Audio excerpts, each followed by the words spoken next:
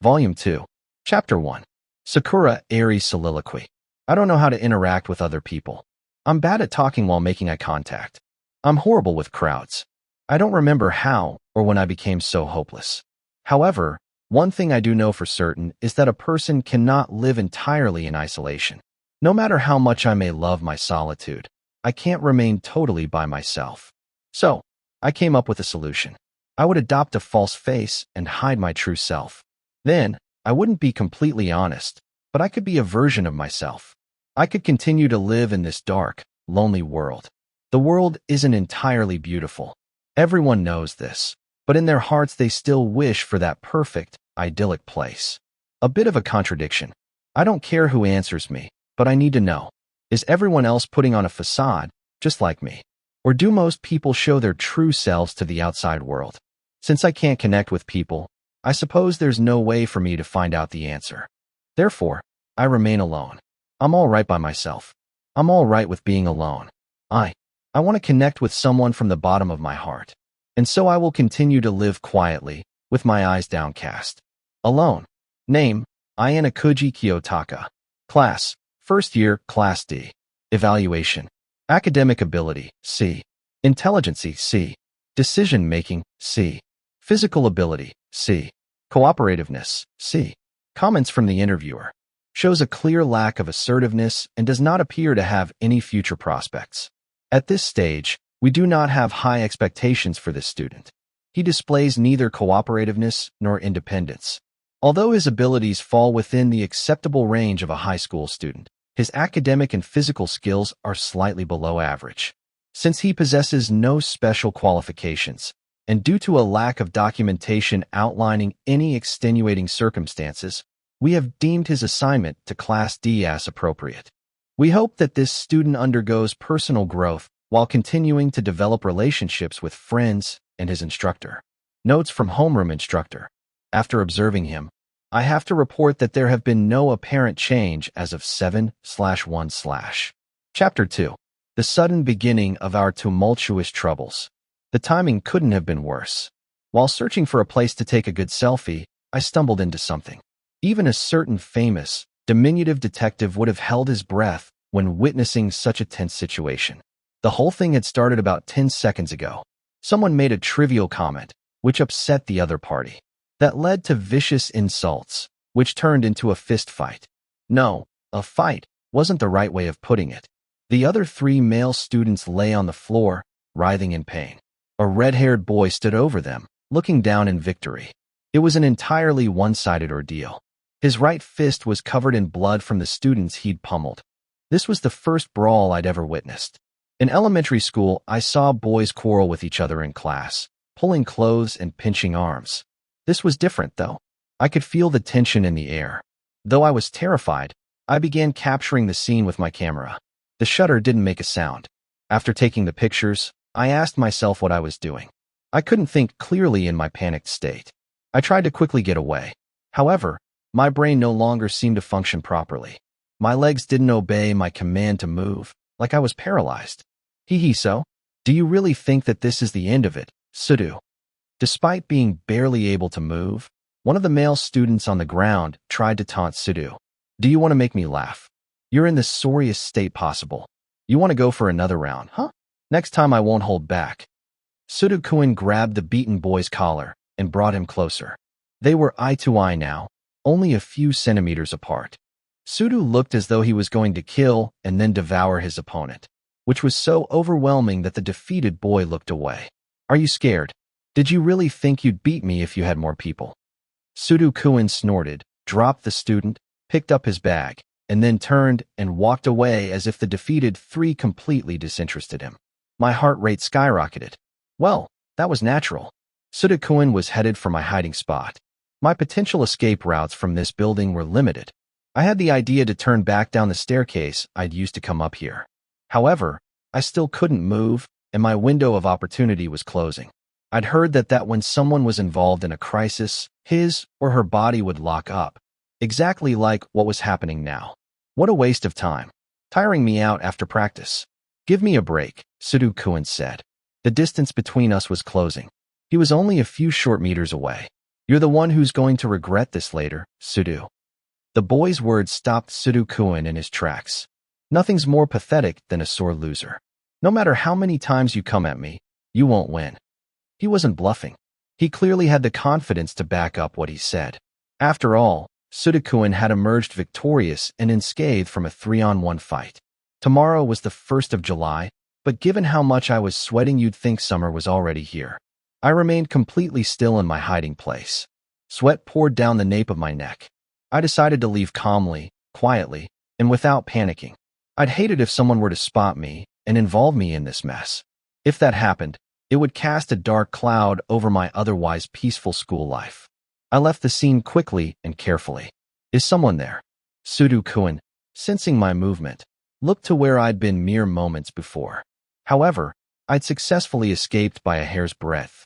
If I'd lagged a mere 2 seconds, he probably would have seen me. 2. 1. Mornings in Class D were always lively, because most of the students were far from studious. Today they were being even more raucous than usual. The reason was obvious. We were about to finally get points for the first time since we'd come to this school. My school, the Tokyo Metropolitan Advanced Nurturing High School, has adopted an unprecedented system known as the S-point system. I'll explain that in a bit. I took out my school-provided cell phone, launched the pre-installed school app, and logged in using my student ID and password. I then selected the option Balance Inquiry from the menu. From here, you could do many things. You could check your current personal balance, or you could see how many collective points the class had. There was also a function that enabled you to send points to another student. There were 2 types of points listed. One of them was marked with a CL at the end, which was short for class.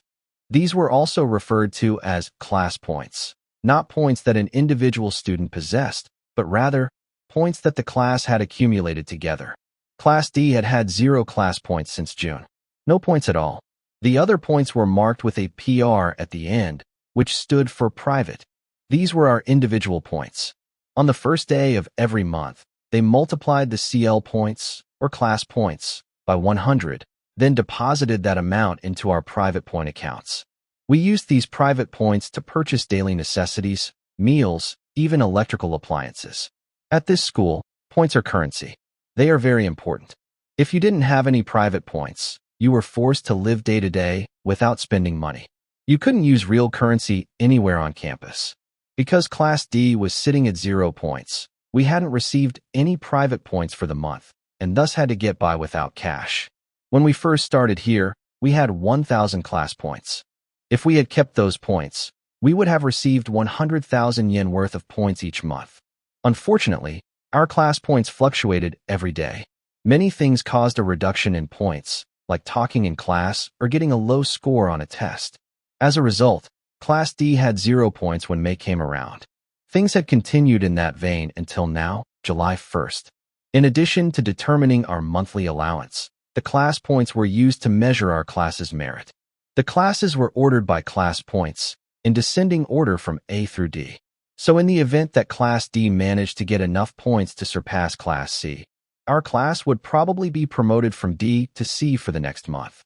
Moreover, should we finally manage to get all the way up to Class A, then we'd have the chance to attend the college of our choice, or to get the job we wanted.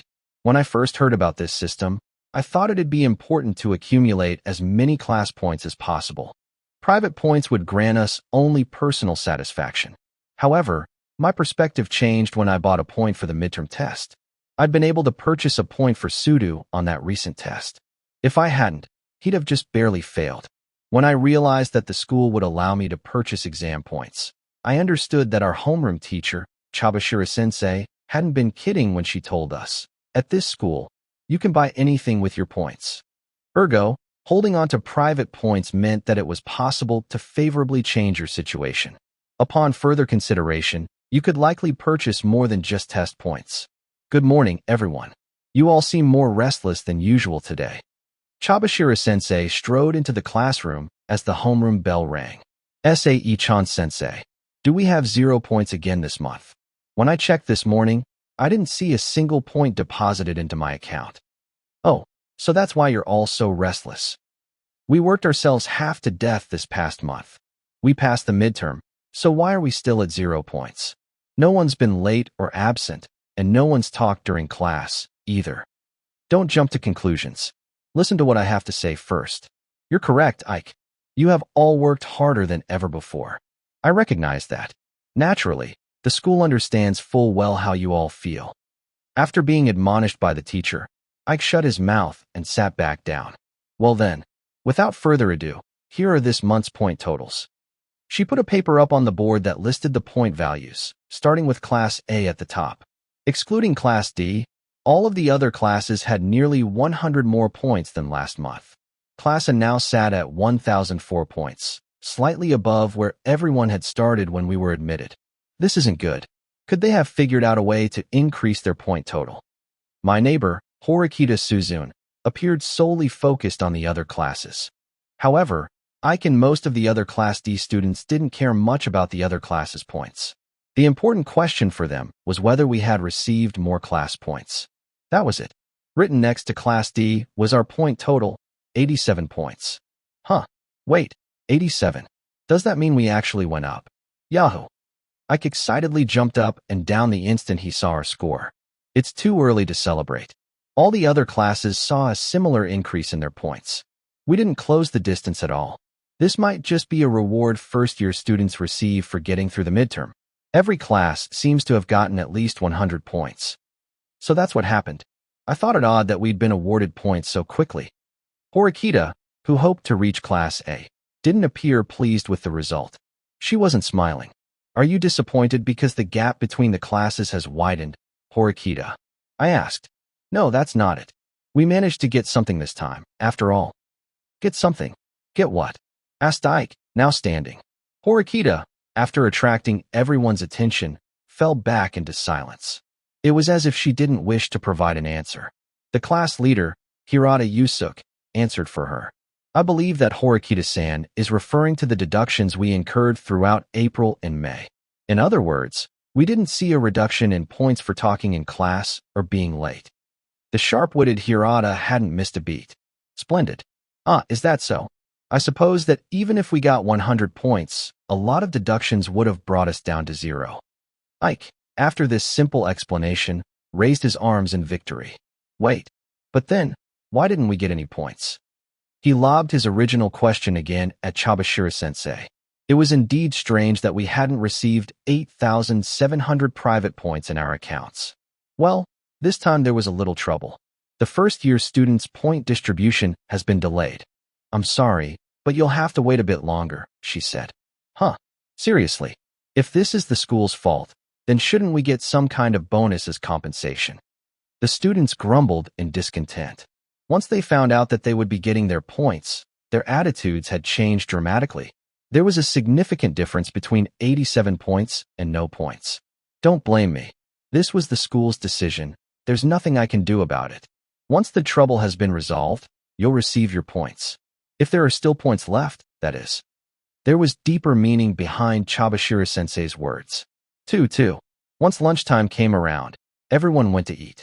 Lately, I've come to believe that dining with friends is actually the most difficult aspect of student life. Take Kushida Kikyu, for example. She's extremely popular and has many friends, both girls and boys. She gets in-person invitations, along with constant invites over the phone and through email. Even though she's unable to respond to everyone and sometimes has to turn people down, when she eats with friends she appears to have a real life.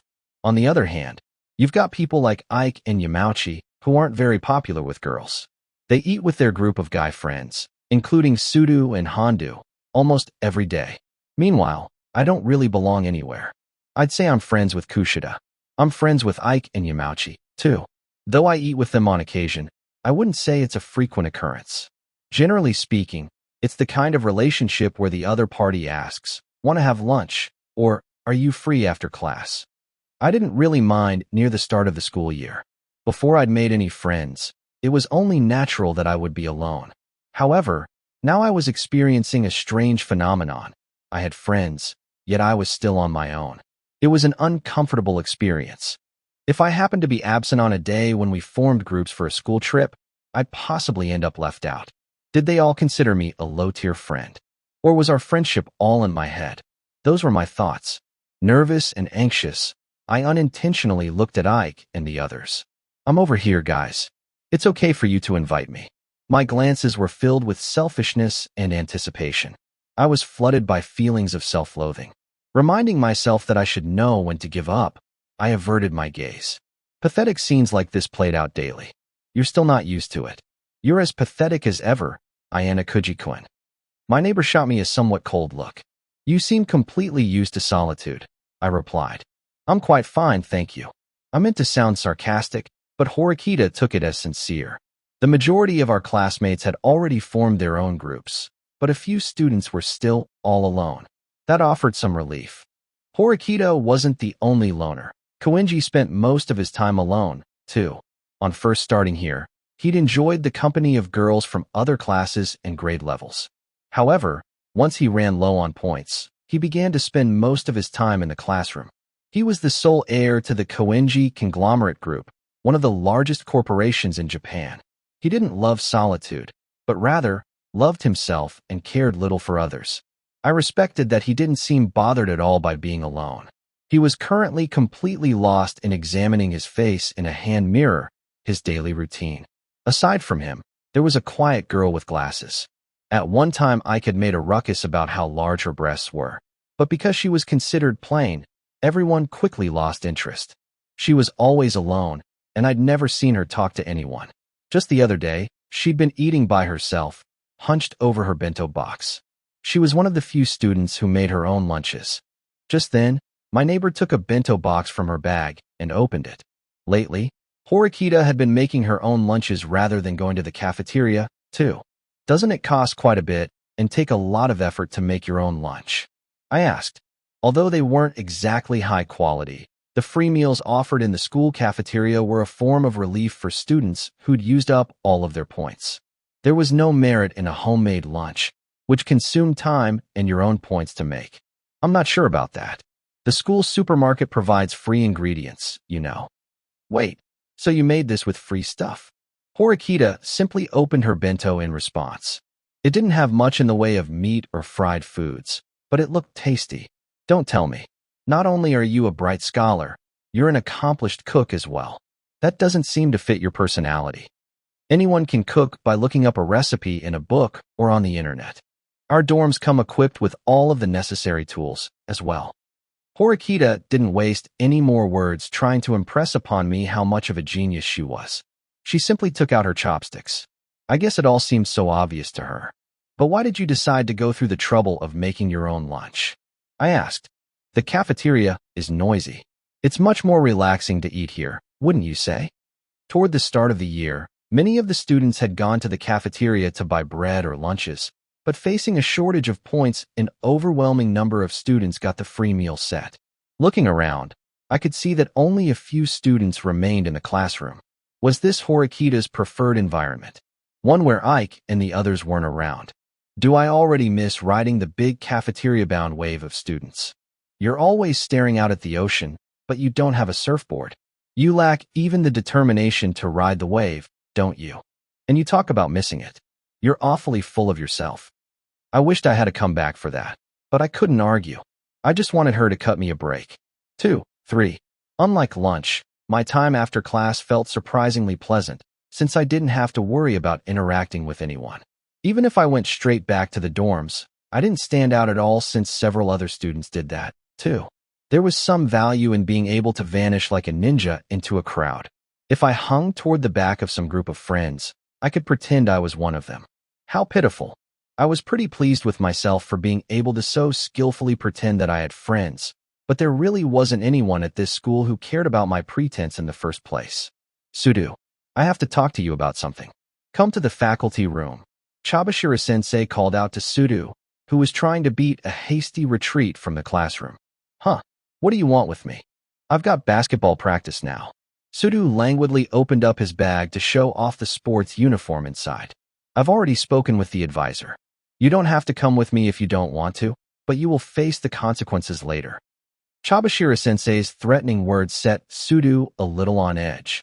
What? Will this be over quickly? That all depends on you. The longer you stand there, the more time you waste. It seemed as though he had no choice but to go with her. Sudu clicked his tongue and followed Chabashira-sensei out of the classroom. I thought that he might have changed, but I guess Suda's the same as ever. Wouldn't it have been better if he just got kicked out?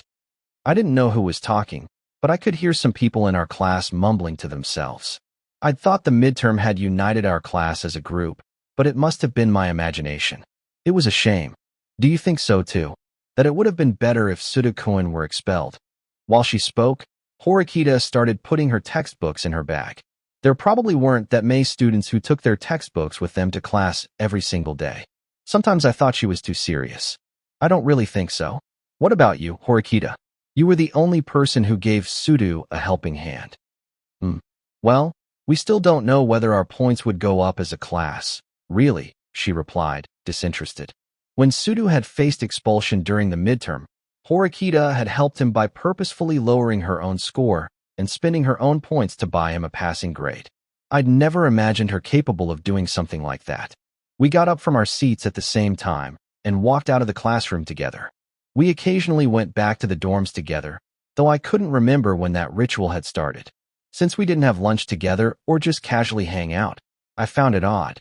Then again, we had the same path back to the dormitory. That was probably why we walked together. I'm a little worried about what Chabashira-sensei said this morning, Horikita said. About our points being delayed. Yes, she said that there was trouble, but did she mean that it was a problem for the school or a problem for us, the students? If it's the latter, then you're overthinking things. We haven't caused any real problems lately. She even said so herself. I doubt Class D would be the only ones not to get any points. It's simply the school having an issue. Even if there was a cause for concern, even if only the first-year students had had their payments delayed, Class D probably wasn't the issue. Probably. I hope that's the case. Trouble directly affects our points. Horikita spent every single day thinking about how to increase our points. She wasn't concerned with private points, of course, but class points. She wanted to get up to Class A. I wouldn't say that it was impossible, but right now it was a very long shot. However, we still had hope. If Horikita did discover a reliable method for increasing our points, that would be a huge boon for Class D. Furthermore, our classmates would come to place more trust in Horikita, and she'd make friends. It was a win-win situation. That reminds me. You should join in the chat now and again.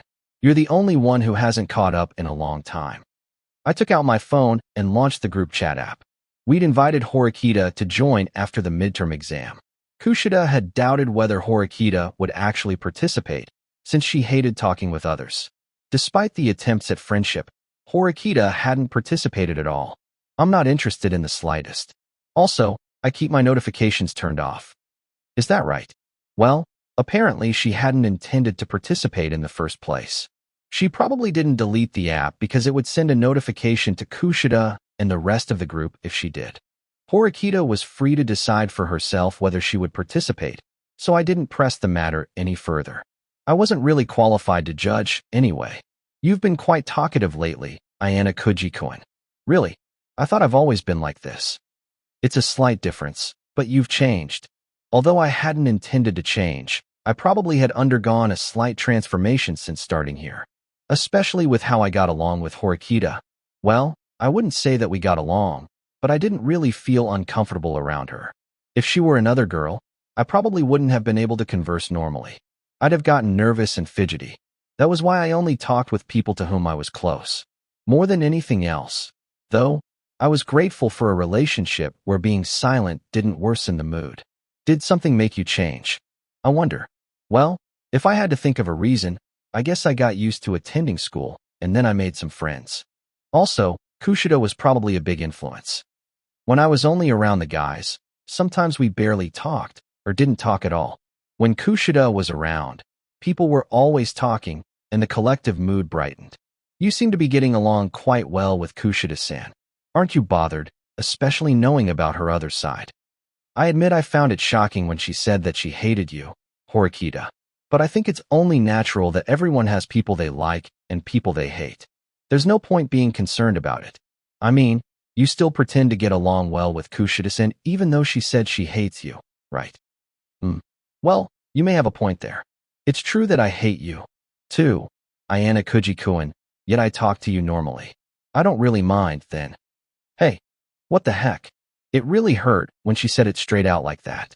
That's what I'm getting at. If someone says that they hate another person, it's fine. But if someone says that they hate you, don't you feel a little bad? She asked. Were you testing me? Horikita started combing her hair in a way that looked rather deliberate. I don't have any intention of getting in her way, but Kushida-san and I are like oil and water. I think it's better not to associate with her. In other words, she probably wouldn't join a group chat with Kushida in it. Why does she even hate you in the first place? I asked. They hadn't had much contact since school began. So when had she started hating Horikita? I mean, Kushida said that it was her goal to get along with everyone in class. Who knows?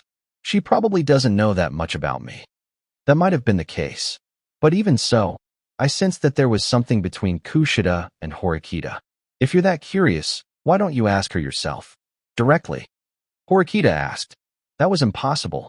Kushida Kikyu was normally a sweet, angelic girl, but I had glimpsed a different side to her. It was difficult to even imagine when you saw her gentle smile or heard her pleasant tone, but I recalled the vicious comments she'd spat out. Horikita probably didn't know about that. No need. I'm fine with the Kushida we have now, I said. What you just said was really disgusting. You know that? Yeah. Even though I'd spoken the words, I did feel disgusted with myself. 2-4. After a nice dinner in the dorm cafeteria, I headed back to my room. There, I took out my phone and checked my remaining balance. My account total was displayed on the screen.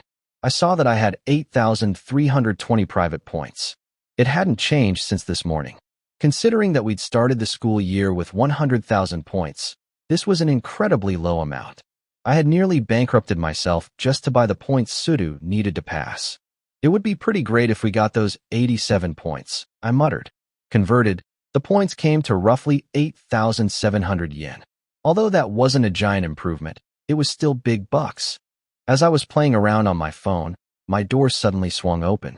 Save me, Ayana-kuji. Sudu stood there, his face beet red. Why were you here? Actually, forget that. How did you even get in? I'd locked my door when I got back to my room. I hadn't forgotten, because I made it a habit. Had Sudu smashed through the wall, or something? Just to be sure, I checked my door to see that it wasn't broken. It looked completely fine. This the room where our group meets, isn't it? Ike and the rest of us made duplicate keys. Didn't you know that? Everyone else in the group has a key, too. He spun the key card around in his hand. I learned this extremely important fact just now, I grumbled. It seemed my room was no longer safe. People could invade whenever they pleased. Anyway, forget about that right now. I'm in serious trouble. You have to help me. He cried. No, I can't forget about it. Hand over the key. Huh? Why? I bought this with my own points. It's mine. What an illogical argument. Even if you're ignorant of committing a crime, it's still a crime. Friendship doesn't mean automatically allowing people to do whatever they want. If you need advice or you're worried about something, why not ask Ike or Yamauchi? I can't ask them. They're stupid. Sudu slid to the floor with a thud. Buy some carpet, will ya? My butt hurts, he muttered. I had no points to waste on interior design. Even though my room had seemingly been designated as our group's meeting spot, we hadn't gotten together once since the party. Even if I went out and bought a carpet, I'd have been the only one sitting on it. Just imagining that was surreal. As I stood up to make some tea, the doorbell rang. Kushida, the Madonna of Class D, poked her head through the entrance. She looked as cute as ever. She saw Sudu, who was still sitting on my floor. Oh, Suda-kuen's already here, she said. Hey, Kushida, I want to ask you something. Do you perhaps have a duplicate key to my room, too? Yeah, I do. That's so we can meet up here. Wait, did you not know about that, Ayana-kuji-kun? She took a key card from her bag and showed it to me. I didn't spot any differences between her key and mine. They were exactly the same. Apparently, Kushida thought I'd given permission to make these keys. Well, should I return it to you? She apologetically handed over her key. No, it's okay. There's no point if you're the only one who returns a key. Suda doesn't seem to want to hand his over. Wasn't it fine for Kushida to have a key, anyway? I suppose that in the delusional part of my brain, giving her a key made it feel like she was my girlfriend. Men certainly are devious creatures. Since Kushida came, too, can we move on to the topic at hand? Sudo asked. All right, I guess there's no getting around it. So, what do you need to talk about? It wasn't like I could bluntly turn the two of them away. Sudo began talking slowly, wearing a meek expression. You know how our homeroom teacher called me today? Well, the truth is, I may be suspended. For a long time, actually. Suspended. That was unexpected. Compared to how he'd acted at the start of the year, Sudo had been rather well behaved lately. He didn't sleep in class or talk during lectures, and he was doing well in his club activities. Did you insult Chabashira-sensei by any chance? I asked. Sudo had been upset when Chabashira-sensei stopped him from going to basketball practice. With that in mind, he might have said something reckless. That's not it. Then what? Did you grab her by the collar and threaten to kill her or something? That's not it, either. Another denial. I hadn't expected that. It's probably worse than you're thinking. My first two guesses had been pretty serious, so if it was something worse, then… Oh, I got it, Ayanakuji-kun. He viciously beat Chabashira-sensei, and then he spit on her. Kushida cried. That's horrible. I mean, your wild ideas are way too awful, Kushida. Haha, I'm only joking. Sudo-kun wouldn't go that far. Even though I expected Sudo to immediately deny what she said, he seemed shocked by Kushida's joke. That was proof that something really was wrong. What happened? I asked. To tell you the truth, I beat up some kids from Class C yesterday. Then, I got suspended. The suspension is probably my punishment. Kushida was also shocked by Sudo's words. She shot me a look. I couldn't immediately process the fact that Sudo had gotten himself into trouble again. You beat them up. So, why did you do that? I asked. Just so you know, it wasn't my fault, okay? The jerks in Class C started it and tried to pick a fight with me. I just responded to the situation and turned the tables on them. Then they said that I started the fight. They're a bunch of liars. Suda still hadn't quite collected his thoughts. While I understood the gist of what he was saying, I still didn't know the fight's details or how it started. Just wait a minute, Sudo-kun. Can you please start over and go a bit more slowly? Kushida encouraged him to calm down and tried to get him to tell us the story. Sorry, I guess I just kind of skipped to the end and left a lot out. Suda took a deep breath and started over. I was talking with the club advisor about being a regular for the summer tournament. I'd heard that Sudo was good at basketball, but I hadn't expected him to become a regular already. A regular player. That's amazing, Sudo-kun. Congratulations. Well, nothing's set in stone yet. It's just a possibility for now. Still, that's amazing. We've only just started school. Yeah, I suppose. Actually, I was the only first-year student nominated to be a regular player. Still, it's not like it's definite. Anyway, when I was on my way back to the dorm, Komiya and Kandu, who were in the basketball club with me, called me over to the special building. They said they wanted to talk to me about something. I could have just ignored them, but I occasionally talk to those two guys during basketball. I thought it'd be better to just hear them out. So, of course, I went to meet with them, right? Then, there was this Ishizaki guy there, waiting for me. He's Komiya and Kandu's friend. They said that they couldn't stand that someone like me from Class D had been chosen as a regular. They threatened me and said to quit basketball or there'd be a lot of pain in my future. I refused to quit. I beat them up, and now I'm here. It was a rather hurried explanation, but I got the gist. Apparently Sudo was satisfied with his story. So then they painted you as the bad guy, Sudo-kun. Sudo-kun nodded, an exasperated look still on his face. So the students in Class C had started the whole thing, and when their attempt to threaten Sudo had failed, they'd resorted to force. In other words, an act of violence. However, Sudo was an experienced fighter, so he'd managed to completely overwhelm them without breaking a sweat. Of course, they'd been injured. Since there was no evidence of what had happened, they'd lied the next day and told school officials that Sudo had beaten them up for no reason. If Class C started this, then Sudo-kun isn't at fault. Right? I seriously don't get this. I can't believe that teacher, either. We should tell Chabashira-sensei tomorrow. We should tell her it wasn't Sudo-kun's fault, Kushida said. Things probably wouldn't be so simple. Sudo must have already told the school what he'd just told us. But because he lacked clear evidence to support his claim, the school might still decide to punish him. Sudo, what did the school say when they heard what happened? They said they would give me until next Tuesday to come up with proof. If I can't do that, they'll say I'm at fault, and I'll be suspended until summer. On top of that, the whole class will lose points, too. Apparently, the school had decided to wait for evidence. However, Sudo appeared more worried about his basketball dreams than his suspension or our class's loss of points. I guess he couldn't bear the thought of his youth being squandered. What should I do? Sudo-kun, you didn't lie to the teacher, did you? I mean, it seems strange. They didn't believe you even though you said you didn't do anything wrong. Right. I felt bad for Kushida. She looked to me for affirmation, but I couldn't respond the way she wanted. Well, I wonder about that. I don't think it's quite that simple. What do you mean, you wonder? You're not doubting me, are you? Well, the school doesn't trust you, right? It wouldn't be that odd for someone in your class, like Kushida, for instance, to support you even if you're lying. After all, they don't want their points to go down. Well, you might be right about that, I suppose. Our current troubles wouldn't be resolved merely by discovering who'd started it. Perhaps those 3 students might face a 1-week suspension themselves as punishment. Those 3 guys had claimed they were beaten up. Without ironclad proof that Sudo wasn't at fault, he would definitely be punished. That meant only one thing. Even if the other party is at fault, it's still highly likely that Sudo will take some of the blame. Huh. Why? It was legitimate self-defense, wasn't it? Huh. Sudo, clearly unable to understand, smacked the table. Kushida's shoulders stiffened in response. I'm sorry, I just got a little mad. After seeing Kushida's frightened expression, Sudo sheepishly apologized. But why would Sudo-kun still take some of the blame? Sudo hit them, but they didn't hit Sudo. I think that's a big part of it. In such a case, claiming it as legitimate self-defense is difficult. Had they come at you with a knife or a metal bat, I think things would have been quite different. Self-defense means that you have the right to defend yourself against sudden, dangerous attacks made against your person. So, I don't think we can really claim that this was self-defense. How much consideration would be given in this situation? I don't understand, though. I was up against 3 people.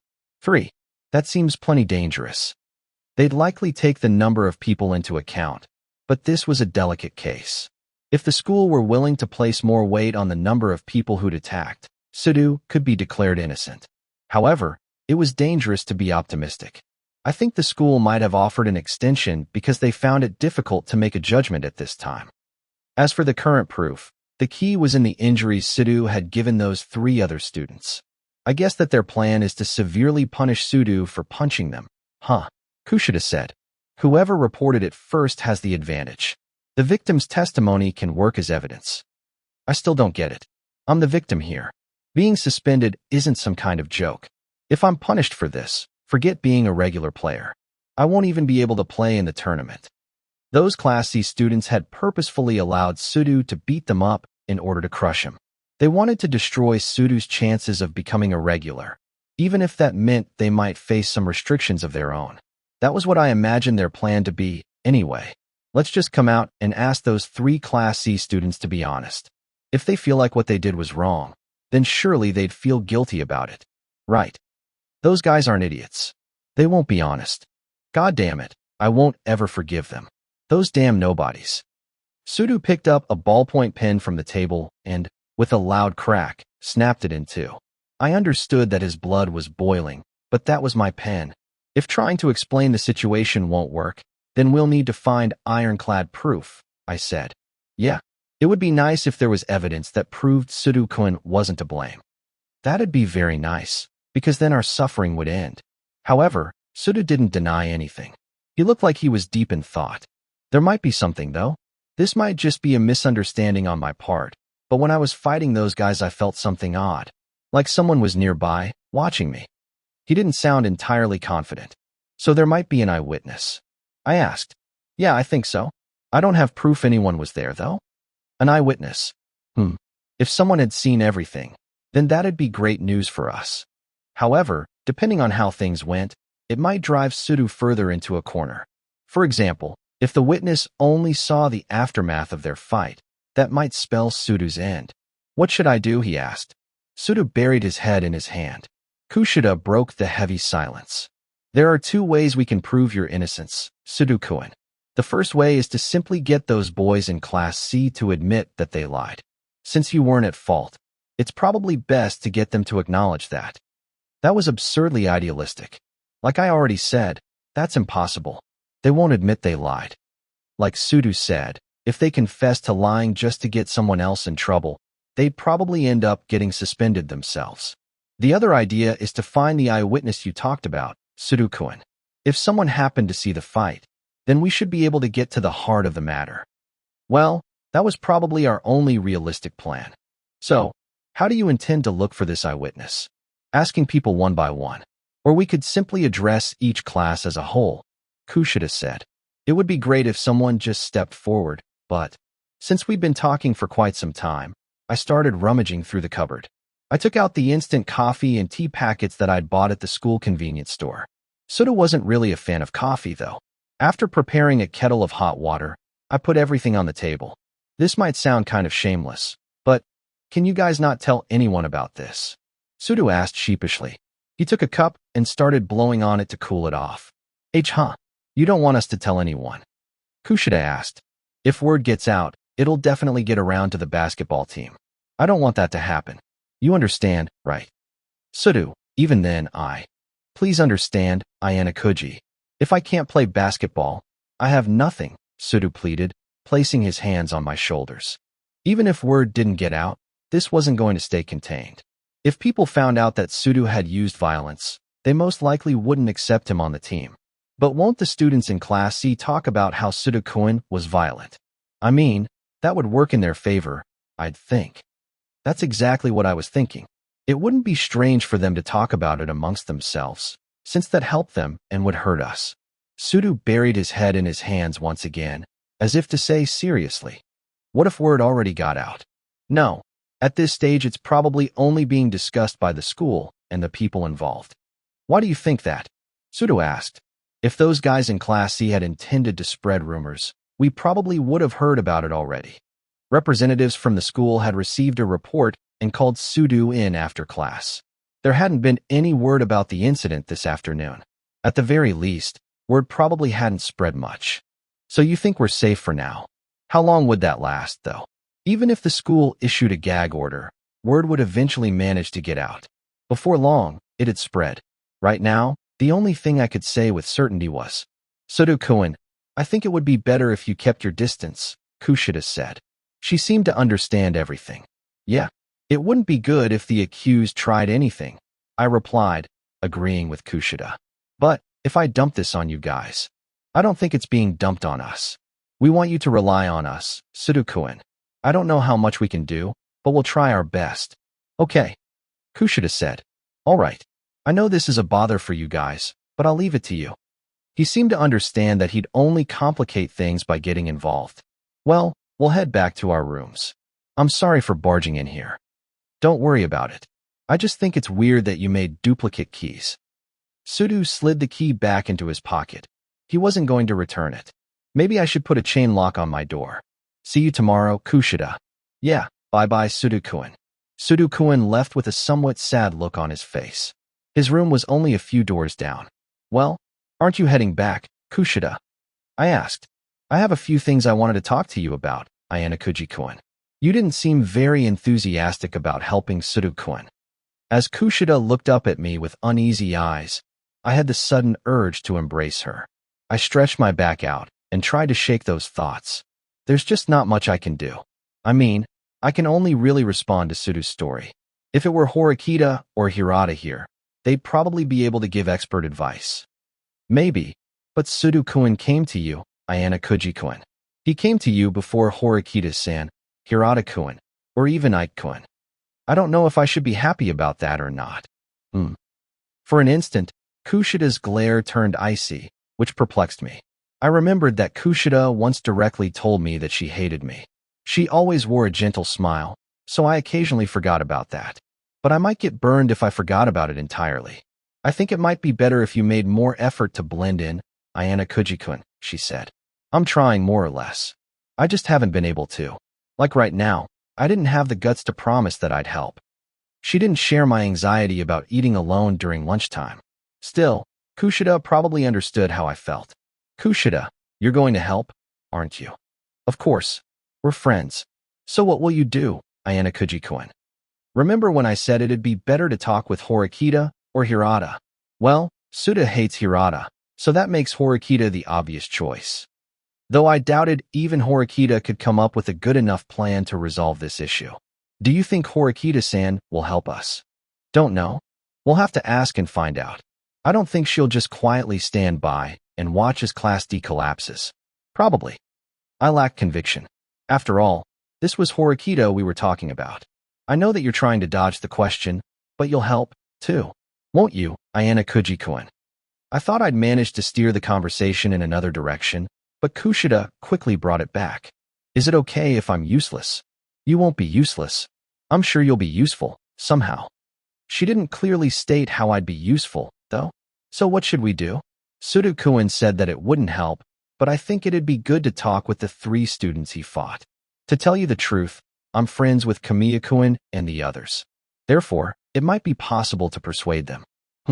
It may be dangerous, though. Kushida couldn't dismiss the idea of a conversation. It's risky. Aside from the question of who started the fight, those 3 reported it to the school. That means they have the upper hand. Also, I just don't think it would work, since they started it. Getting them to admit they lied to the school wouldn't be easy. If the school found out, Class C would face a severe penalty. They wouldn't do something so foolish. Well then, I guess looking for the eyewitness is our best bet.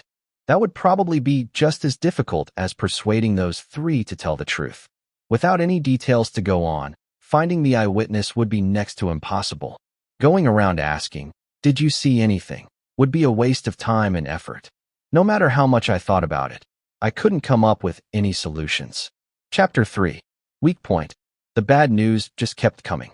During homeroom the following morning, as Chabashira-sensei was about to leave, she assaulted us with one of her infamously brief and offhand announcements. I have an announcement for you all. There was a bit of trouble the other day, an incident between the students sitting there, Sudu, and some students from Class C. In short, there was a fight. The classroom erupted. Depending on the degree of responsibility that Class C saddled him with, Sudu could face suspension, and we might see a reduction in our class points. Chabashira-sensei laid the whole situation bare for the class. Her face was so devoid of emotion or interest when she spoke that there was a certain serene beauty to it. She inserted no personal bias whatsoever when she addressed the class, and explained the situation from a position of neutrality. So why hasn't this issue been resolved already? Hirata asked a rather reasonable question. The complaint came from Class C. They claimed that the fight was one-sided. However, when we spoke to the accused, Sudu said that their claims were false. He insists that the student's Class C called him over and started the fight. It wasn't my fault. It was self-defense. Self-defense, I tell you, shouted Sudu as he shouldered his classmate's icy glares. But there's no evidence of that. Am I wrong? What evidence? I don't have any. So in other words, we don't yet know the truth. Therefore, we have put our decision on hold for now. Our response, and the punishment, will come when we find out who was at fault. All I know is that I'm innocent. If anything, I ought to receive a settlement for my trouble. So speaks the accused, but I wouldn't say that you have a high level of credibility right now. If there is an eyewitness, as Sudu seems to believe, then the situation may change. If anyone here witnessed the fight, please raise your hand. Chabashira-sensei continued talking in a robotic, flat voice. No students raised their hands in response to her question. Too bad, Sudu. It appears there are no witnesses in this class. Looks that way, he grumbled.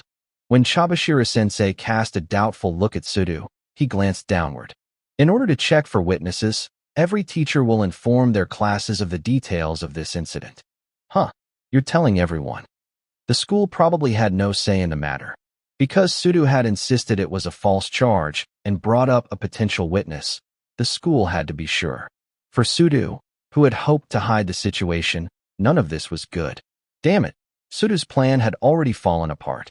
Anyway, that is all. We'll make our final judgment next Tuesday, taking into account any eyewitnesses and evidence. With that, let's end homeroom for the day. Chabashira-sensei left, and Sudu followed right after her. He probably realized that if he stayed in the classroom, he'd lose his temper with someone.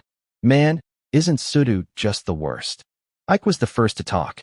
If we lose points because of Sudu, will we be at 0 again this month? As uproar enveloped the classroom, and things started to get out of hand. If we ended up losing points because of this, Sudo would most likely become the sole target of our class's frustrations. Naturally, Kushida didn't want this to happen. Everyone, can you please listen to what I have to say? Kushida stood and tried to silence the commotion. What our teacher said seems to be true. Sudo-kun may have been in a fight. However, Sudo-kun was dragged into it. Kushida-chan, what do you mean? Do you believe Sudo? Kushida conveyed yesterday's story to the whole class. She told them how Sudo had been chosen as a candidate to play regularly on the basketball team. She also described how some students in the basketball club were envious of Sudo and how they'd called Sudo out and threatened him in order to make him leave the team. She also explained that Sudo, acting in self-defense, had punched their lights out. Most of the class listened to Kushida's heartfelt words in silence. If Sudo or I had tried to explain the situation in the same manner, we probably wouldn't have been nearly as effective. However, not everyone in class easily believed the story. Sudo's typically poor behavior made it difficult to swallow, no matter how reasonable it sounded. I'd like to ask you all again. If anyone knows someone who saw what happened, whether it's someone in class, a friend, or an upperclassman, please tell me. You can contact me at any time. I would sincerely appreciate it. Even though she'd basically said the same thing as Chabashira-sensei, the class had a very different response. She had an innate ability to connect with people. Her presence glowed so bright that I could almost feel it. Instantly, silence enveloped the classroom. The first to speak wasn't the eyewitness, but Yamauchi. Hey, Kushida-chan. I just can't believe what Suda said. I think he lied so he could justify what he did. He talked about beating up kids all the time in junior high. He even told us how much fun it was to beat people up. After Yamauchi voiced his concerns, the rest of the class murmured their dissatisfaction with Sudo in turn. I saw him grab some kid by the collar just because they bumped into each other in the hallway. I saw him cut in line in the cafeteria and lash out when someone tried to tell him that wasn't okay. Kushida's appeal for Sudo's innocence didn't seem to have reached anyone. They'd already hung Sudo out to dry, because he was probably going to lose them their hard-earned points. I want to believe him. Hirata, the class hero, uttered those words as he stood in support of Kushida. His appearance was dashing, and he clearly wasn't drunk on the same anti-Sudo Kool-Aid as everyone else. If a student in another class were casting doubt on him, I could understand it, Hirata said. But I think it's wrong to doubt a fellow classmate right away. Shouldn't friends do everything within their power to help someone in need? I agree. Karo Izawa, heroic Hirata's girlfriend, called out in agreement, brushing her bangs aside with her hand as she spoke. If it were a false charge, that'd be a problem, wouldn't it? In any case, you'd feel bad for him if he were innocent, right? If Kushida lived by the softness of her heart, then Karuizawa lived by the strength of her will. Perhaps it was because of Kushida and Karuizawa's influence that many of the girls started to express their support. This was typical of Japanese people. They would follow suit when someone took the lead. Though they probably mocked him in their hearts, they would help Sudo a little bit. Sudo's critics stopped, at least for the time being. Hirata, Kushida, and Karuizawa had attracted the rest of our class's admiration. I'll try asking my friends. Well then, I'll try asking the upperclassmen I know in the soccer club. I'll ask around too. Starting with those three, we launched our investigation to prove Sudo's innocence. Well, I guessed I didn't have to take a turn. I wouldn't be any good at this, anyway. Better to just leave it to them and fade out quietly. 3-1. I planned to fade out. But, lunch. For some reason, I'd gotten mixed up with our usual group in the cafeteria. Our group consisted of myself, Kushida, Horikita, Ike, Yamauchi, and Sudo. There was no getting around it. When lunchtime came, Kushida had invited me with a smile. She'd said, "Want to get lunch?" I'd said okay, of course. I mean, I didn't have any choice in the matter. You seem to get yourself into trouble time and time again, Sudo-kun. Horikita gave an exasperated sigh. Naturally, we were discussing how to prove Sudo's innocence. Well, guess we don't have much choice. As your friends, we'll help you out, Sudo. Although Ike had been against Sudo in the beginning, his attitude had completely changed. That was definitely because Kushida had appealed to him and asked him to help. Ignorant of Ike's true feelings on the matter, Sudo still apologized. I'm sorry, Horikita. I've caused trouble for you again. But it really wasn't my fault this time. All I did was blow up those Class C jerks' plans. Sudo spoke to Horikita with indifference, almost as if he were describing someone else's problems. Sorry, but I don't feel like helping you this time. Horikita flatly refused Sudo's pleas for help. For Class D to rise through the ranks, it's important to recover the class points we lost as quickly as possible. However, we probably won't get any points now, thanks to you. You hindered those plans. Wait, you might be right about that, but I'm not the one at fault here. Those guys picked a fight with me. What part of that is my fault? You keep focusing on who started the fight, but that's a trivial detail. Did you never consider that? What's trivial about it? It makes all the difference. I didn't do anything wrong. Is that so? Well, best of luck to you. Horikita picked up her untouched tray and stood. So you're not going to help. I thought we were friends. Don't make me laugh. I've never once considered you a friend. Nothing makes me more uncomfortable than being around someone who doesn't recognize his own stupidity. Goodbye. Horikita appeared more exasperated than angry. She let out a deep sigh and left. What the hell is her deal? God damn it. Unable to direct his rage anywhere else, Sudo slammed his fists on the cafeteria table, spilling a nearby student's miso soup. The student glared, but when he saw how scary Sudo looked, he remained silent. Yep, I could understand that feeling pretty well. I guess it's just up to us. I knew for sure you'd understand, Yamauchi. I'm really counting on you too, Ayana Kuji. Apparently, I was second to Yamauchi, judging by the two. Well, I guess I didn't find that particularly surprising. Even if you ask me to help, you do know that there's not much I can do, right? My self-deprecation was apparently ineffective. You've been like that since yesterday, Ayana Kuji-kun. Won't you say something, Ike-kun? Well, I mean, it's certainly odd that Ayana Kuji thinks he's not going to be useful. At least him being there is better than not, I guess. Probably. Just as expected, I couldn't come up with how I'd be useful. I looked over at Kushida smugly. It was like I was showing off a talentless person's power. This is a little disheartening. I thought that preparing for that test together brought us all a bit closer, said a disappointed Ike. I watched Horikita sit down further away, looking slightly irritated. I don't understand Horikita at all. What's her deal, Ayana Kuji? Why is she acting like that? I had no idea how to answer. Did they think I was her user manual? I took a huge mouthful of rice to avoid the question. It's pretty weird, though. Horikita wants to get to Class A, right? Saving Sudo-kun means we'd get more points, so why wouldn't she help? Is it because she hates Sudo? I mean, she just said she didn't consider him a friend. Disliking Sudo probably wasn't the reason, but everyone seemed to have misunderstood the situation. They thought she wouldn't help because of personal reasons. I don't really want to think about it, but I guess it might be true. Kushida, Horikita is unthinking. Words started spilling out of my mouth. Kushida looked at me, her interest piqued. Horikita-san is, she asked.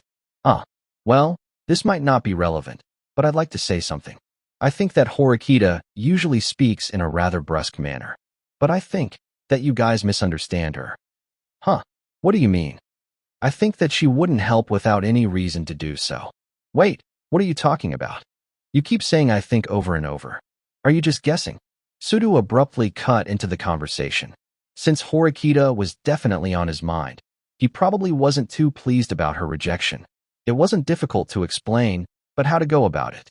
Horikita probably realized something when the teacher told us about the incident. This incident had happened for a reason. And the ending that Horikita saw? Well, the possibility of a happy ending was almost non-existent. After realizing that, she'd probably been cold towards Sudo on purpose. However, if I told them that now, they'd probably become discouraged. It would only lead to bad things. Since I couldn't figure out how the discussion would go, I was hesitant to explain. Horikita probably hadn't wanted to crush their spirits, so she'd left. Well, yeah, I'm just guessing like you said, Sudo. So what? You don't have a reason. Horikita is smart, right? So I think she probably had some idea. What idea? To toss me out like the trash. Whoa, hold on. Let's not criticize anyone. It's only natural that Ayana Kuji-kun would stick up for Horikita-chan, since they're together all the time. She's important to him, right? Ike wore a mischievous, spiteful grin. It was like he was mocking me. Sudo grew increasingly irritated, and clicked his tongue before reaching for his food. Well, it'd be great if a witness stepped forward. The teachers are going around and talking to each class about the incident. When they do find someone, things should get settled quickly. I understood the wishful thinking, but would it really be that easy? To be honest, we faced a mountainous hurdle. It wasn't unreasonable for Horikita to throw in the towel. Besides, even if there had been a witness, it'd be checkmate for us if that witness happened to come from Class C. It would be natural for a Class C student to hide the truth in order to protect his or her fellow classmates. This school was a hierarchy, after all. It was unlikely that an individual's guilty feelings would outweigh the disadvantages of their class. Even if the witness came from a different class, the problem would be how much he or she saw. If the eyewitness had seen the whole event from a completely neutral perspective, then that would be a different story. But, sorry, I have to go for a bit. I'm going to try asking my upperclassmen friends if they saw anything. With that, Kushida arose from her seat. You're trying your absolute hardest for someone like Sudu, Kushida-chan. That's so cute. Ike, completely enchanted, remained transfixed on Kushida's backside as she walked away. I should seriously confess my feelings for Kushida-chan, he murmured. No way. You seriously think she'll stoop to your level, Ike? Yamauchi said. I have a better chance than you. There wasn't much difference between them. If I dated Kushida-chan. Ike began to lose himself in fantasies, drooling. He was most likely thinking about rather indecent things. Hey, why are you fantasizing about my Kushida-chan like that? And no, I'm not, he said, but he looked love-struck. Hey, what are you fantasizing about? Spill it. Apparently Yamauchi couldn't stand the fact that Ike could do as he pleased in his fantasies. What do you mean? What am I fantasizing about? Obviously, I'm thinking about cuddling her. Naked. Apparently, he was able to envision the scene thanks to the power of male delusions, or something. Damn it. I won't be outdone. I've also thought of a few things. This wasn't exactly ethical. Stop it. Don't touch my Kushida-chan with your filthy hands. In some ways, I felt a little sorry for Kushida. She was most likely the subject of their nightly fantasies. I think the best thing about high school is the girls, after all. I seriously want to get a girlfriend sometime soon. If I get myself a girlfriend by this summer, then I can go to the pool with her. That would be the best. It would be best if Kushida-chan were my girlfriend. It would be the best if she were my girlfriend. Yamauchi said it twice. It must have been important to him. But wait, since Kushida-chan is so cute, don't you think she'll get a boyfriend any day now? Don't say that, Yamauchi. Besides, it doesn't look like she has one yet. So we don't have to worry, replied Ike with confidence, though it seemed more like he was trying to reassure himself. Do you want to know? I bet you both want to know. Know what? What do I want to know, Ike? Tell us. Ike whipped out his phone with an air of unavoidable weariness. You can track your registered friends' locations on your school phones. Ike searched for Kushida's present location. Shortly afterward, details about her position were displayed on the screen. A marker appeared on the cafeteria. I check regularly, even on the weekends. I pretend to run into her by chance. I do that to make sure she doesn't have a boyfriend yet. He crossed his arms and wore a confident smile. What he was doing sounded just like stalking. Another step forward, and it would be appropriate to involve the police. Realistically, Kushida-chan is just out of our reach. She wouldn't stoop to our level. But what if I aimed for one rank below her? Yeah, well, I couldn't have an ugly girlfriend. Yeah, when I think about us walking together side by side, she's got to be at least a 7 out of 10. I guess Ike and Yamauchi both really wanted girlfriends. Their fantasies might have been delusional, but they couldn't give up on their high hopes. Ayanakuji, do you want a girlfriend? Yeah, I guess. If it were possible. If I had a girlfriend, I probably wouldn't suffer so much. Just to be sure, there's really nothing between you and Horikita. Sudu thrust his chopsticks towards me as he asked that question. Nope. Really? He pressed again, almost like he didn't believe me. I shook my head emphatically. Okay, fine then. I guess I misunderstood. I thought you were clinging to her too much. That'd be a bother for Horikita. I didn't recall clinging. Especially not to Horikita. Are you really okay with Horikita, though? I mean, she's cute and all, but she seems kind of boring, you know. I can't stand someone as dull as her. She wouldn't want to go to the pool or go out on a date or anything. Ike said. You guys don't know anything. Horikita is hands down better than Kushida, anyway. Sudo crossed his arms and nodded, boasting about his personal preferences. I mean, if it was any other guy, she'd probably turn them down. But if you were her boyfriend, then it'd be okay, right? Then she'd show you a secret side that no one else gets to see. I see. I feel like I can imagine that. So cute. Yamauchi glanced at Horikita and got lost in his delusional fantasies. But the Horikita of your dreams seems to have tossed you aside, Sudo. Well, I guess so. Damn it. Now I feel all depressed. Well, I don't really have anything to say. The number of rivals for Kushida-chan just decreased by 1. Ike was multitasking, keeping a lookout for those 7 out of 10 girls while keeping Kushida as his primary target. So Ayana-kuji, if nothing's happening with Horikita, is there anyone you like? I mean, Sudo likes Horikita, and Yamauchi likes Kushida-chan. You gotta take stock of your rival's targets, after all. Anyone? Nobody really came to mind. I tried to seriously think about it for just a little bit.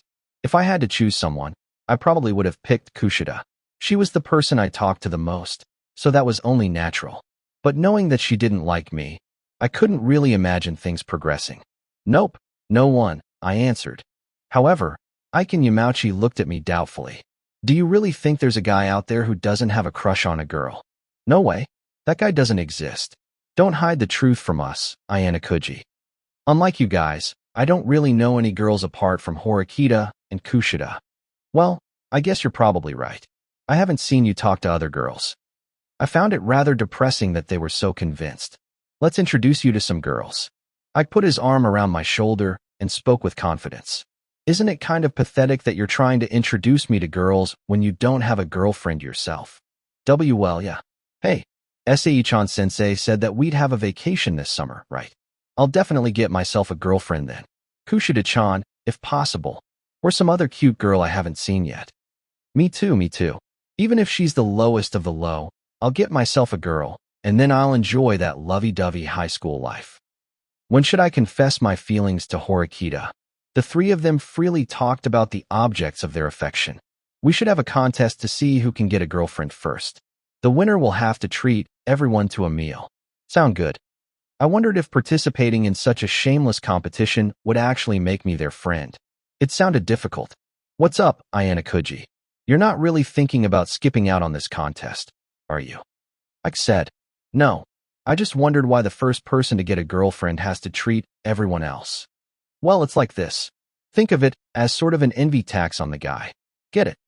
A guy is happy when he has a girlfriend. Since he's happy, he happily treats people to stuff.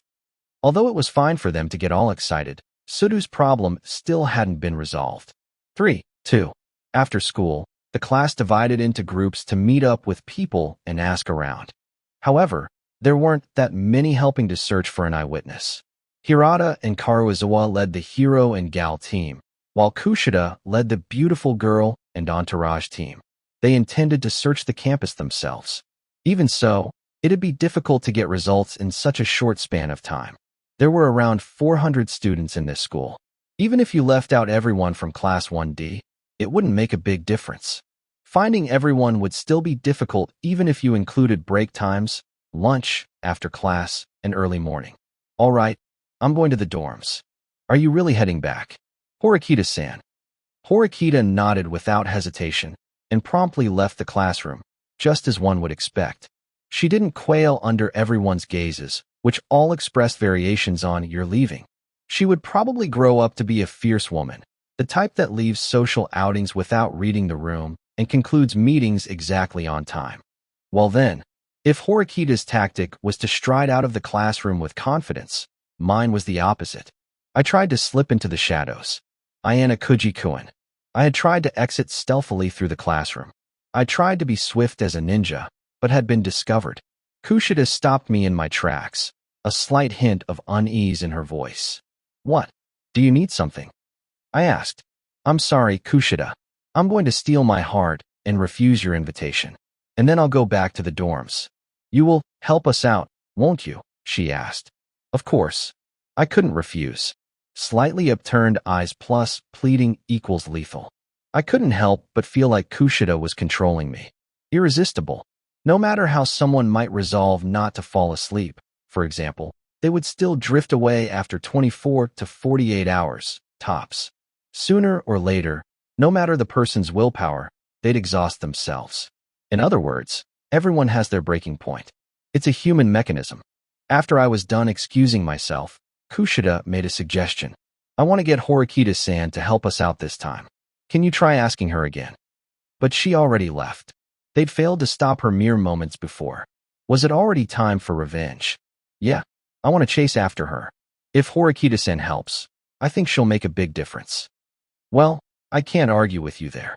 If we take the time to convince her, do you think we'll have a chance? If she wanted to try again, I didn't really have a right to stop her. I nodded. Ike-kun, Yamauchi-kun, could you two please wait here? We'll be back right away, Kushida said. Okay, the boys chorused. You certainly couldn't claim those two were friendly with Horikita. Kushida seemed to notice that. Let's go. Kushida took my arm, and we left together. What in the world was this unprecedented feeling of elation?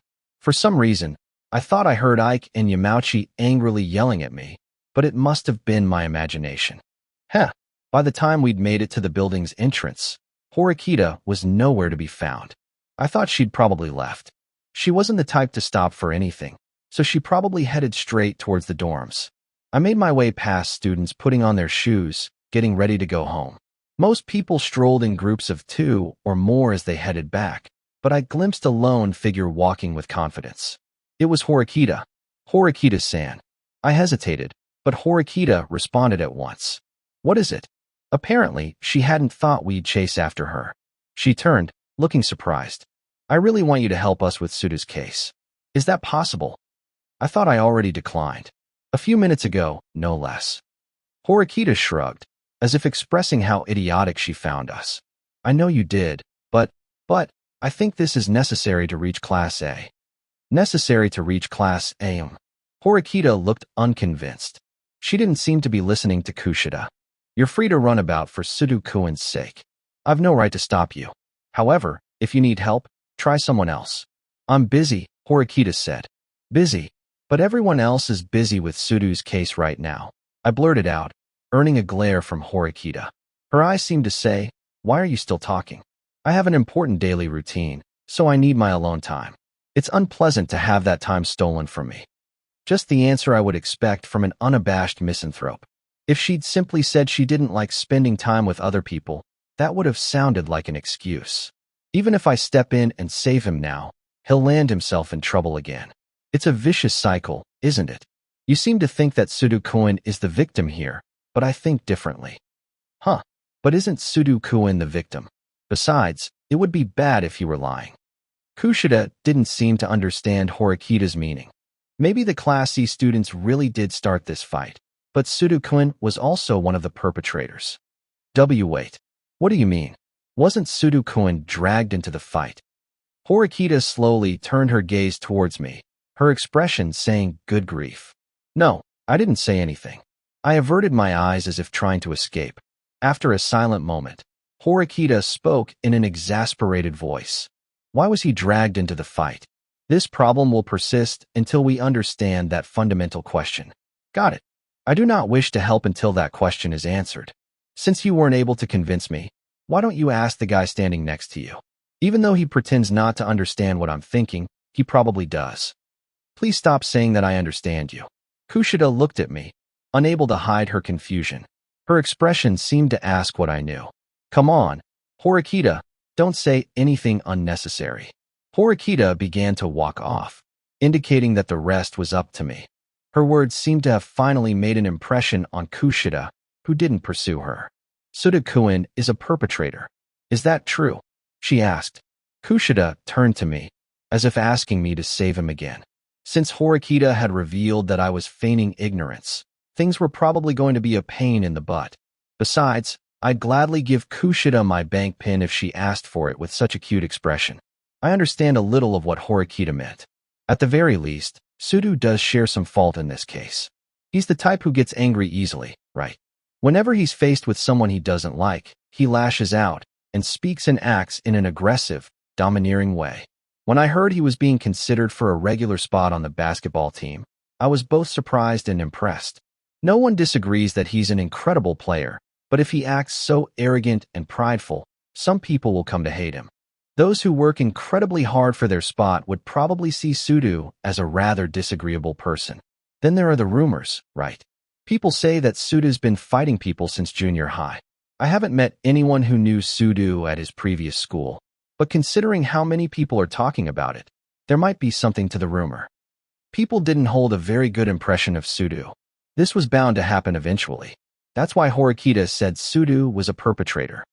So, his typical behavior, plus his repeated actions, led to this situation, then. Kushida asked. Yeah, as long as he continues to antagonize those around him, trouble will inevitably follow. Also, if there's no proof, then people will use his image against him. In other words, they'll judge him based on their impressions. For example, let's say there was a murder case. There are two suspects. One of them has committed murder in the past, while the other is a good, upstanding citizen. Based on that information, who would you believe? If asked, nearly everyone would give the same response. Well, I'd pick the upstanding citizen, of course. The truth might be different. However, the less information you have upon which to base your judgment, the more you have to rely on whatever meager information you have at hand. That's what's happening here. Horikita cannot overlook the fact that Sudo doesn't recognize his flaws. I didn't think this was exactly a you reap what you sow situation, though. I see. So that's what she meant. Kushida gave a small nod. So Horikita-san isn't going to save Sudo-kun because she wants to teach him a lesson. I guess so, yeah? By punishing him, she wants him to understand himself better. Kushida understood, but clearly didn't agree. It seemed like she was a little angry, balling her fists in anger. I don't agree with abandoning Sudo-kun just to punish him. If she's dissatisfied with him, I think she should at least talk to him directly. That's what friends would do. I didn't think that Horikita considered Sudo her friend, though. Besides, Horikita wasn't the type to teach through kindness. She didn't feel an obligation to others. You should act according to your own principles, Kushida. I don't think it's wrong to want to help Sudo. Yeah. Kushida nodded without hesitation. She would extend her hand to a friend in need as many times as it took. It sounds simple, but it was actually difficult. Only someone like Kushida could do such a thing. However, I think it would be better if we carefully considered whether or not to directly point out Sudo's problems. If he doesn't actually take the time to reflect, there's no point. There are certain realizations you can only come to on your own. Okay, I understand. I'll follow your advice, Ayana Kuji-kun. Kushida arched her back and stretched. I'd changed her thinking. Okay, let's go hunt for the witness. We returned to the classroom and rejoined Ike and Yamauchi. Huh, so, you couldn't persuade Horikita? Ike said. No, I'm sorry. I failed, Kushida replied. No. You don't have to apologize, Kushida-chan. We should be fine with who we already have. I'm counting on you, Ike-kun. Yamauchi-kun. Kushida appealed with sparkling eyes. The two of them gazed back, love-struck. Okay, so where should we start? Randomly searching for a witness would be ineffective. It would have been better to come up with a plan before starting our search. If no one has any objections, how about we start by asking around Class B? I asked. Why Class B? Because that's the class that would most want a witness. Sorry, I don't quite understand, Ayana Kuji-kun. Between D and C, which class most threatens Class B? Or to put it another way, which class is more likely to threaten B's place in the ranking? C, of course. So we should ask C last, I suppose. But why not start with Class A? We know too little about Class A. I don't think they'd want to get involved in a troublesome affair that might negatively impact their points. It's also possible that Class A students don't care, as they feel no connection to what goes on between C and D. Of course, I still didn't know if we could trust Class B. If they had a particularly cunning person, he or she might have devised a plan to defeat not only C, but Class D as well. Even if that plan didn't exist, I believed we ought to prepare countermeasures based on that idea. Well then, let's go to Class B right away. Kushida cried. Stop. I reflexively grabbed the back of Kushida's collar. Nya. Surprised, Kushida let out a cat-like yelp. So cute. After seeing Kushida's adorable reaction, Yamauchi had hearts in his eyes. She was probably being adorable on purpose. Despite thinking that, my heart pounded like crazy. It is certainly true that your excellent communication skills are indispensable. However, this isn't the same as casually strolling into another class and trying to make friends. You think so? If the witness was willing to help Class D for nothing, or if they were friendly, then there'd be no need to worry.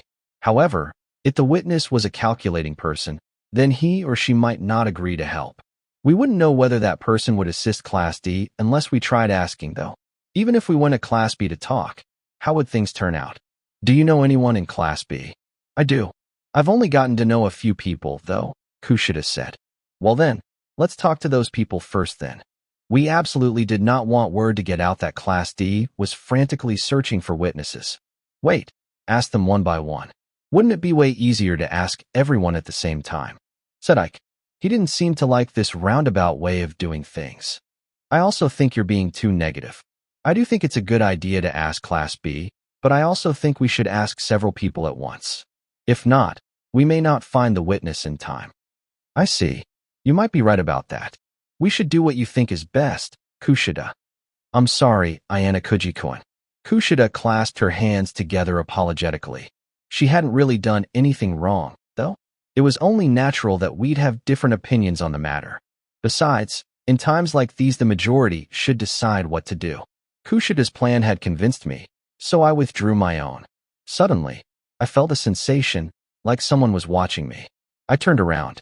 About 1/3 of our class remained in the room. Nothing here seemed especially odd. Still, I couldn't quite put my finger on exactly what was bothering me, or who'd given me the feeling of being watched. 3. The first classroom we visited had a slightly different atmosphere. Although it looked fundamentally the same as ours, it felt as though we had come to an alien place. It was a bit like soccer. Clearly the difference between a home and an away game in soccer was no trivial thing. We also didn't know if the students around us were friend or foe.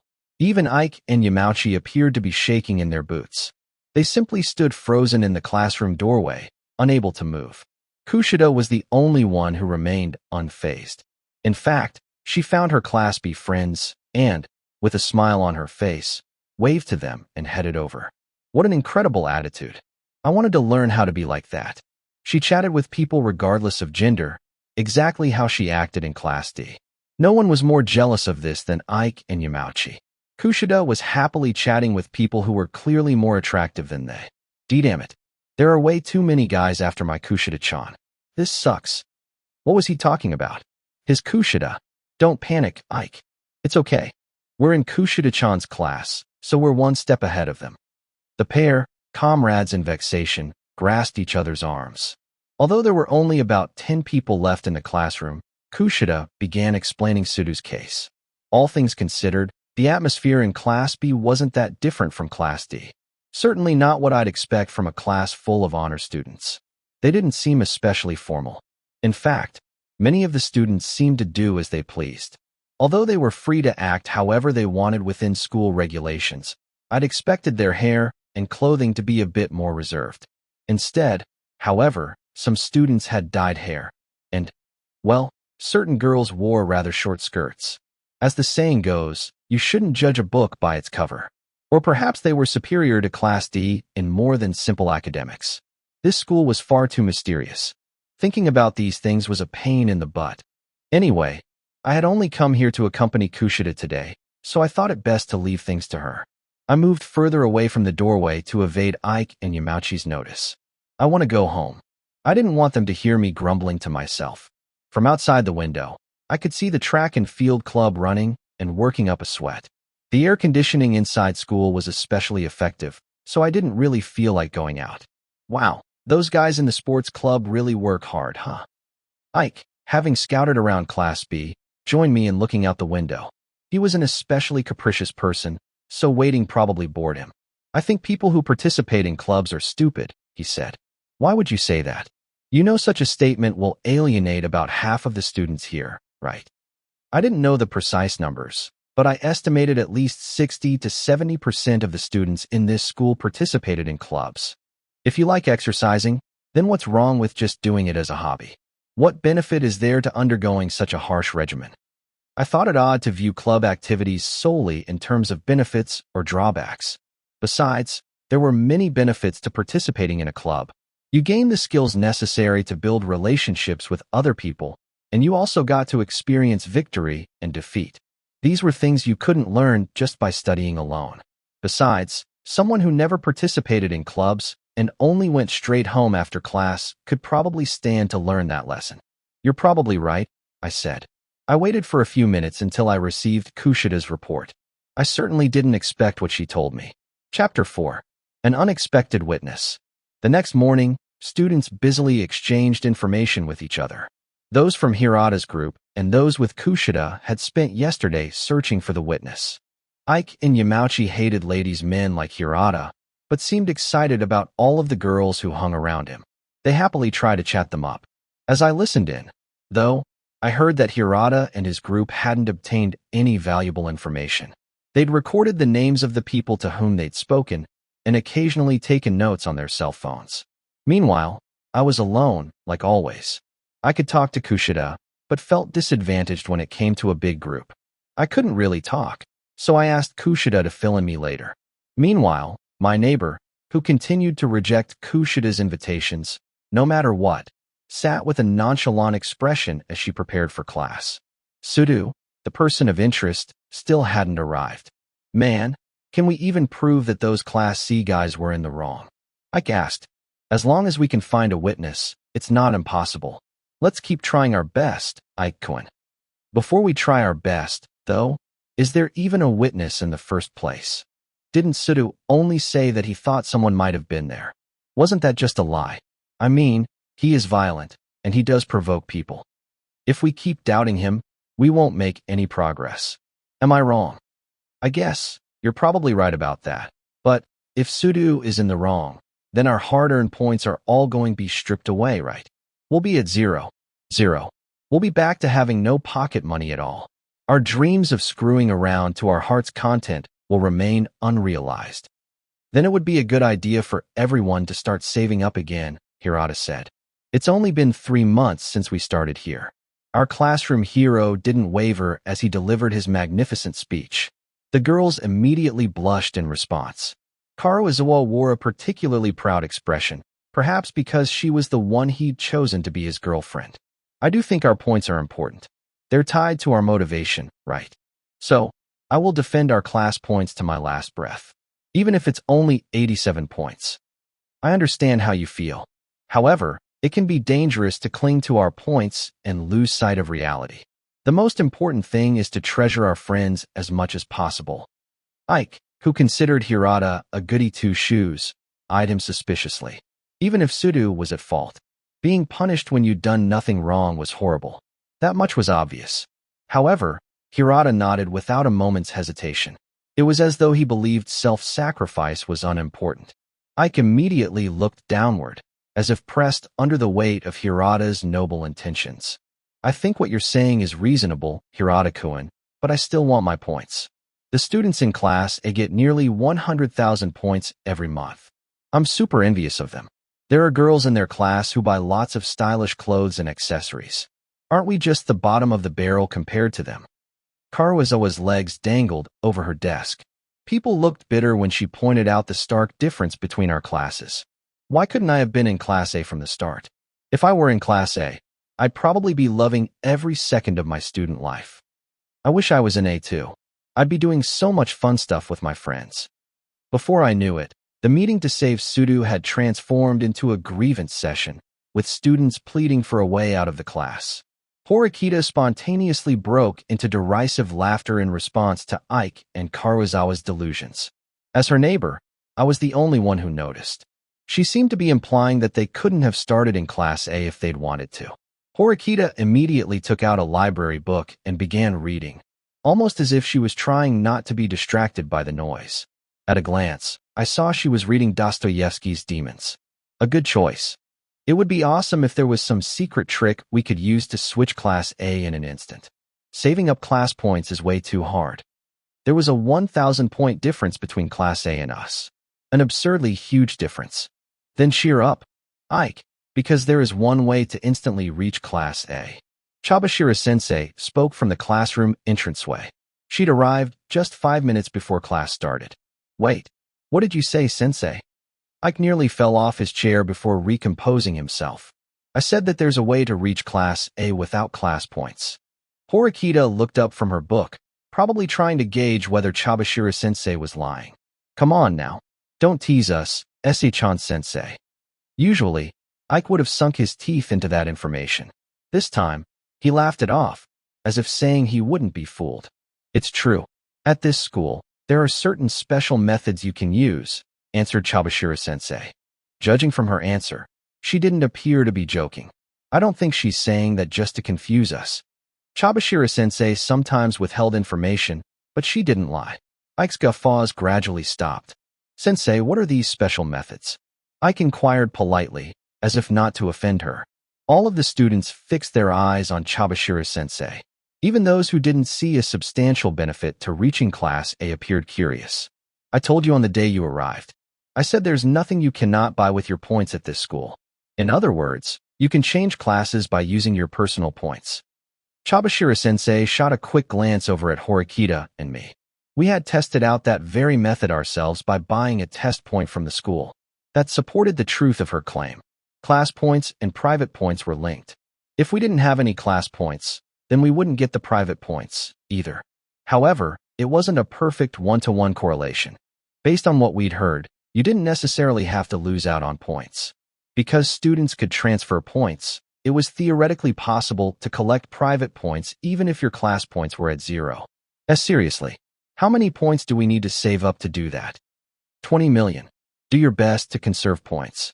Do that, and you can enter whichever class you like. After hearing that absurdly high number, Ike tumbled out of his chair. Did you just say 20 million? That's impossible, though. Everyone in the class started booing.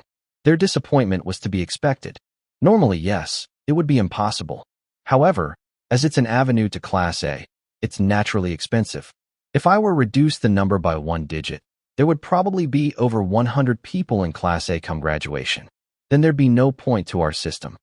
Even by maintaining our monthly allotment of 100,000 points, that still wouldn't be an easy number to reach. Just out of curiosity, has anyone successfully changed their class like this before? That was an obvious question. The Advanced Nurturing High School had been in operation for about 10 years. 1,000 and some students had struggled to make it through.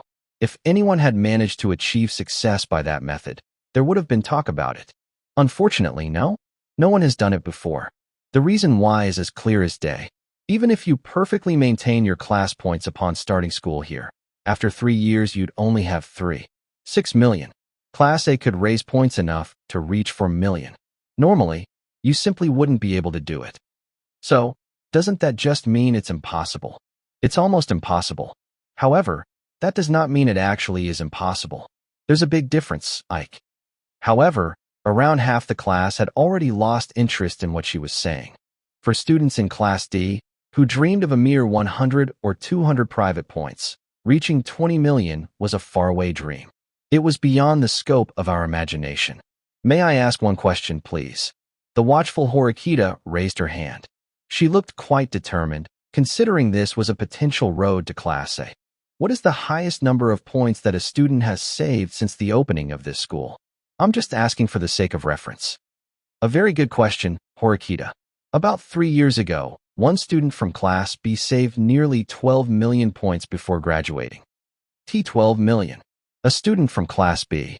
He was expelled before graduation, however, so he was unable to save those 20 million points in the end. He was engaged in a large-scale fraudulent operation to save up points. Fraudulent. He took advantage of the newly admitted first-year students who didn't yet understand the system. He went to them one by one and scammed points out of them, so he could reach the 20 million points necessary to move to Class A. There was no way the school could overlook such reckless actions. However, I don't think that his goal was particularly bad, but people who break the rules must be punished. That was more than a mere anecdote. That story made the possibility of success sound truly impossible. So, you're saying that even if we were to use criminal methods, 12 million points is about the limit. Horikita muttered. Give up on that method. Strive to save up your points responsibly. Horikita returned to reading, likely feeling idiotic for bothering to raise her hand at all. In this world, Stories that seemed too good to be true were just that. Oh, that reminds me. None of you have gotten any points yet from club activities, have you? Remarked Chabashira-sensei, with the air of suddenly remembering. What do you mean? There are cases where individuals may win points based on their efforts in club activities or their degree of participation. For example, if someone in a calligraphy club were to win a contest, they could receive corresponding points for that award. This new information took everyone aback. Why, you mean we can get points for participating in clubs? Yes, the other classes should have already been well informed of this. What the hell? That's so mean. Why didn't you tell us earlier? I simply forgot, sorry. However, extracurricular activities aren't there just as a way to earn points. So it shouldn't make any difference when you learned this information, said Chabashira-sensei, without a hint of timidity. No. That's not true at all. If you told me before, Are you saying you would have participated in extracurricular activities? Do you really think you would have been able to see any results after joining a club, results like winning prizes or being in games, with such shallow feelings? Well, you might be right about that, but it was possible. I understood both Chabashira-sensei and Ike's viewpoints. If someone were to join a club simply for the sake of earning points, he or she probably wouldn't see great results. If anything, joining a club for such a lazy, indifferent reason would probably make you a nuisance for the students who were serious about it.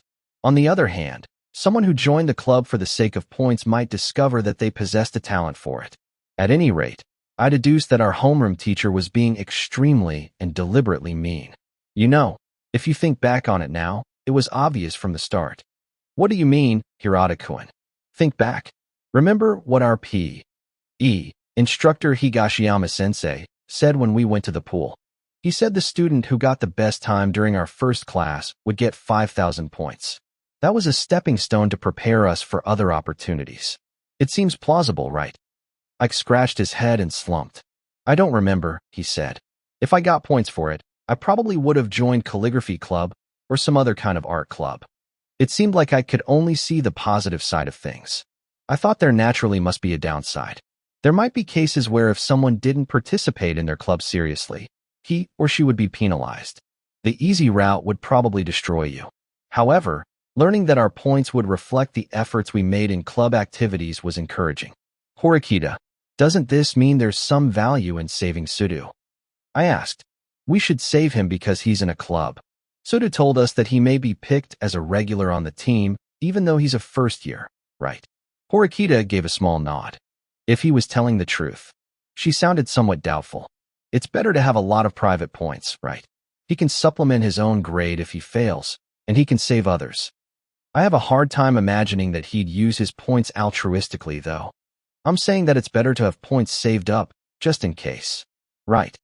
Whether class points or private points, it was better to have a lot of them. There were absolutely no negatives to that.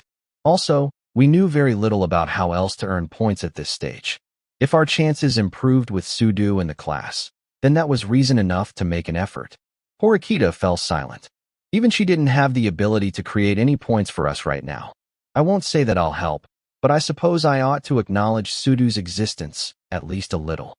Horikita's language was harsh, but she acknowledged the connection to her own interests. I considered it unnecessary to say more, so I stopped talking. Horikita pondered the issue in silence. 4-1. Our class became temporarily excited by that fairy tale, but we were soon pulled back to reality. After school, we resumed the search for a witness. I hung behind Kushida, Ike, and the others, trailing them like a ghost.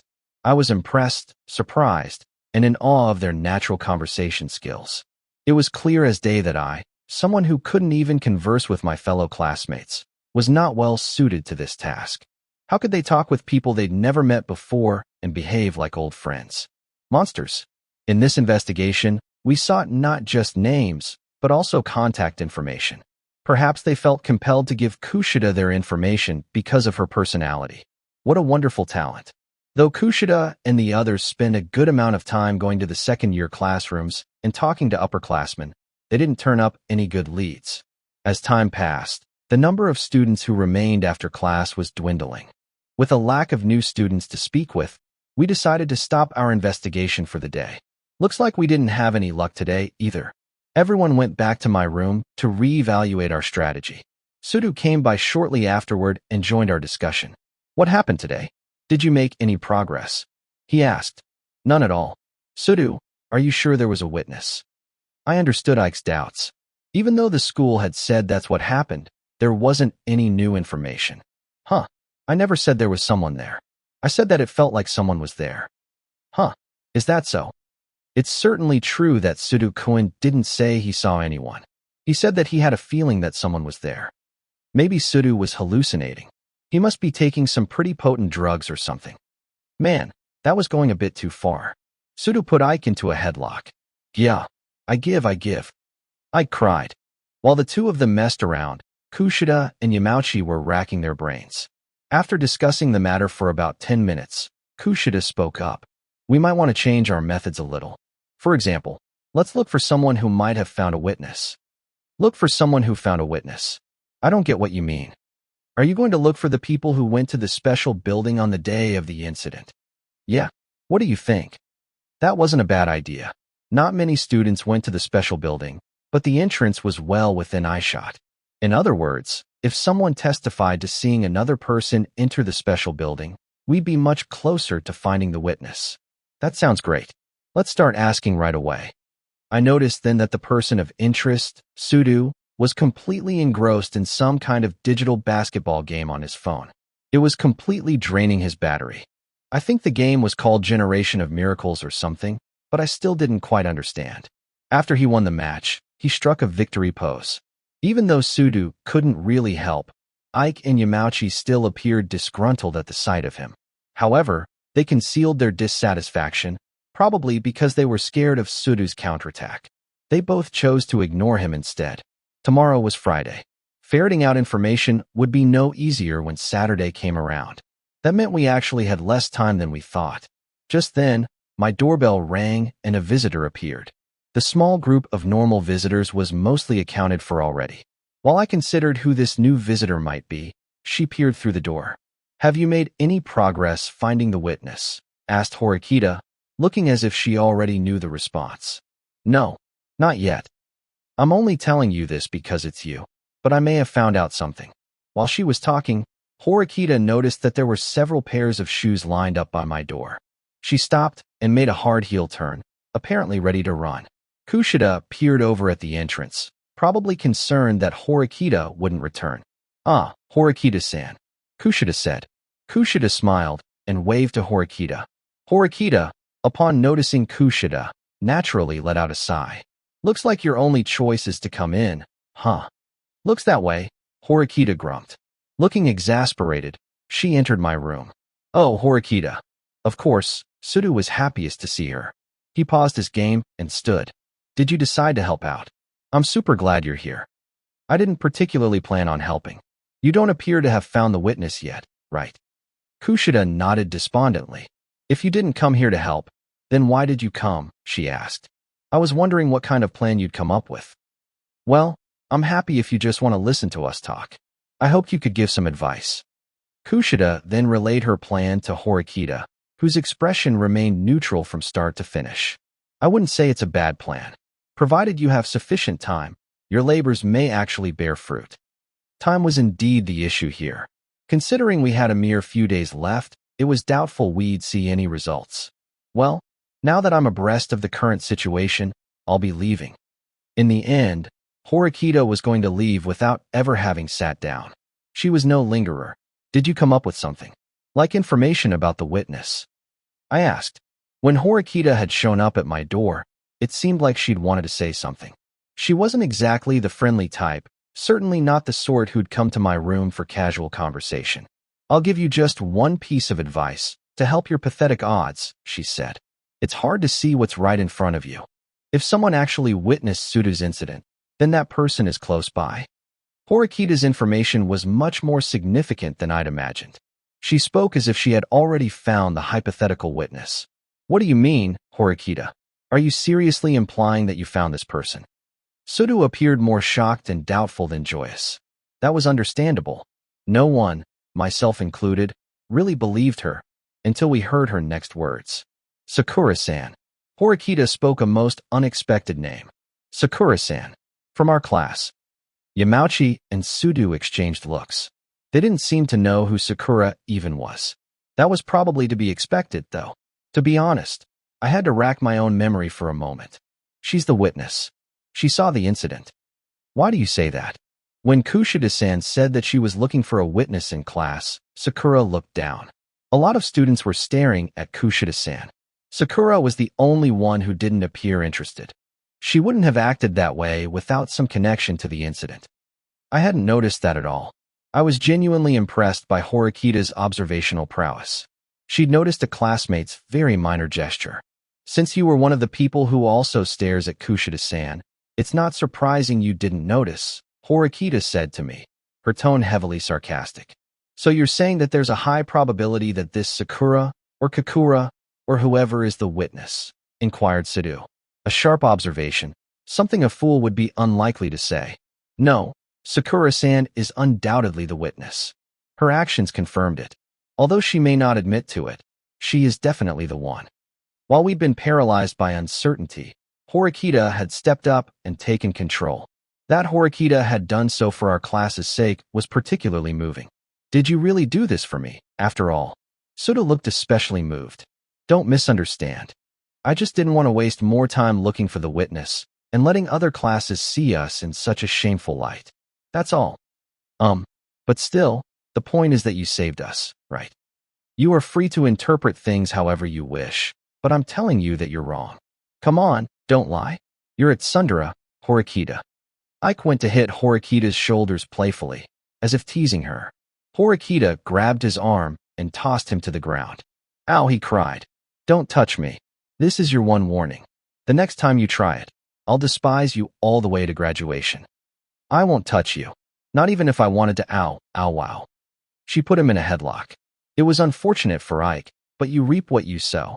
Anyway, those weren't the defensive moves of a normal girl. Since I knew that her older brother practiced karate and aikido, she might have learned something, too. Ooh, my arm. Ike-kun, said Horikita as Ike writhed on the floor in agony. I thought she was taking things too far. Should I amend my previous statement and say I shall continue to despise you long past our graduation? Oh, so mean. After delivering what seemed to be his last words on the matter, Ike's energy was exhausted.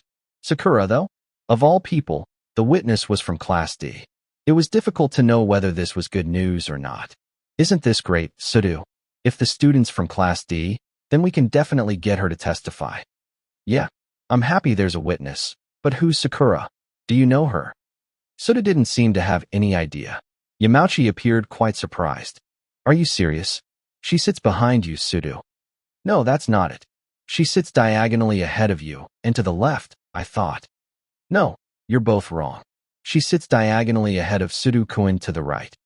Kushida corrected them, a slightly pouty look on her face. Diagonally ahead to the right.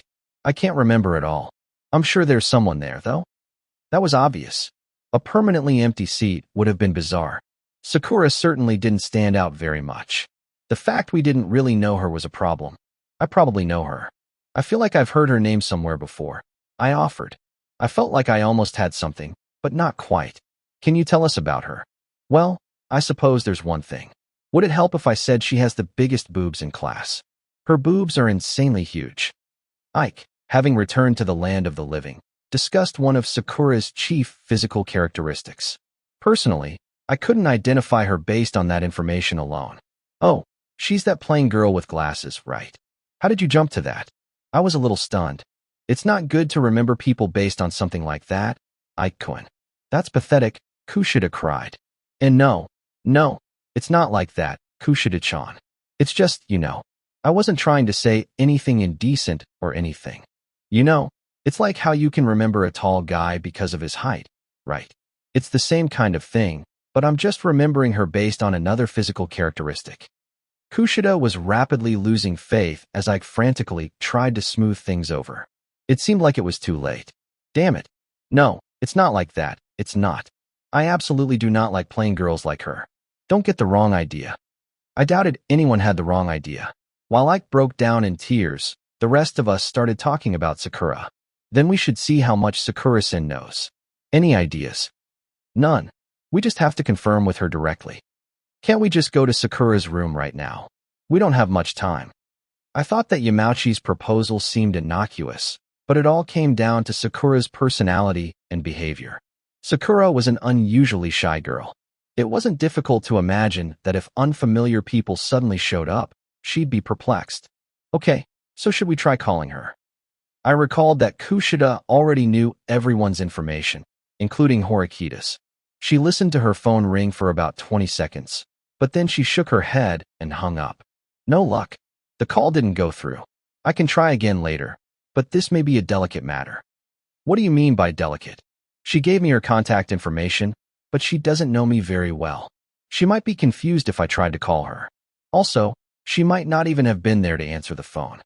Sakura might just be pretending to be out, too. So she's kind of like Horikita.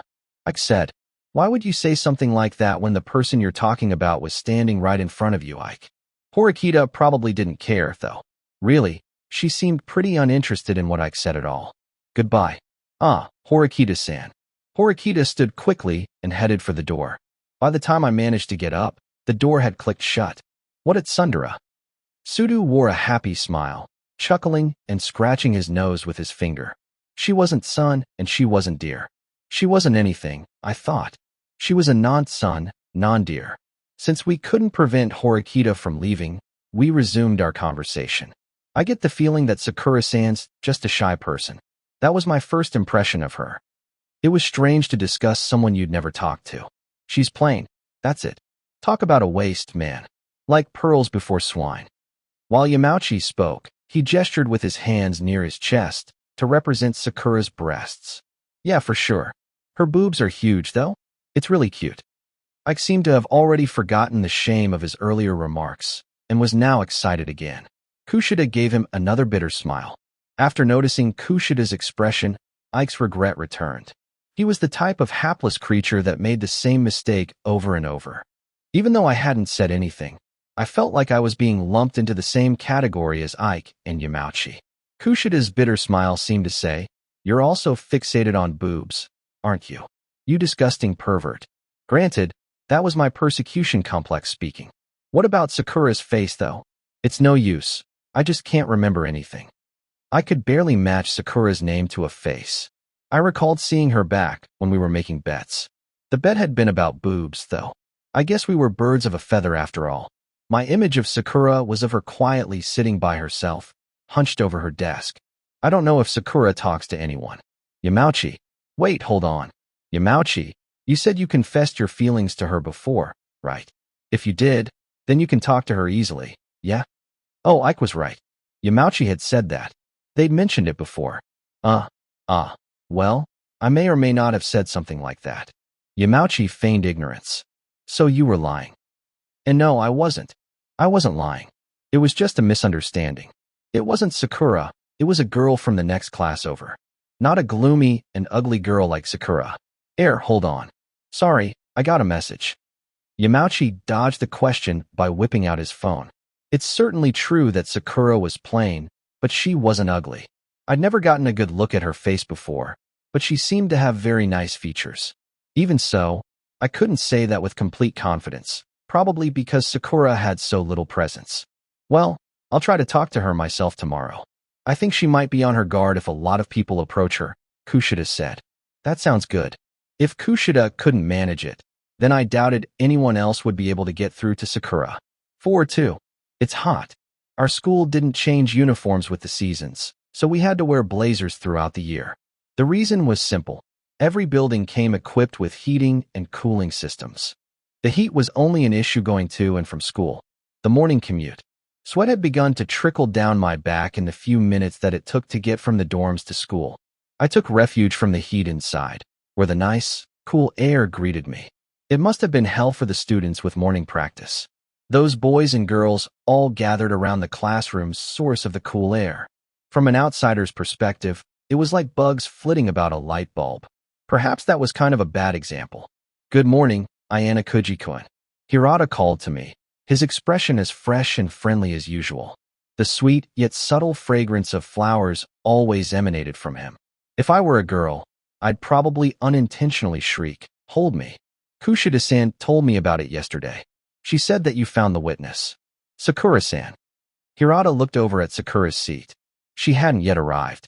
Are you going to talk to Sakura? I asked. Me? No. I'm going to greet her, that's all.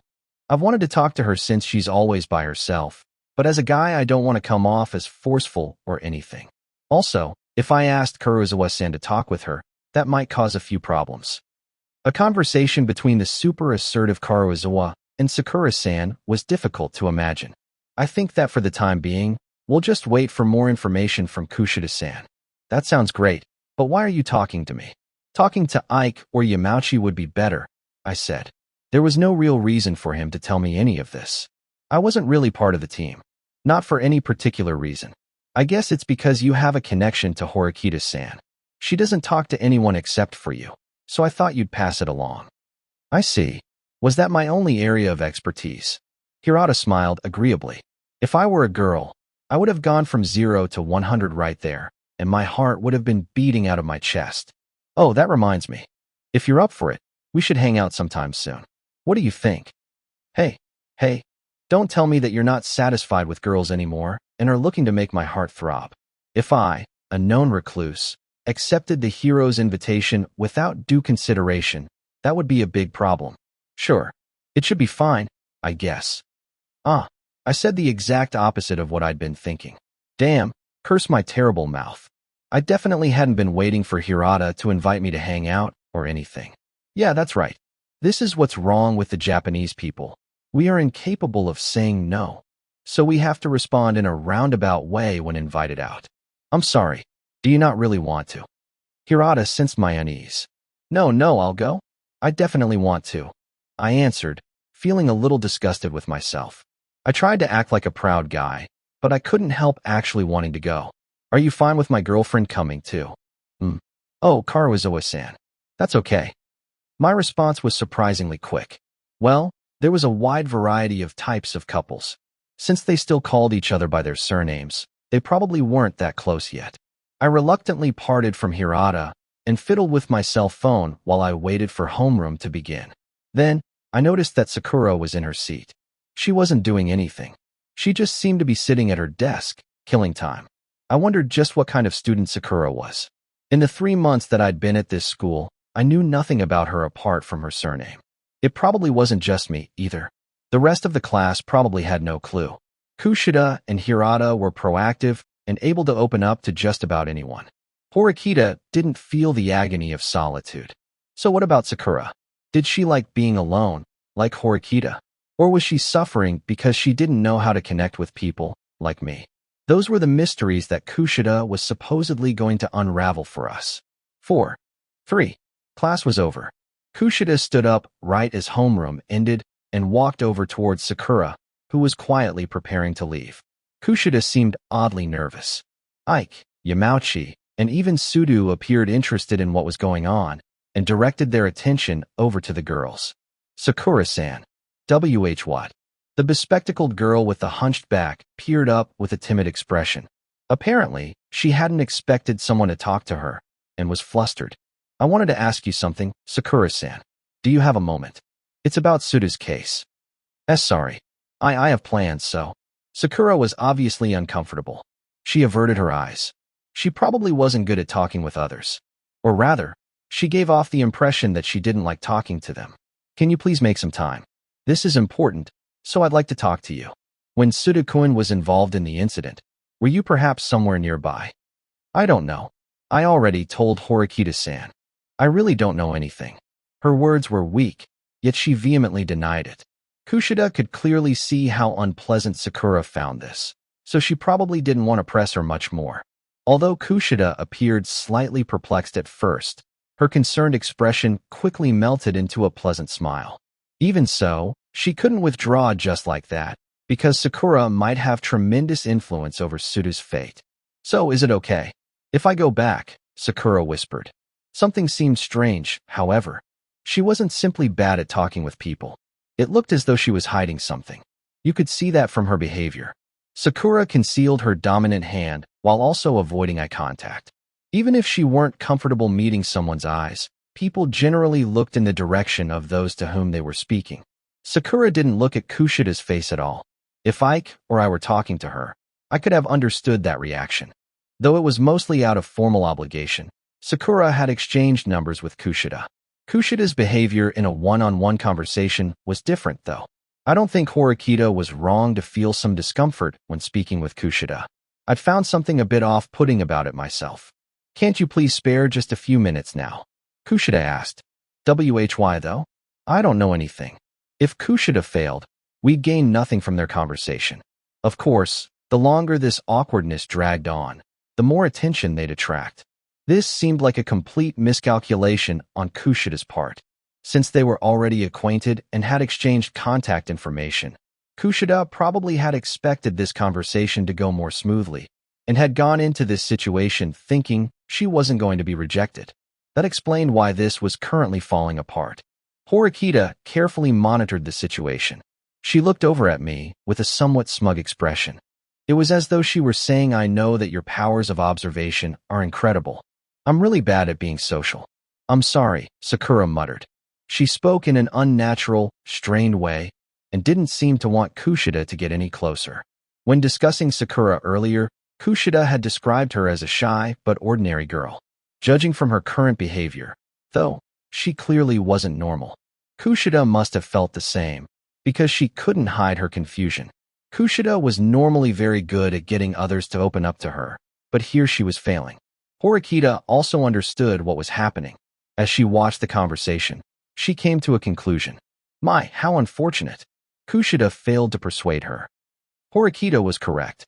If Kushida couldn't do it, then I didn't think that anyone else in our class would be able to. Kushida was good at creating an informal atmosphere, one in which socially awkward people could converse naturally. However, everyone has what they consider their own personal space. An off-limits area, in other words. Cultural anthropologist Edward Hall further divided the idea of personal space into 4 parts.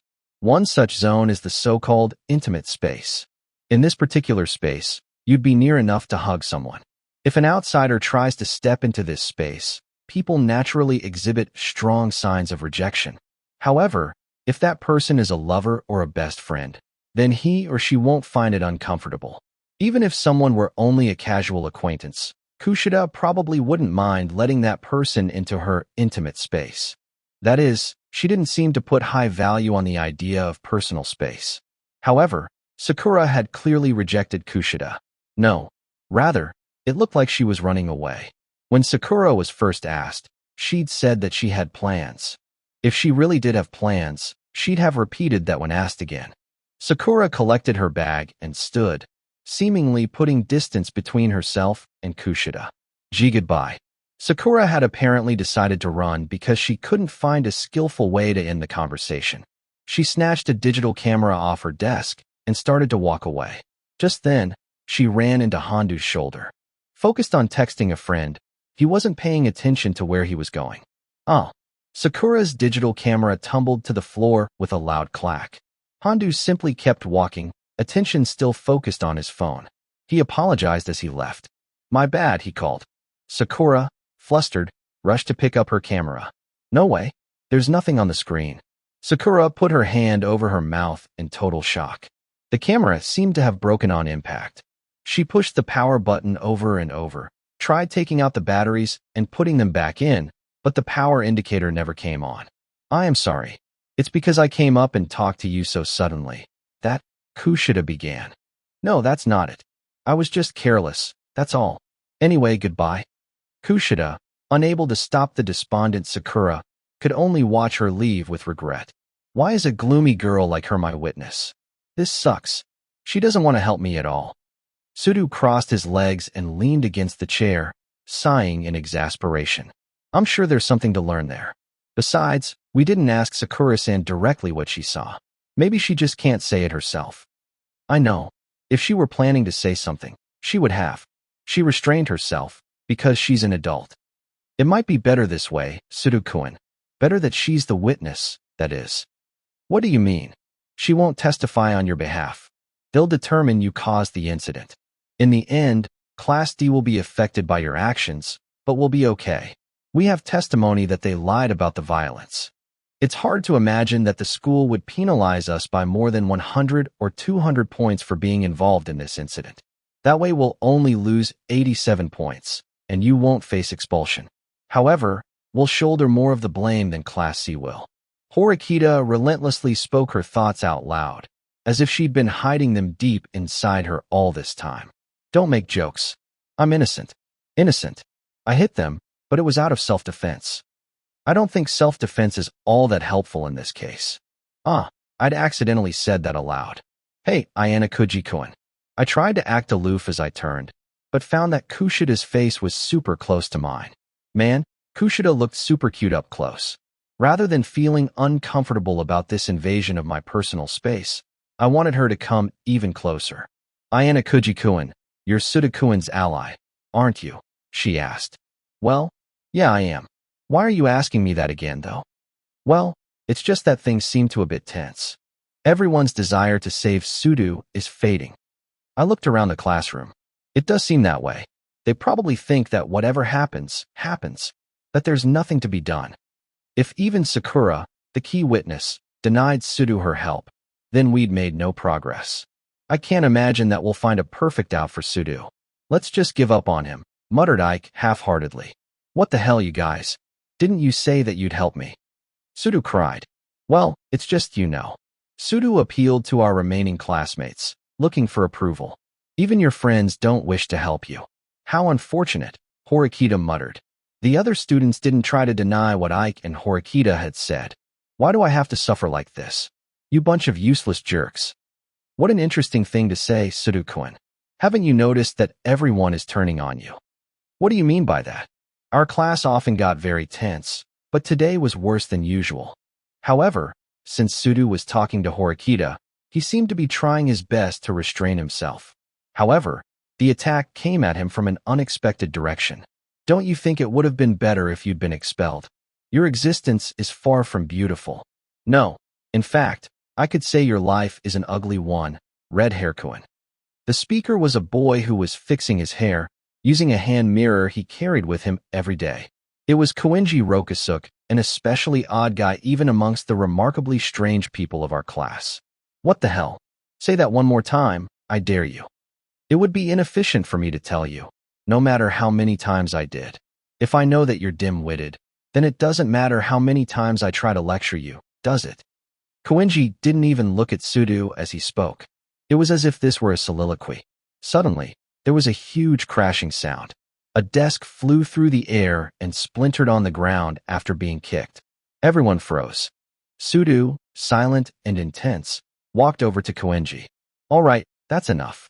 Calm down, you two, Hirata said. He was the only boy able to move in this awful situation. My heart pounded in my chest. Sudu-kun, you certainly are part of the problem here. But Koenji-kun, you're in the wrong, too. Pooh, I don't think I've experienced being wrong since I was born. You must be mistaken. Bring it on. I'll smash your face in and take you down a peg, Sudu snapped. Stop it. Hirata grabbed Sudu's arm, sternly attempting to stop him, but Sudu showed no signs of being swayed. He looked like he wanted to vent all of his frustrations, including what Horikita had said, by hitting Koenji. Stop it already. I don't want to see my friends fight. It's just like Kushida says. I don't know about Koenji-kun, but I'm your ally, Sudu-kun. Hirata was way too cool. It would have been fitting if he changed his name to Hiro. That would have been awesome. I'm going to stop this. Sudu-kun, you should act more mature. If you cause another huge disturbance, the school's evaluation of you will only worsen. Right. TCH. Sudu glared at Koenji and left the classroom, slamming the door on his way out. Afterward, a loud voice could be heard in the hall. Koenji-kun, I don't intend to compel you to help, but you were wrong to blame him. Unfortunately, I've never experienced being wrong. Not once in my entire life. Oh, looks like it's about time for my date. Well, if you'll excuse me. Watching their bizarre interaction unfold, I realized that our class lacked unity. Sudu-kun really hasn't grown up, has he? Couldn't you have been a little kinder, Horikita-san? I don't show mercy to people who don't attempt to better themselves. He's caused us nothing but harm, and has no redeeming features. Well, you don't exactly show any mercy even to people who do attempt such things. What? Ew. While I shrank away, a sharp knife, well, a sharp look, was thrust into me. I made a small rebuttal. There's a popular expression in this world: great talents mature late. Sudu could probably become a professional player in the NBA, right? I think there's a possibility that he'll make a great contribution to society. The power of youth is infinite. I uttered a catchphrase that sounded about as original as a television commercial. I don't intend to deny that it could happen in 10 years' time, but I'm looking for things to help me reach Classa right now. If he can't help us right now, then he's worthless to me. I guess so. Well, Horikita's opinion was consistent, which was nice. I was more worried about Ike and the others. Their moods changed frequently, so I wasn't really able to relax. You get along with Sudu, don't you? You eat together with him. I don't think we're on bad terms, but I do kind of feel like he's a burden. Sudu cuts class more than anyone else. He also fights the most. I have to draw the line there. I could see what he meant. Ike appeared to have his own thoughts. I'll try to persuade Sakura-san. Once I do, things should turn around. I just wonder about that. Considering the circumstances, even if we get Sakura-san's testimony, I believe it'll have minimal impact. The school will probably have doubts about a witness just suddenly appearing from Class D. Doubts? You mean they'd think we were lying about the witness? Of course. They'll consider the witness's testimony along with her possible intentions. They won't take her word as absolute proof. No way.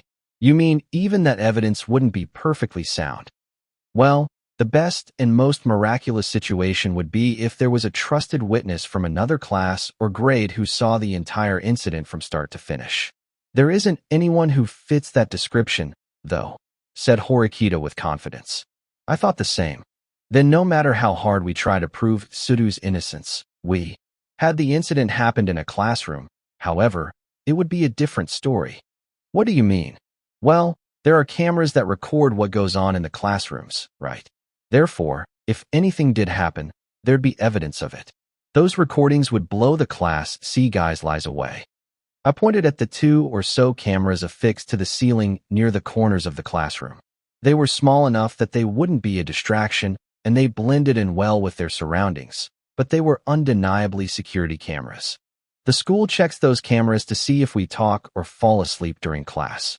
Otherwise, they wouldn't be able to accurately assess our monthly performance. Seriously, I never knew that. Ike looked utterly shocked. I just learned about the cameras. They're not easily spotted. I also didn't notice until they talked about points for the first time. Well, ordinary people don't typically concern themselves with hidden cameras. I mean, most wouldn't be able to directly point out the cameras in a convenience store, even if they went there all the time, right? If that person did know, they probably had a guilty conscience or were extremely nervous. Or they might have accidentally spotted them. Well, considering we didn't need to search for a witness anymore, I thought it was time to head home then. Kushida and the others might discuss looking for another witness. It would be a pain in the butt to get sucked into that. Ayana Kuji-kun, do you want to head back together? Horikita asked. After hearing that invitation, I reflexively placed my hand against her forehead. It felt nice and cool, but I noticed the softness of her skin. You do know I don't have a fever. I only wanted to talk to you about something, she deadpanned. Ah, okay. That's fine. It was rare for Horikita to invite me anywhere. With the world going so topsy-turvy, I wondered if it would rain tomorrow. You two really have gotten close, huh? I mean, you looked like you were going to murder me after I just touched your shoulder yesterday, and now. Ike looked at my hand on Horikita's forehead with seeming discontent. Horikita, having noticed this, didn't change her expression as she spoke to me. Do you mind? Your hand. Oh, sorry. While I was relieved that Horikita offered no counterattack, I drew my hand away. I was on autopilot as the two of us stood in the hallway. I could roughly guess what Horikita wanted, but I didn't know exactly what she was going to say. That reminds me. I want to make a stop before we return to the dorms. Is that okay? I don't mind, as long as it doesn't take too long. Of course. It should only take about 10 minutes. 4. It was hot and humid after class. I made my way over the special building where the incident had taken place. It wasn't like a murder case where the area needed to be taped off to prevent people from contaminating the crime scene. It didn't really look any different than usual. I didn't see any indication that this building's facilities were used frequently, like the special classrooms, the home economics room, the AV room, etc. This would have been an ideal place to call Sudu out. It's so hot. This heat was abnormal. This was probably how summer at school should feel, but I had at least imagined that inside the building would be somewhat comfortable, the cool air balancing out the heat. I guess I'd gotten too used to air-conditioned buildings. I felt even hotter because of that gap in expectation. The air conditioning was probably on during class time in the special building, but it certainly wasn't right now. Sorry for bringing you here. Horikita, who was standing next to me, simply looked around the hallway. She didn't appear to be sweating at all. You've really changed, haven't you? It's odd that you stuck your neck out in this case. The witness has already been found, and we've confirmed that there's nothing left to be done. What are you even trying to do? She asked. Sudu was the first friend that I made here. I want to help him. Do you think that there's a way to prove his innocence? I'm not so sure. I can't really say yet. I decided to take some initiative by myself, since I'm not very good at interacting with Hirata, Kushida, or large groups of people. Being social's definitely not my forte. I thought everyone would make me run around the school or the classroom today, so I decided to bolt instead. I like to avoid trouble, remember? That's certainly true. But then, you're as contradictory as ever, since you're helping out a friend. Well, human beings are, for better or worse, creatures of convenience. I'd touched on this subject before with Horikita, but she did seem relatively open to my ideas. She usually acted alone, so as long as something didn't harm her, she tended not to mind. She wasn't the type to empathize with someone else's pain, though. Well, your way of thinking isn't relevant to me, Ayana Kuji-kun, so you're free to think whatever you like. Also, I appreciate that you say those two are hard to deal with. Well, that's just because you hate them, isn't it? Having a common enemy tends to lead to cooperation. No, just because I'm bad at dealing with them doesn't mean I hate them. Please don't think I'm like you. I really did want to get closer to Kushida and Hirata, but Horikita's interpretation of my stance was rather broad, and she seemed to think that we had similar thoughts on the matter. Muttering, I walked to the end of the hallway and scanned the corners, making sure not to miss any nooks or crannies. Horikita seemed to notice something and began looking around. She started to ponder. Looks like there aren't any here. Too bad. Huh? What? I asked. Cameras, like the ones in the classrooms. If there were cameras here, we'd have solid evidence. I can't find any. Ah, yes. The security cameras. You're certainly right about it. If they were here, this matter would be settled. There were electrical outlets by the ceiling, but no signs they were being used. There was nothing in the hallway to obstruct a camera's view, so if one were installed, the whole incident would have been recorded from start to finish. Well, did the school have hallway cameras in the first place? It probably wasn't just the special building. The hallways in the main school buildings probably didn't have cameras, either. If I had to think of places where they wouldn't be installed, I'd probably say the bathrooms and the locker rooms. Right. Yeah, most likely. If there were security cameras here, the school would have checked them first, and we wouldn't have any problems with this case. I shook my head, embarrassed to have gotten my hopes up for even a moment. For a short while, we loitered around, wasting time and not really achieving anything. So, have you come up with a plan to save Sudu-kun? Horikita asked. Of course I haven't. It's your job to come up with plans, Horikita. I won't ask you to save Sudu, but it'd be nice for you to point Class D in the right direction. Horikita shrugged in exasperation. She was probably thinking up a response. However, she was the one who'd found Sakura, so it wasn't like she didn't want to help at all. You're asking for my help. To use me. Me. Here and now. Having Sakura as our witness hurts us more than it helps. I think it'd be better if we looked for something else. Horikita likely understood. However, she was acting aloof, cut off from the world, like she was too cool to care about anything. Sudu has many qualities I can't stomach. However, I want to lessen the blame they're placing upon him. The best possible outcome is we'll still have some points, even if Class D's image worsens. She sounded honest. Normally, she wasn't quite so candid. That wasn't an especially bad thing. However, most people aren't suited for loneliness. Therefore, they sometimes behave hypocritically, like saving someone out of feigned altruism in order to make other people adore them. That didn't seem to be Horikita's style, though. Also, unlike Kushida and the others, she'd completely given up on proving Sudo's innocence. Like I said, unless a perfect witness appears, proving Sudo Kuin's innocence will be impossible. If those Class C students admitted that they lied, I suppose things might turn out fine. Do you think that's likely? No way. They would never admit it. The lie would stand, especially because the other class also lacked any evidence. That was what I thought anyway. Our only proof was Sudo's word. We were completely in the dark. There's no one here after class. Well, that's obvious. They only use the special building for club activities. One party, either Sudo or the Class C students, had summoned the other to the special building. After that, as if by destiny, the two enemies started brawling. In the end, Sudo had injured the others, and they'd complained about it. That was the whole case. I definitely wouldn't come to a hot place like this unless someone had brought me. The humidity was suffocating. I felt like if I stayed even a few more minutes, my head would to explode. Aren't you hot, Horikita? While the severe heat destroyed me, Horikita looked around with a cool expression. I'm fairly resilient when it comes to temperature. Ayana Kuji-kun, you don't seem okay. The heat was making me dizzy. I moved towards the window, hoping for some cool air. I opened the window, and then immediately slammed it shut. That was dangerous. Opening the window had only let more hot air into the room. Leaving it ajar would have resulted in tragedy. I was sure of it. When I thought about how it would keep getting hotter all the way through August, I became depressed. However, coming here today had given us results. Things weren't impossible. What are you thinking about right now? Horikita asked. Oh, nothing really. Just that it's hot. I've reached my limit. It looked as though we'd done all we could, so we started back. Oh, oops. Turning the hallway corner, I bumped into another student. Sorry, are you okay? I asked. The impact of our collision wasn't very hard. At the very least, neither of us fell over. Yeah, I'm sorry. I was careless, she said. Oh no, I'm sorry. Wait, Sakura.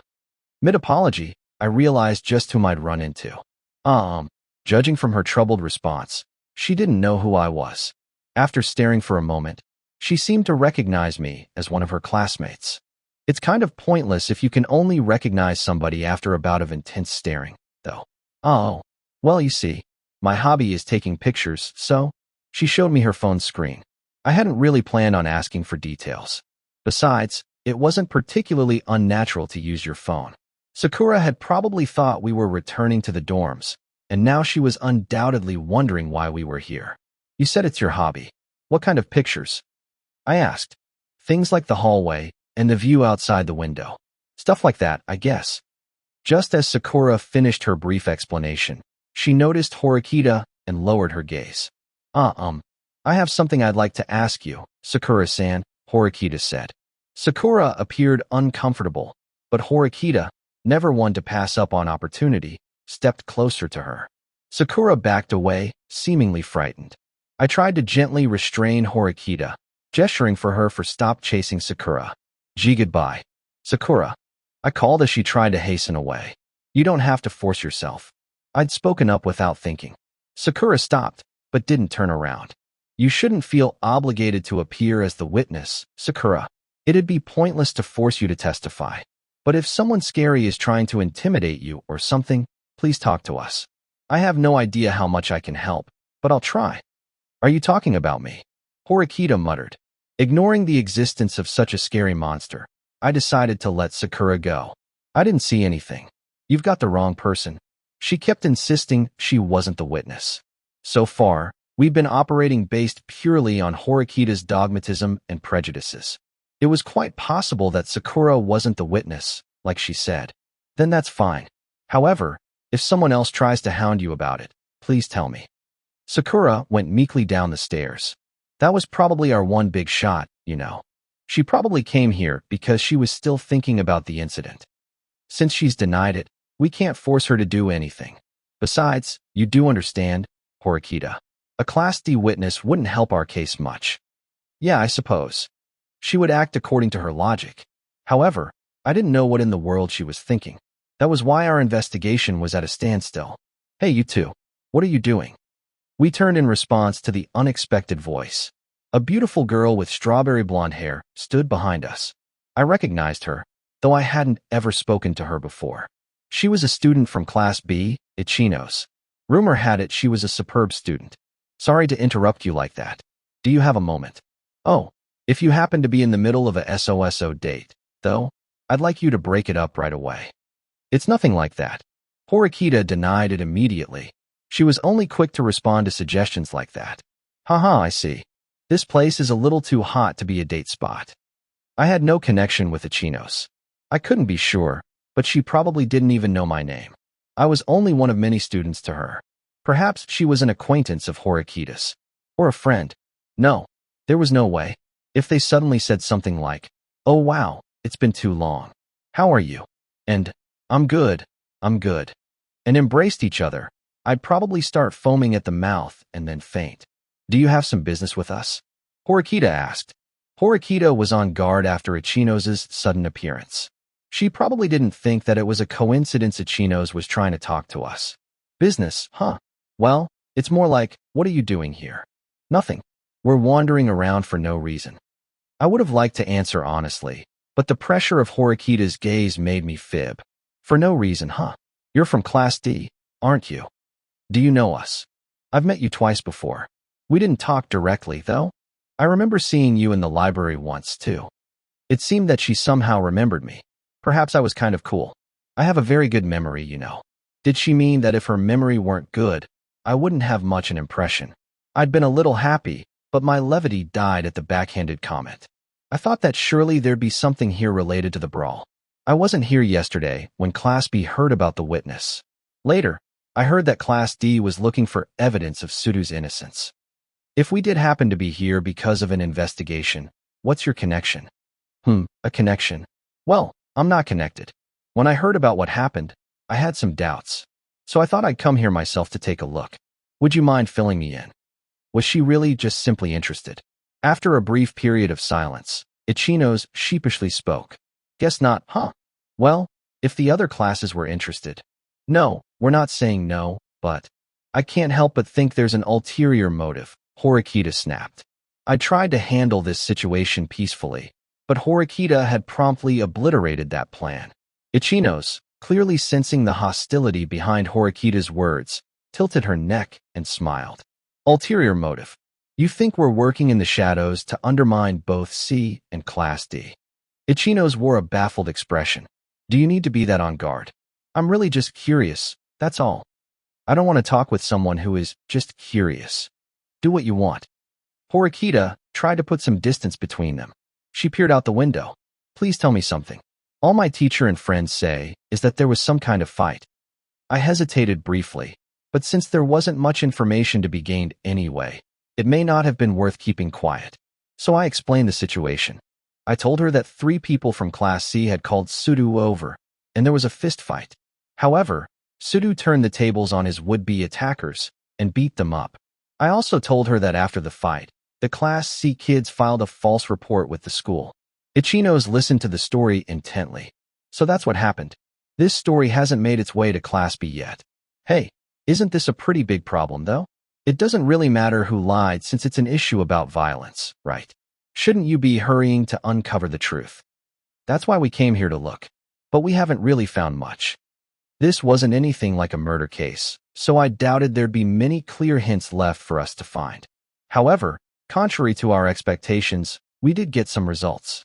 So you believe Sudo because he's your classmate. And your friend, of course, that much is obvious. So Class D is in an uproar because Sudo is being falsely charged, right? It'd be difficult to convince a third party like Ichino's that we weren't doing this out of friendship or class loyalty. I wasn't going to try explaining it. What would you do if Sudo was the liar? Suppose evidence came out that proved his guilt. What then? I'd report on it honestly. After all, covering for a lie would only come back to haunt us later. Yeah, okay. I think so too. Even so, it wasn't like our struggles were really going to have any impact on Ichino's. Are you finished? You heard what you wanted. Horikita spoke sharply and with a sigh, trying to drive Ichino's away. Yeah, how about I help you out? To look for the witness, or whatever. You're bound to get further with more people, right? Obviously more people would have been better. That was true. However, It wasn't as though we'd gone up and said to her, "Please help us. We're in trouble." Why would a student from Class B offer to help? Our class is D and B completely unrelated to each other. We don't know when these cases will spring up or whom they'll involve. Since the classes are in constant competition, there's always the chance that this will happen. This was merely the first case. If the party that lied wins, that'd set a bad precedent. Also, I personally can't turn away now that I know what happened. I couldn't tell whether Ichinos was being serious or joking. If Class B works with you, wouldn't that dramatically improve your credibility? Though I suppose the opposite could be true too. Class D may suffer greater consequences if the truth's uncovered. In other words, if Sudo lied, then that'd prove Class C's assertion. In that case, Sudo would unquestionably be suspended, and Class D might suffer fatal damages. What do you think? I don't believe it's a bad suggestion. I glanced over to see what Horikita thought. However, she still had her back to me. She was still looking out the window, unmoving. I wondered what she thought about Ichinos' offer. Of course, we were worried about what effect this would have. If Class D tried to prove Sudo's innocence by themselves, our credibility would be low unless we managed to find evidence that absolutely, 100% confirmed Sudo's innocence. If a student from Class B got involved, there might be tremendous implications. I decided to weigh the offer's positives and negatives, even though it was rude. Obviously, I couldn't trust Ichinos yet. She was a student from Class B, and she gained nothing by involving herself. If helping others out of sheer goodwill was reflected in class or private points, then I could understand her motivation. It wouldn't be easy to ask, but she might have important information.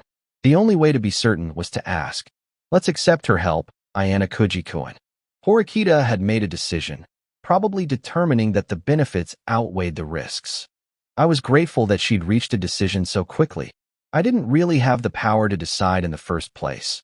That was Horikita's job. Ichino smiled, showing off her white teeth. Then it's decided. Horikita. Horikita gave her name candidly, as if doing so approved our cooperative relationship. It's nice to meet you, Horikita-san. And you too, Ayana Kuji-kun. We had unexpectedly made Ichinos of Class B's acquaintance and accepted her as an ally. There was still the risk that this could lead to bad things. No matter what, things were going to change. We already found a witness. Unfortunately, it's a student from Class D. Ichinos let out an exasperated sigh. Well, that means there isn't another witness. I guess someone from another class might have witnessed it, but it isn't likely. Chances were certainly slim, but there was still a chance. Anyway, about your friend. He's a first year, but he might become a regular on the basketball team, right? That's amazing. Even if he's holding you guys back right now, he might become a great asset later. The school evaluates club and philanthropic activities, right? So if he enters a tournament and does well, Sudo-kun could earn points. Those will be tied to your class points, too. Wait, did you guys not know that? Did your teacher not tell you? We'd only heard that it would influence our private points. This is the first I'm hearing about it affecting our class points. I'll have to complain to Chabashira-sensei later, mumbled Horikita, a little disgruntled. This was yet another oversight. Another instance where Chabashira-sensei had failed to disclose something important. I wondered if Class B had heard about this from their teacher. As usual, our teacher didn't even pretend to give us equal treatment. I felt discriminated against. Your homeroom teacher is kind of weird, said Ichinos. She doesn't seem motivated to tell us anything. She's completely apathetic. Some teachers are like that. I didn't think that it was particularly concerning, but Ichinos recoiled. Did you know that the school evaluates homeroom teachers when their class graduates? This is the first I've heard of it. Are you sure? I wasn't interested so much as I had no choice but to be interested. That was a crucial distinction. Our homeroom teacher, Hashinomiya-sensei, says it like it's her motto. She says she wants to do her best because the homeroom teacher for Class A gets a special bonus. Looks like it's pretty different for you guys. I'm envious of your relationship with your homeroom teacher and your class environment. Our teacher appeared to lack ambition or even an interest in money.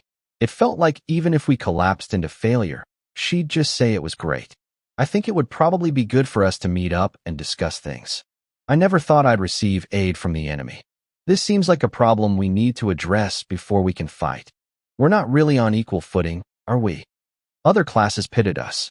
If anything, this showed how little interest Chabashira-sensei felt for her own students. I want to switch homeroom teachers with Class B. Well, I think that'd be difficult to manage. I thought back to my first meeting with Hashinomiya-sensei.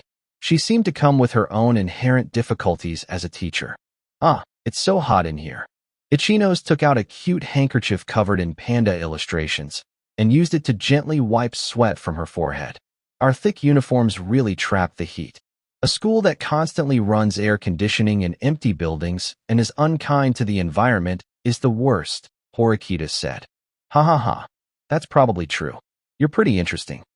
Ichinos laughed, even though that wasn't really a joke. I don't think there was anything funny in what I just said. How about we exchange contact information so things can progress smoothly? Horikita shot me a look that seemed to say, I don't want to do it. Give her yours. If you're okay with having my info, here you go. I said, sure, got it. After we'd exchanged information, I suddenly realized I had an unexpected number of girls' contacts. Though it was only the beginning of July, I already had 7 names and phone numbers in my address book, 3 of them girls. Perhaps I had plunged deeply into the joys of youth without even realizing it. Also, I learned that Ichinos' first name was Hanami, an unnecessary bit of information. 4-5. Ichinos appeared serious about coming up with strategies and being a trusted ally. Every time she wanted permission to try something, she'd contact us, even though she'd already said to leave things to her. I didn't think she needed to limit herself so severely. Upon returning to the dorms, I'd thought that we'd go our separate ways, but Horikita followed me all the way to my room. She seemed to still want to talk. Sorry for the intrusion, said Horikita as she entered the room, even though no one else was there. I wondered why I felt a little nervous being alone with Horikita behind closed doors. Oh, just to check, do you have one too? A spare key? I asked. For your room. Ike-kun asked earlier if I wanted one. I refused. Just as I'd expect from her. It seemed she was the only one with any common sense. After all, it's rare for me to visit your room, Ayana Kuji-kun. Besides, coming here is a shameful act in itself. A disgrace. Understand. I'd assumed she'd respond like that. I wasn't hurt at all. I definitely wasn't thinking anything like, wow, that was unexpectedly harsh. Why are you tracing letters on the wall with your finger? To hide my pounding heart. Or something. The scariest part was that she didn't really have any bad intentions. I'm sure that if asked, she'd probably say something like, but I only spoke the truth. Ayana Kuji-kun, I want to hear your thoughts on Sudo-kun's case once again. Also, I find Kushida-san's actions a bit concerning. If you're concerned now, wouldn't it have been better to participate earlier in the process? Impossible. The very person in question didn't recognize what was happening. I'm only now reluctantly offering to help for the sake of our class. Frankly, I still think it would have been better to abandon him. Even though you pitched in to help Sudo during the midterm, that was different. Even if we managed to miraculously prove his innocence, do you think he'll mature? Saving him might have the opposite effect. Her defiant glare seemed to say, do you understand my point? So you're giving up on proving Sudo's innocence and letting him face punishment for his own sake. Horikita wore a slightly disgruntled expression, but then it looked like realization struck. Knowing Sudo's flawed personality, you realized from the very beginning how difficult it would be to prove his innocence, didn't you? That way, it's easier to think he'd be better off accepting his punishment. Especially better for those who hate him. Horikita seemed to want to add, you thought the same thing, right? I felt like I'd been backed against a wall, unable to run. If I tried to forcefully deny, she would just dig deeper. Well, wouldn't it be clear to anyone who took just a moment to think? Probably. Kushida-san and Ike-kun and the others haven't noticed at all, it seems. They simply believe in Sudo-kun and want to save him from the lie for his sake and our class's sake. They don't understand the urgency of the situation.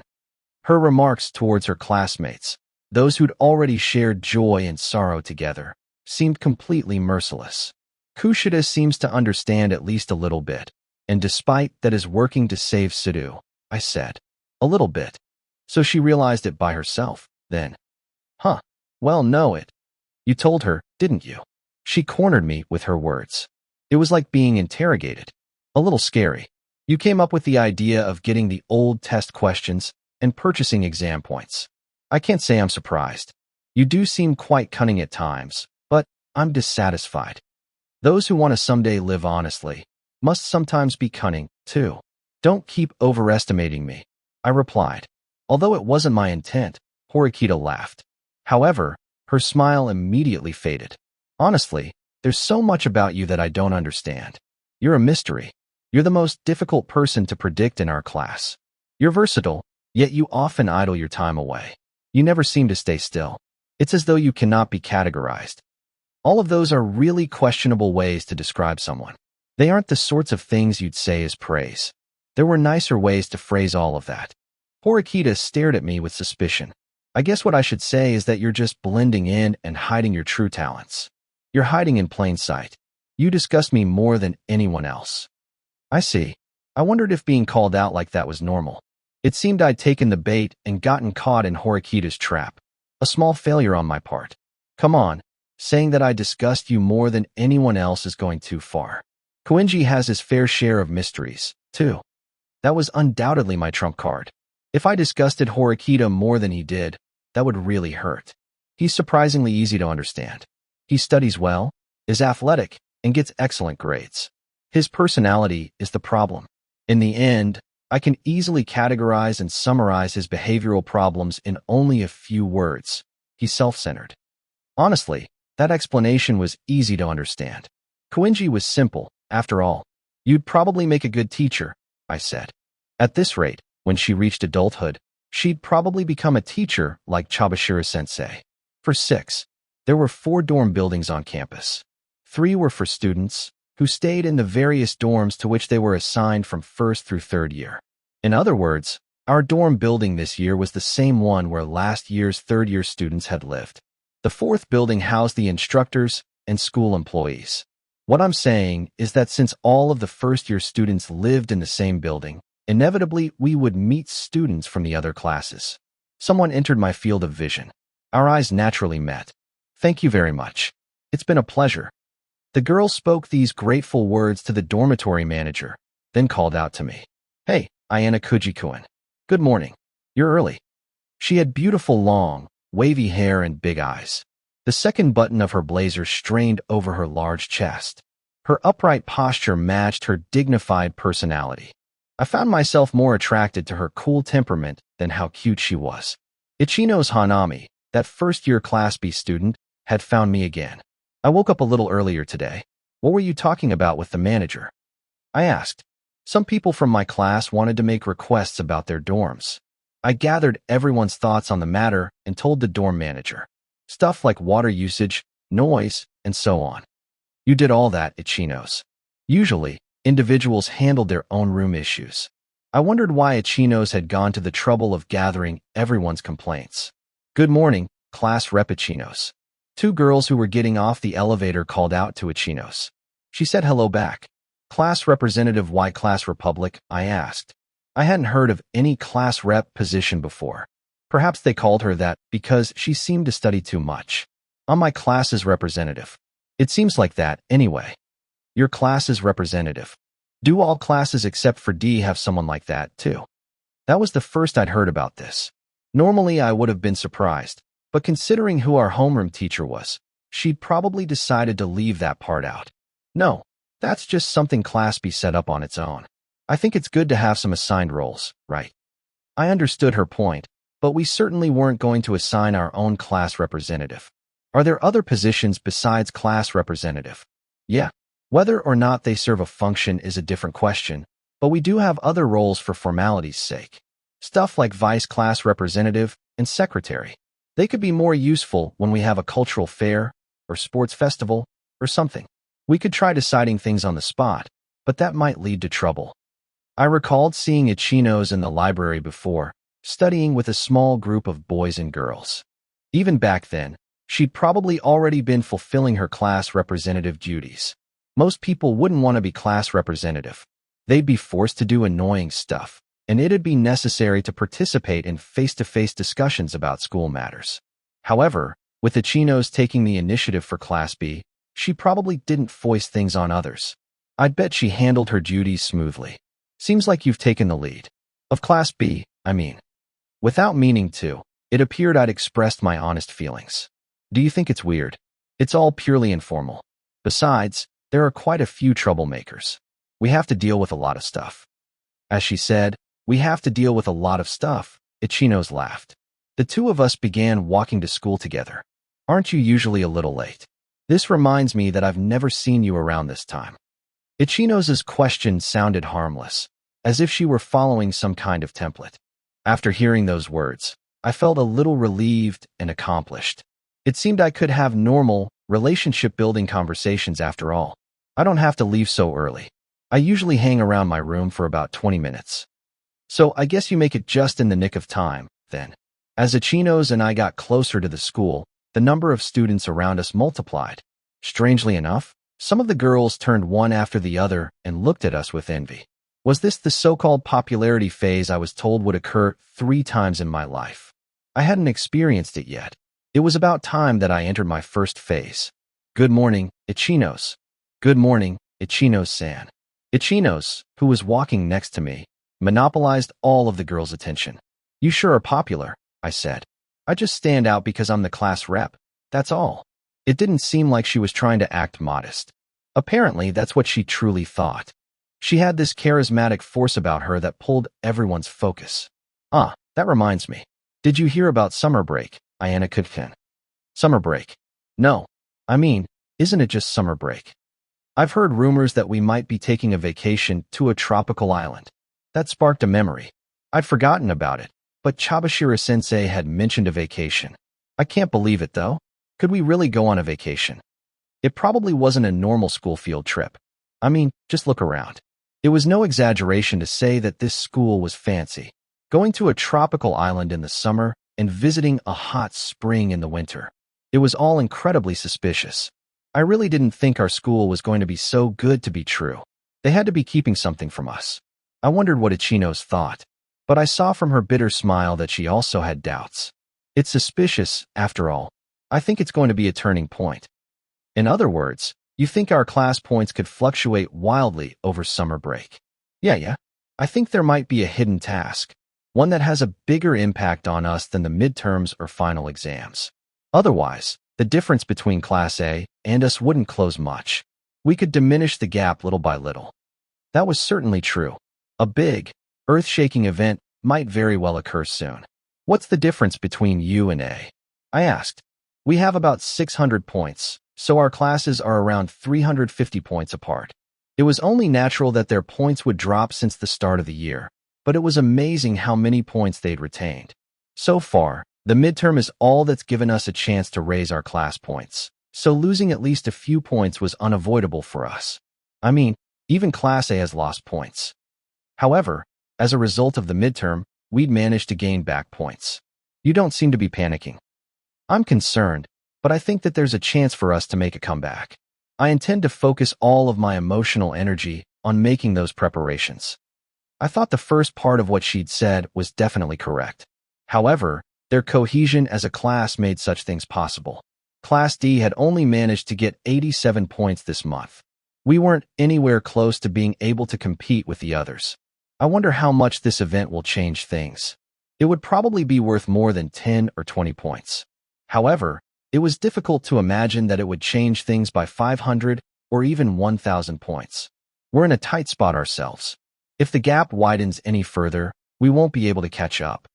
I guess we both have to do our best, then. Actually, the ones who had to work especially hard were Horikita, Hirata, and Kushida. At any rate, it doesn't seem like this will get worse. I didn't want to complain, but I felt that something annoying was on the horizon. But if we actually did vacation on a tropical island, that would be awesome. I wonder about that, I said. That idea doesn't make you happy. Only people who have meaningful friendships can enjoy a vacation to its fullest. There's nothing quite as uncomfortable as traveling without close friends, especially when you're traveling with a group. Just imagining it made me feel like throwing up.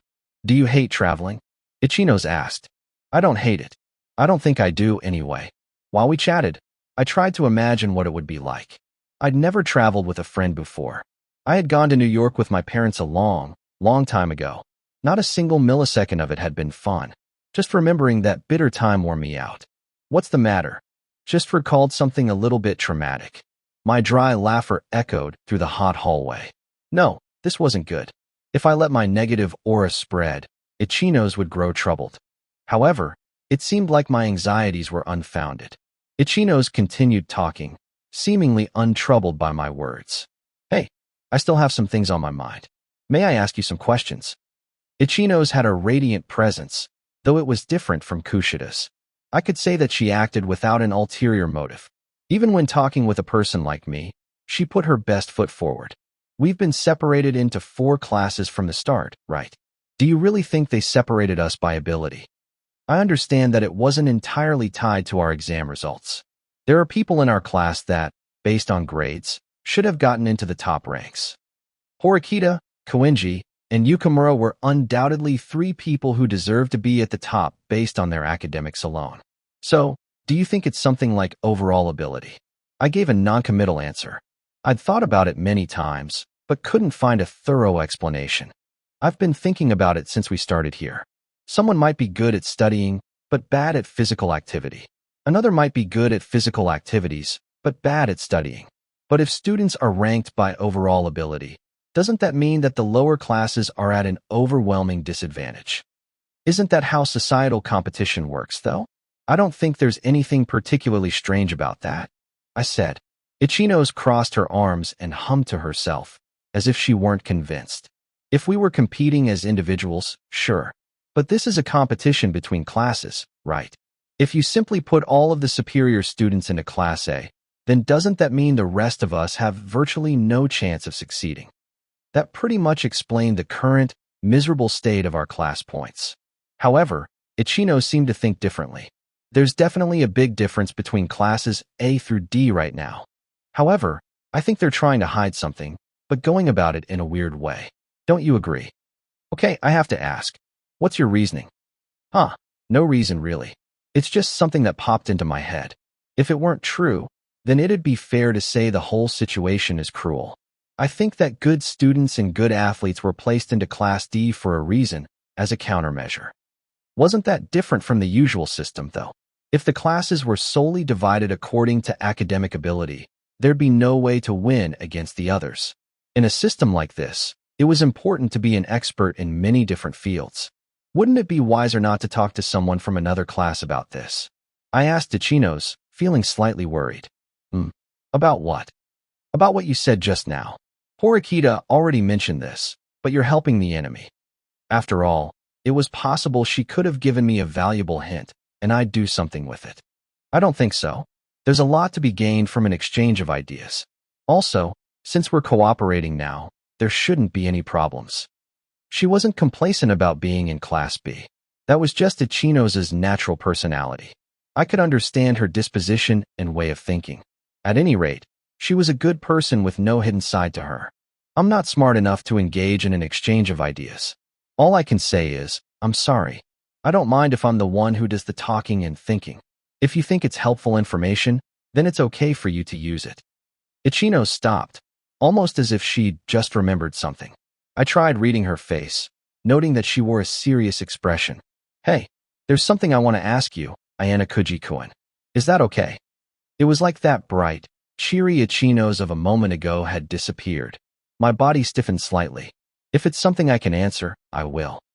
Besides, what question couldn't I answer with my massively impressive brain, filled with the knowledge of 100 million books? A huge lie, of course. Has a girl ever confessed her feelings to you? That wasn't in any of the 100 million books I'd read. Really? Do I look like a guy who's ever had a girl confess her feelings to him? Was she going to call me disgusting, or a virgin, or a shitty moron? Would I cry? I was still only a first-year high school student, you know. It was way too early for this. Right. Hey, you think so too, right? Besides, I was certain that, proportionally, the number of people who had confessed their feelings was low compared to those who hadn't. It was a baseless theory, though. Who knew the real number of people who had died in solitude, hidden in the shadows of humanity's prosperity? Oh no, I'm sorry. It's nothing. It didn't look like it was nothing. However, it did look like she didn't plan to make fun of me. Rather, she was actually worried about something. Did someone confess to you? I asked. Oh yeah, kind of. It seemed like many students were striving every day to couple up like Hirata and Karuizawa. Well, if you're okay with it, can you spare a little time after class? I have some questions about confessions. I know all too well how busy you are with the incident right now, but sure, that's okay. I don't really have much to do. Don't have much to do. I don't think there's much point in looking for evidence or another witness. Doing that would be a waste of time and a headache. But you went to the scene of the crime the other day to investigate, right? That was for something else. Anyway, it's fine. Thank you. I wondered what all this confession stuff had to do with me. Had she made up a lie like, Ayanakuji is my boyfriend, to mislead people? I considered it for a moment, but then thought it'd be smarter for her to use a more reliable, pretty boy. I'll be waiting at the school entrance after class. Okay, I understand. Even though I knew absolutely nothing was going to happen, I was pretty excited. That was what being a man was all about. 4-7. Students overflowed through the school doors as they made their way home.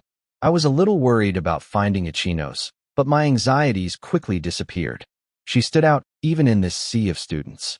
Although her cuteness could have been one reason why, she also had the type of presence that dominated wherever she was.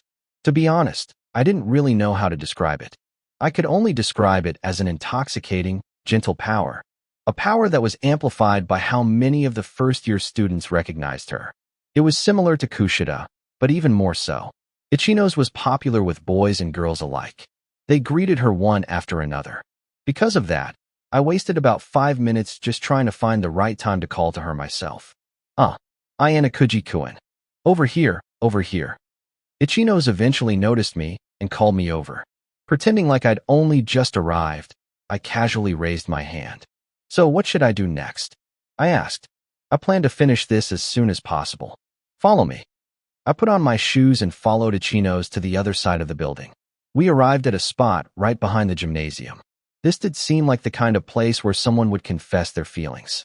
Now then, Ichino's took a deep breath and faced me. No way. Did Ichino's plan to confess to me? I think. No way. There was no way this could. I think someone will confess their feelings to me here, she said. Huh. With that, Ichino's took out a letter and showed it to me. It was a cute love letter adorned with a heart sticker. Although she wanted me to read it, it felt rude to look. The handwriting was pretty, much like the letter's exterior. The handwriting was cute, definitely not like a boy's. I noticed something that concerned me. The meeting time and location were written in the letter. It was set for Friday evening at 4 p.m. behind the gymnasium. That was about 10 minutes from now. Wouldn't it be better if I weren't here? I asked. Love is kind of alien to me. I don't know how to respond without hurting her feelings. I also don't know if we can stay good friends afterwards. I want you to help me. I don't really think I'm the person to ask for this. I don't have any experience with romantic confessions. There are probably other people in Class B who could help. The person confessing her feelings to me is from Class B. Ah, that's what it was. I now understood why she'd asked me to come. I'd like for you to keep this secret. If not, things will probably get unpleasant. Knowing you, Ayanakuji-kun, I doubt you'll go around telling people. But Ichino's, aren't you used to people confessing their feelings to you? Huh. In no way. Not at all. I've never experienced this before. If she hadn't told me herself, I absolutely would not have believed it. I really don't understand why this is happening. I didn't think this confession was surprising, because Ichino's was so cute. Furthermore, judging how she'd interacted with the other students, she had a great personality. So, will you please pretend to be my boyfriend? Whoa. Had this situation seriously devolved into such a cliché? I did a bit of research and discovered that the rejected person hurts less if the object of their affection is already in a relationship. I understand that you don't want to hurt anyone, but won't it be worse if they find out you lied? I could say that you and I broke up, or that you left me, or something. I didn't think that was the solution here. Honestly, I think it would be much better for you to talk with this person one-on-one. Truthfully. But Ichino seemed to have noticed something and awkwardly raised her hand. Apparently the person in question had arrived earlier than expected. What in the world kind of visual K guy was this person? The new arrival had a boyish, androgynous face. He was even wearing a skirt. No. First impressions aside, she was a girl. I'd suspected as much after seeing her handwriting. Unlike when a boy revealed romantic feelings for another boy, this confession would probably be smooth. I might have thought that because I was a guy myself, though. Ichino-san. Who is this person? The new girl seemed a bit unnerved by the unexpected appearance of a male student. This is Ayana Kuji-kun, from Class D. I'm sorry for bringing someone that you don't know, Chihiro-chan.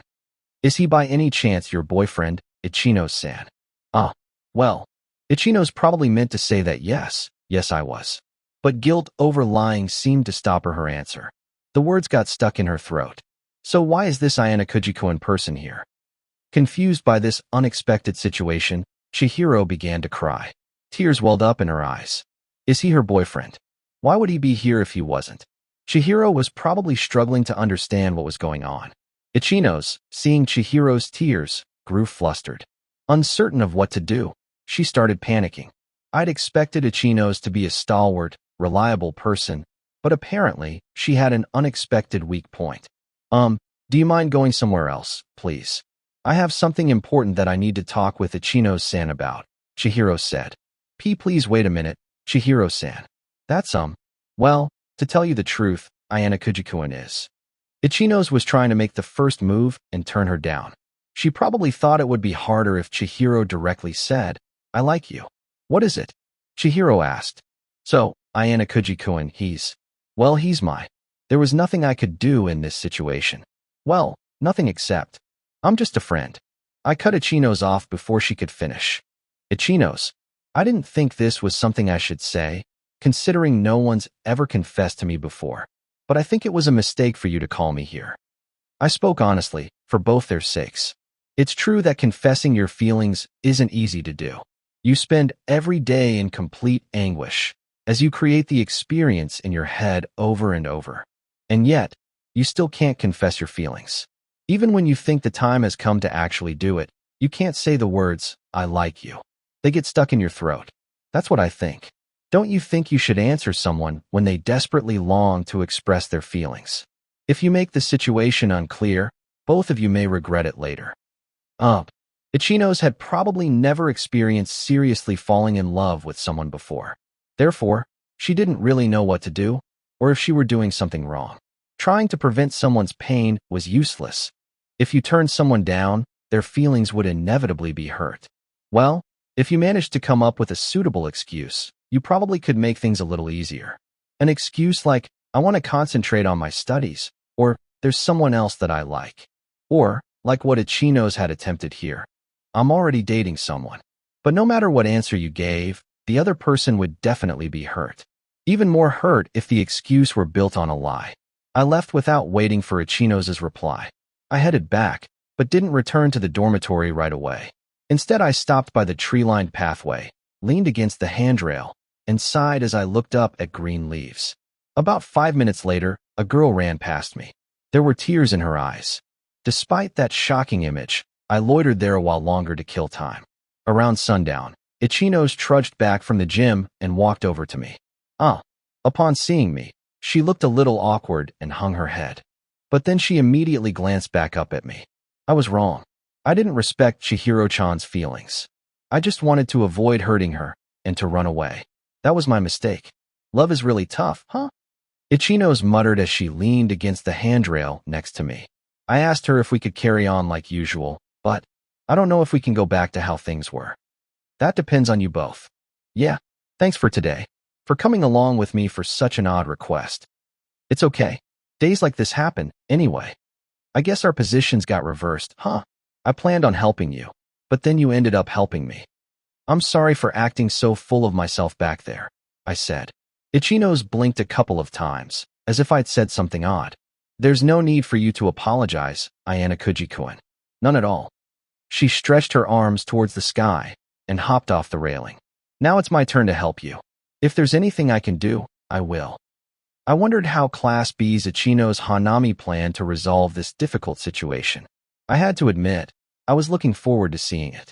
4-8. That evening, I got a call as I was doing some online shopping. My phone was plugged into the wall next to my bed when suddenly its screen lit up. Caller ID displayed the name, Kushida Kikyu. I did a double take to make sure of what I saw. Knowing I wouldn't have the guts to call her back, I rolled my chair across the room, snatched my phone off the stand, and dove onto the bed. I'm sorry for calling you so late. You're still up? She asked. Oh, I was thinking of going to bed in a little bit. Did you need something? Sakura-san's digital camera was broken, right? I feel like I'm partially to blame since I made her so flustered. So I wanted to take responsibility for that. I don't think you should feel responsible, Kushida. Not in the least. Besides, she's going to get it fixed, right? Since it's so important to her, wouldn't she get it repaired no matter what? However, as I spoke, I realized it probably wasn't that simple. Sakura was extremely inept at social interaction and probably lacked the self-confidence to go to a store by herself. It was probably similar to how someone might feel about dining alone in a restaurant. It was a little hard to believe she could be that shy, but in this world there were all sorts of different people with different personalities. So it wasn't particularly surprising to find a person who lacked all communication skills, right? So, did you offer to help her then, Kushida? I asked. She'd probably been proactive about establishing some common ground with Sakura. Yeah, she seemed hesitant at first, but then said that she'd be fine with the day after tomorrow. I think that Sakura's digital camera is probably really important to her. Kushida had done a wonderful job taking the proper first steps to earn Sakura's trust. But why are you telling me this? Won't it go more smoothly if it's just the two of you? If we were just going to get it repaired, I suppose. But there's another thing. I'd like your help with it, Ayana Kuji-kun. Do you want me to ask if she knows anything about Suru's incident? Horikita-san seems convinced that Sakura saw everything. After getting a bit closer to Sakura-san, I also think she knows something. But there has to be some reason why she's keeping quiet, since she keeps denying that she witnessed it. While taking Horikita along would probably be the best option, it was delusional to think that Horikita and Kushida would spend their day off together. Kushida had probably chosen me through the process of elimination, as I was the least harmful candidate. If she'd invited Ike or Yamauchi along, they would have had eyes only for Kushida. Moreover, it was convenient. I wanted to visit the electronics store for a while now. I sat up and leaned against the wall. For some reason, it felt kind of rude to make plans while lying down. Okay, I understand. Let's go. My voice cracked with a little too much excitement. Fortunately, Kushida didn't seem to notice anything strange and didn't press me about it. I chatted with Kushida about this and that for a little while. I didn't get too worked up over the conversation. It was casual, so there was nothing to be nervous about. It was proof that she could invade my personal space without causing discomfort. In my mind, I'd firmly recognized her as my friend. That reminds me, it was really scary when Koenji-kun and Suru-kun looked like they were about to start fighting. Yeah. It was a critical situation. It looked like their fists were going to do the talking for them. Koenji always seemed laid back, but if Suda started taking swings at him, he would fight. If that happened, it'd be a disaster. I couldn't even move. Hirata-kun was so amazing, though. He's definitely an admirable person. Yeah, hearing her praise Hirata like that made me a little jealous. I reminded myself that it was only natural to admire someone with the courage to step up in a situation like that. Class D was able to come together, thanks to you and Hirata. The fact that the boys and girls are separated plays a big part, too. Sometimes, only a girl could solve another girl's issues. I'm just doing what I normally do. It wasn't anything special. I think Hirata would definitely say the same thing. Oftentimes, special people did not consider themselves special. Speaking of special, don't you think that Horikita-san is way more special than someone like me? She's great at studying and excels at sports. It makes me wonder why she's in Class D. Horikita wasn't special. She belonged to a unique class of people. I kept quiet, though, afraid that if I badmouthed her she'd find out about it. Wasn't she assigned to Class D in part because she's not very sociable? But doesn't she behave normally with you, Ayana Kuji-kun? You think that's normal? Based on the Horikita I knew, I'd have to describe the way she treated others as miserable. I trembled a little to recall Ike fainting in agony. When I think of my relationship with Horikita, it's like there's a wall between us. Or perhaps I should say that's the extent of our relationship, if you understand what I'm getting at. She sounded amused yet slightly doubtful. I didn't like being misunderstood by Kushida. That reminds me. I wanted to ask you something. Your room is on the 9th floor, right, Kushida? Yeah, it is. Why? What about it? Oh, no reason. Just curious. Suddenly, Kushida fell silent. It was unexpected silence, without warning. Our conversation, which had been smooth up until now, came to a screeching halt. Usually, Kushida would resume the conversation immediately, but now she'd stopped. Perhaps asking her floor number had been in bad taste. I started fidgeting. Unable to calm down, I began pointlessly looking into every corner of my room. If only I were a pretty boy with excellent communication skills. I couldn't help but wish for that. We were so quiet that we could hear each other breathing. It's getting late. Should I hang up now? I asked, unable to bear the silence. It was painful to stay on the phone with a girl and not say anything. Hey. Kushida broke the silence, but then stopped talking again. Her hesitation was unusual. This was a far cry from the usual Kushida, who always tried to brighten the conversation. She stopped talking again. Another period of silence followed. 5 seconds, then 10 seconds passed. No, it's nothing. That sure didn't seem like nothing. However, I lacked the courage to say, hey, what is it? Spill. To her. So I let it go. Sorry, Kushida. If I were on the battlefield, I'd be the sniper, the chicken who would stay far away from the fighting. Forgive me. Well, I'll see you the day after tomorrow, Ayana Kujikun. With that, Kushida ended the call. I wondered what she'd been trying to say. I felt like it was going to be a bad, sleepless night. 4-9. On Sunday afternoon, I went to the shopping mall to meet Kushida and fulfill my promise. For someone who generally spent Saturdays lounging in his room, this place made me nervous. One person was sitting on a bench up ahead. I wondered if that person were waiting for someone, like me. After all, most students just went around freely on their days off. While pondering the matter, I sat down on the other available bench. I thought we would go together since we lived in the same dorm, but Kushida was a little fastidious when it came to these things. I decided it'd be better if we met at the agreed location. Good morning. In the surrounding hustle and bustle, Kushida drew nearer, a wide smile on her face. Oh, hey. Good morning. My heart started pounding. I fumbled over my words and managed an awkward wave. Sorry, were you waiting long? Oh no, I just got here.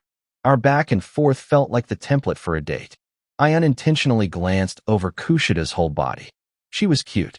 Kushida was really cute. Seeing Kushida in casual attire for the first time was so overwhelming, I couldn't look away. This is the first time we've met up on a day off. It's refreshing. Kushida laughed, maybe because she felt the same way. What the heck was with that cute smile? Something that adorable was against the rules. Perhaps Ike and the others hadn't seen this before. Did that make me happiest of all? I had to contain my excitement in front of her. Kushida spoke up, as if she had just remembered something. Weren't you really busy during your downtime last week? I'm glad that you came despite that, Ayana Kujikun. Last week. Really glad I came despite that. What the heck was she talking about? I'm talking about Ike-kun and the others going to that cafe, of course. This was the first I'd heard about it. I didn't recall any previous, hidden event. By any chance, Kushida began. That's it. Now that you mention it, I didn't hear about it. I looked up to the heavens and lamented my worthlessness. It's not like Ike and the others were bad for not inviting me. I was the bad guy, the one who hadn't been invited. I didn't mean anything. I'm sorry, I guess I said something wrong. Don't worry about it. Really, I don't care. Was it fun? You do seem to care. If I handled this poorly, instead of being the happiest I'd ever been with Kushida, it'd be the worst. Even if it was for just a moment, spending time alone with her made me feel like the luckiest guy. The students who passed us would occasionally steal a glance at Kushida in her casual clothes. In the case of passing couples, the girlfriend would appear upset and grab her boyfriend by the cheek. Even though I was the one with Kushida, I couldn't help but feel bewitched by her cuteness. What the heck? I was really flattering Kushida a lot. What I'd said had been completely true, but there was also a whiff of bashfulness. What's the matter? Kushida froze, which I thought was strange. Every movement she made, or didn't make, was cute. I think we've had really nice weather lately. Worried that we were heading into cliched territory, I steered the conversation in another direction. I needed to calm down. How many times had I used the word cute today? At this rate, I'd probably end up using it 100 or 200 times. Sorry. I think I might look a little out of place next to you, I muttered. I could easily move. I looked simple. I didn't look good next to Kushida by any standard. No, that's not true at all. I think we're great together, she replied. So, you're saying someone simple like me is a good match for you? I should accept an insult like that. Yeah. I felt the quick thrust of a knife. Maybe I dug my own grave by setting myself up like that, but it was still a shock. You're that surprisingly delicate, Ayana Kujikoen. I don't really care what others say. I don't think it's an insult at all. I really think we suit each other. I felt like she was teasing me somehow. Normally, I'd get angry, but since this was Kushida talking, it just felt unfair. She'd teased me so casually with only a few words. So what about Sakura-san? I don't see her yet. It was the exact time we'd agreed to meet, but there still was no sign of her. But was she okay with it? Inviting me out, I mean. She asked me to invite you, Ayana Kujikoen. Didn't Sakura-san contact you? Sakura? No, I haven't really talked to her. I recalled meeting up with Sakura at the special building. That had been about the extent of our contact. Perhaps it was love at first sight, I said, laughing and grinning. Such a dramatic scenario would be absolutely ridiculous. Right now, how about we sit and wait? Sure. Well, hey, isn't that Sakura-san sitting next to us? Sakura, clearly flustered and indeed sitting on the bench next to us, stood and gave a sheepish bow. Had Sakura really been sitting there the entire time? Amazing that we hadn't noticed her at all. Not a sign of her presence or aura. I'm sorry, I don't stand out much, I suppose. Good morning, Sakura said. No, I don't think you blend in too much. I definitely felt your presence, I said. Oh, you don't need to say that for my sake, Ayana Kujikoen. Sakura bowed her head apologetically and slowly straightened. I wanted her to forgive me for not noticing her. Sakura was wearing a hat and even a surgical face mask, which made it difficult to recognize her at a glance. I wondered if she'd caught a cold or something. You kind of look suspicious. Rather than saying you look suspicious, I think you actually stand out more. Yeah, I suppose so. I think I do stand out, especially here, Sakura responded. Sheepishly, she removed her mask. She didn't seem to have a cold. Rather, she seemed like the type to wear the mask in order to avoid attention. She must have really hated standing out. So anyway, about my digital camera. Is it okay if we go to the electronics store in the mall? Sakura asked. Well, yes. We did certainly come here to get the camera fixed. I'm sorry for making you come along with me. Sakura bowed apologetically, as though begging forgiveness from the bottom of her heart. For some reason, I felt sorry for coming here. 4 or 10. There were some incredibly famous, nationally known stores that did business with our school. Even though their customers were only students and the stores themselves weren't too very big, they sold items for everyday use and electronic appliances. Let's see. I'm sure they have a repair counter somewhere. Let's check it out. While Kushida headed towards the back of the store, I wondered just how many times she'd come here. Sakura and I followed close behind. I wonder if they'll fix it right away. Sakura looked rather anxious as she took out her digital camera and held it tight. You really love your camera, don't you? I asked. Yeah. It's weird, isn't it? No, not at all. It's a good hobby to have, isn't it? I get the feeling there's a significant story attached to that camera. It'd be great if they fixed it soon. Yeah, there it is. The repairs counter. The store was crowded with a huge number of products and difficult to navigate, but towards the back was the place where they handled repairs. For some reason, Sakura suddenly stopped in her tracks. When I glanced over at her, I noticed she was wearing an expression of blatant fear and revulsion. It seemed that something had upset her quite a bit. However, when I followed Sakura's line of sight, I saw nothing out of the ordinary.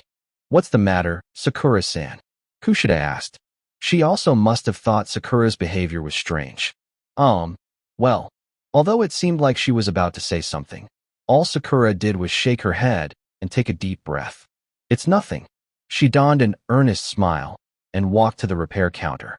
Kushida and I exchanged looks, but decided to follow her. Maybe it really was nothing, like she said. Kushida talked to the store clerk and asked him to repair the digital camera. Meanwhile, incredibly bored, I checked out the appliances on display. Kushida's worldly wisdom was certainly impressive. Even though it was her first time meeting the store clerk, She was soon talking to him as if they were longtime friends. Sakura, the camera's owner, spoke only when she needed to give her consent or to clarify something. Even so, the store clerk appeared pretty fired up. He aggressively engaged Kushida in conversation, without even pausing for a breath. Although I could just barely hear the conversation, it sounded like he was asking Kushida on a date. He asked if she wanted to see a certain female idol's concert, which was being screened over in the theater. He seemed like quite the otaku, judging from how passionate he was about a wide range of subjects, from idol elections to idol magazines. Because Kushida didn't show any signs of disliking the conversation, he probably thought he could successfully ask her out. However, I believe she would try her hardest to sidestep the invitation. He seemed to be getting excited over talking to such a cute girl, but their conversation didn't proceed any further. As I'd expected, Kushida began to feel awkward. In order to conclude their business, she urged Sakura to hand over the camera. When the store clerk opened up the camera to confirm the contents, he saw that part of it had been damaged from the fall. That was why the camera wouldn't turn on properly. Fortunately, because Sakura still had the warranty card, the item could be repaired free of charge. Finally, all Sakura had to do was fill out her contact information, and we'd be done. But Sakura's hand suddenly stopped as she filled out the form. Sakura-san. Kushida, thinking that something strange was going on, called out to Sakura. She seemed to be hesitating for some reason. I didn't intend to say anything at the time, but her attitude seemed to weigh on my mind. And also, the store clerk, who had previously been absorbed in his conversation with Kushida, now stared directly at Sakura. Both Sakura and Kushida were looking down at the form, so they didn't notice. But the clerk had unsettling eyes. Even men would find it a little creepy. Can I see that for a second? I asked. Huh. Standing next to Sakura, I reached for the pen she was holding. She didn't seem to understand why I wanted it, but she anxiously handed it over. When the repairs are finished, please contact me. Hey, wait a minute. Contact you. She's the owner, isn't she? That would be. The manufacturer warranty explicitly shows where the item was sold and the date of purchase. Also, I doubt there'd be any legal problems with me putting my information down. It should be perfectly fine if the user's name is different than the purchaser's. Before the clerk could say, I understand, I'd entered my name and my dorm room number into the required fields. Or, is there a reason why she specifically has to enter her information? I added, still without looking back up. And no, not at all. I understand. There's nothing to worry about, the clerk said. Shortly after I'd completed the form, I handed it over with the camera. Sakura gently patted her chest and sighed in apparent relief, but when she learned it'd take 2 weeks for the camera to be repaired, she grew discouraged. Her shoulders slumped. That clerk sure was something else. He talked with such incredible passion, I was just so shocked, Kushida said. Didn't you feel kind of disgusted? Sakura asked. And no, I wasn't disgusted by him. Do you know something about that clerk?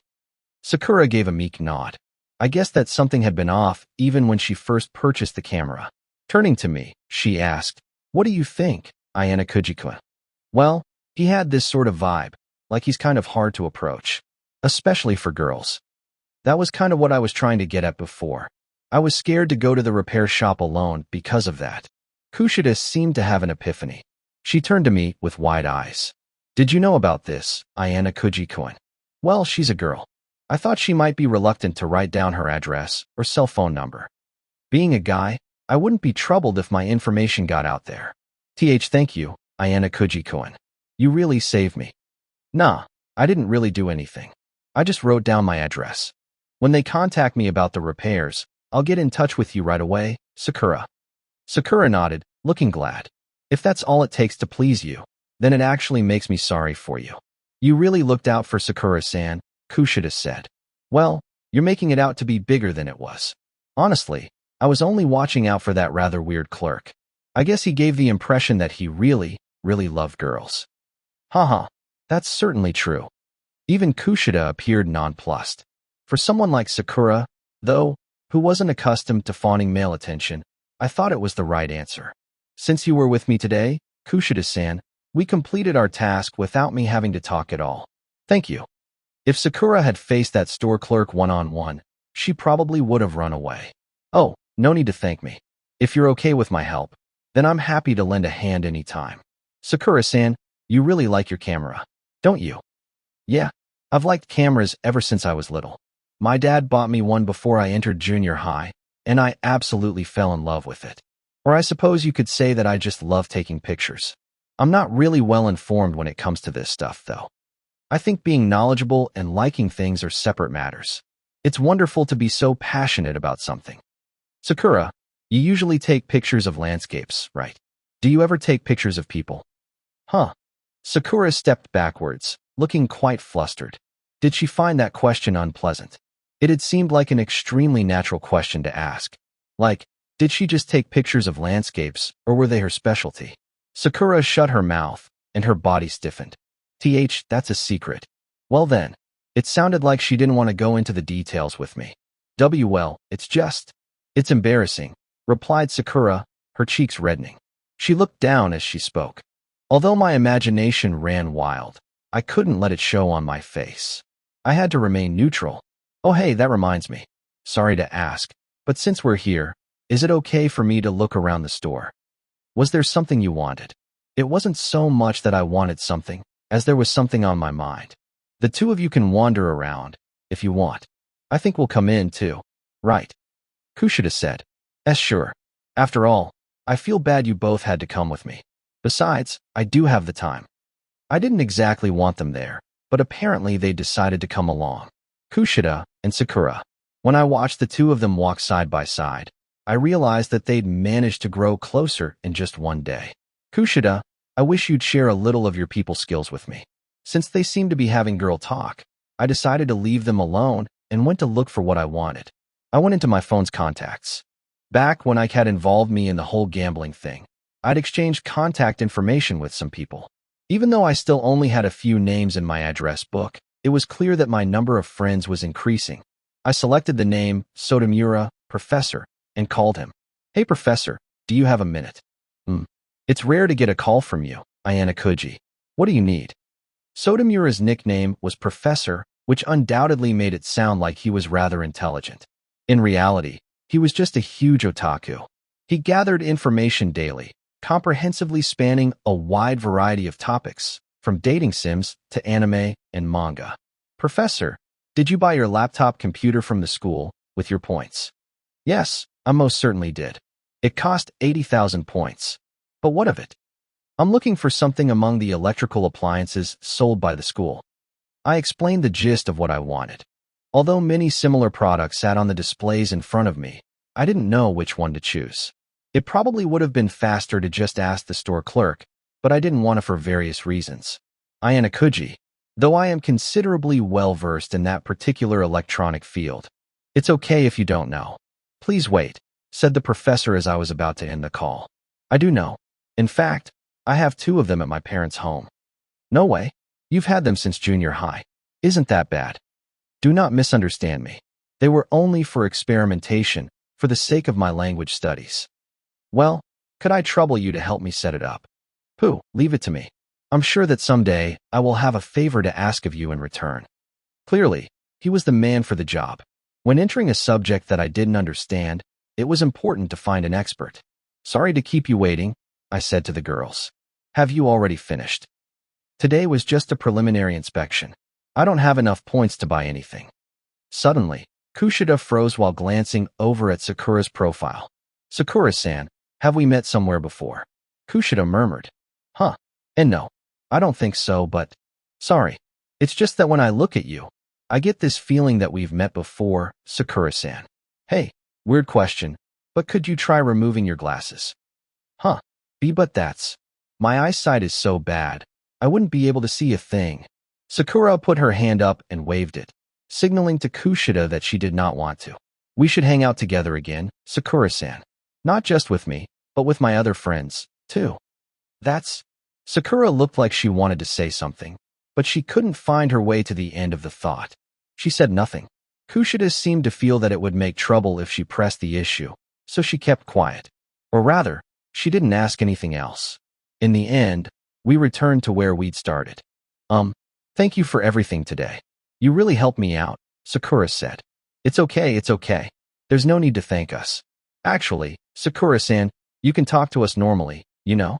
If it's okay with you. We're in the same grade. It sounds a little weird when you speak so formally to us. It was certainly true that Sakura's speech patterns weren't exactly what you would expect from a peer.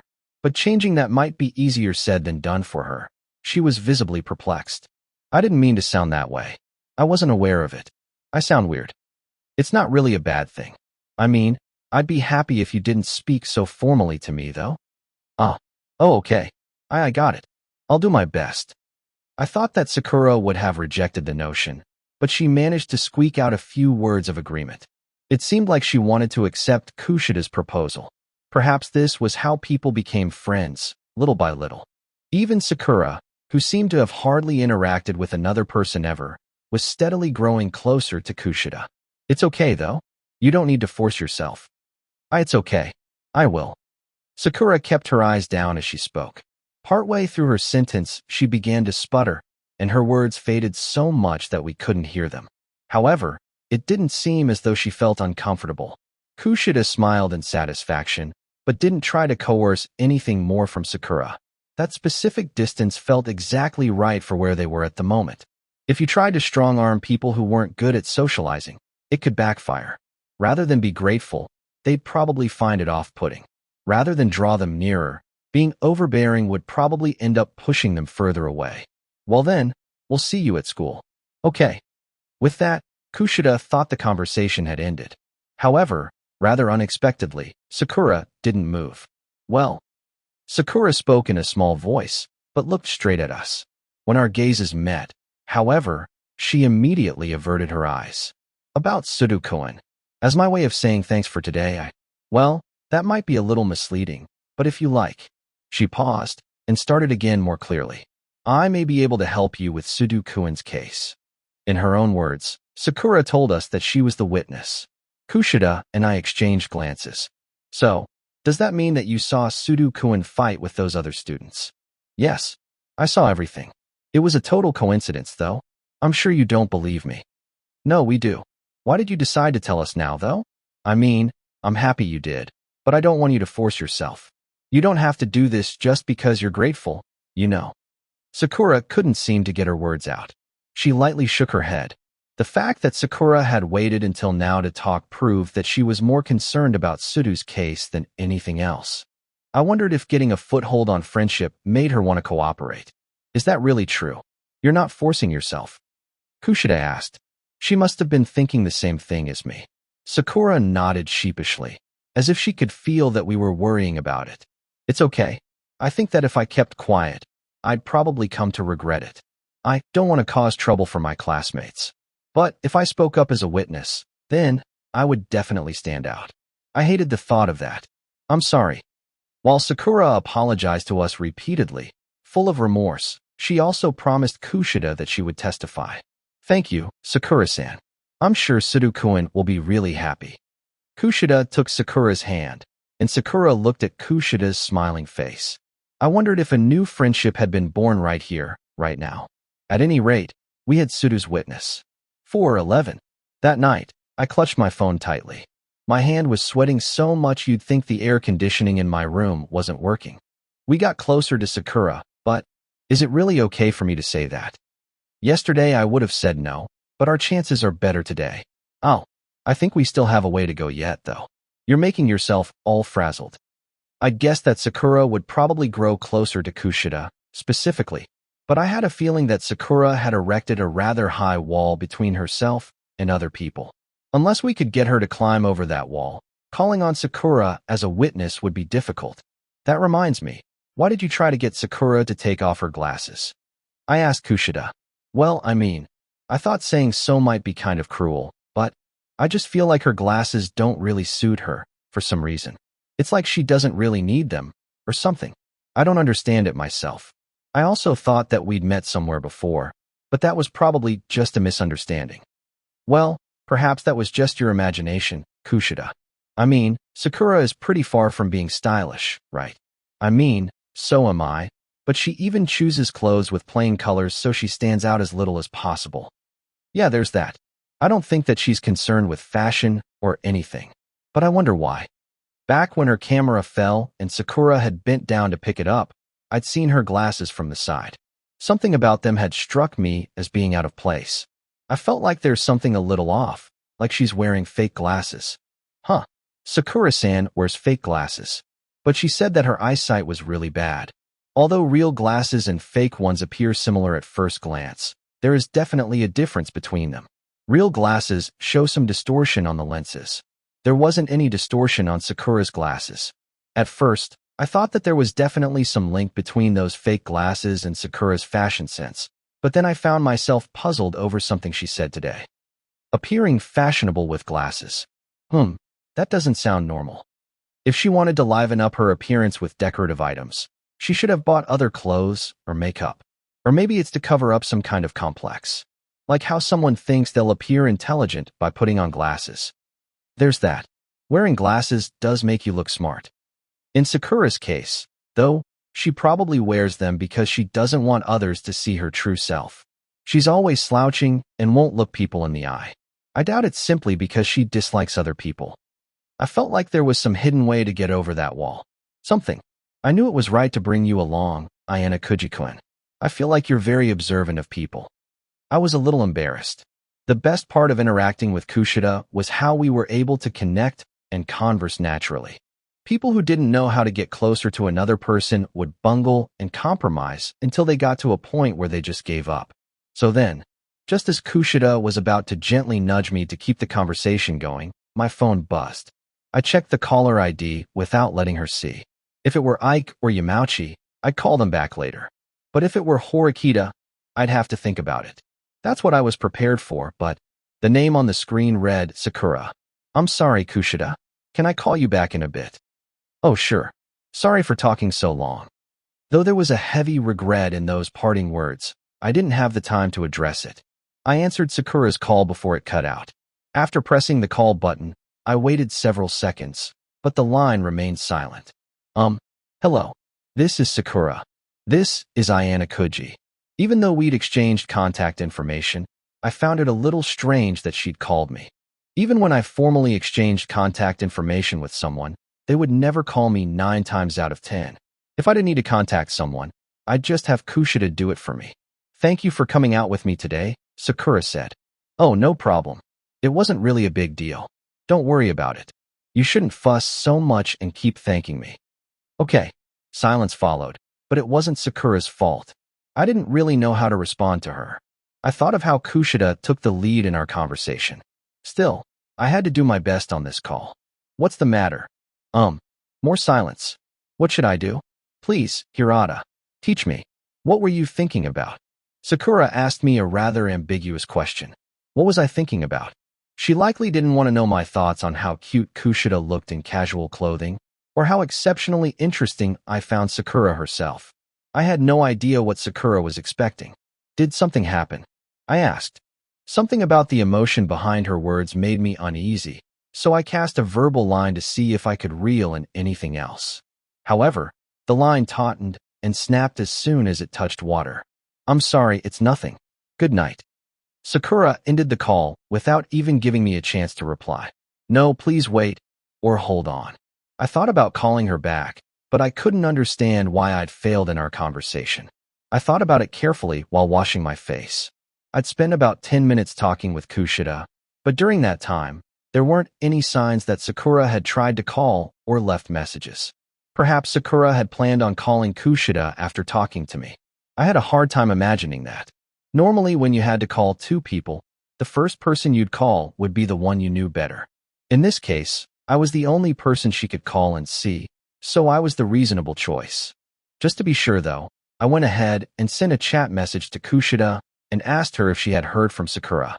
A few minutes later, Kushida confirmed that she hadn't heard back from Sakura, just as I'd thought. I was asked to invite you as well, Ayana Kuji-kun. Did you talk to Sakura-san? When I'd met Kushida that morning, she'd said something like that. Because Sakura got really nervous when she was alone with Kushida, I had thought she'd just invited someone else who was suitable for the task.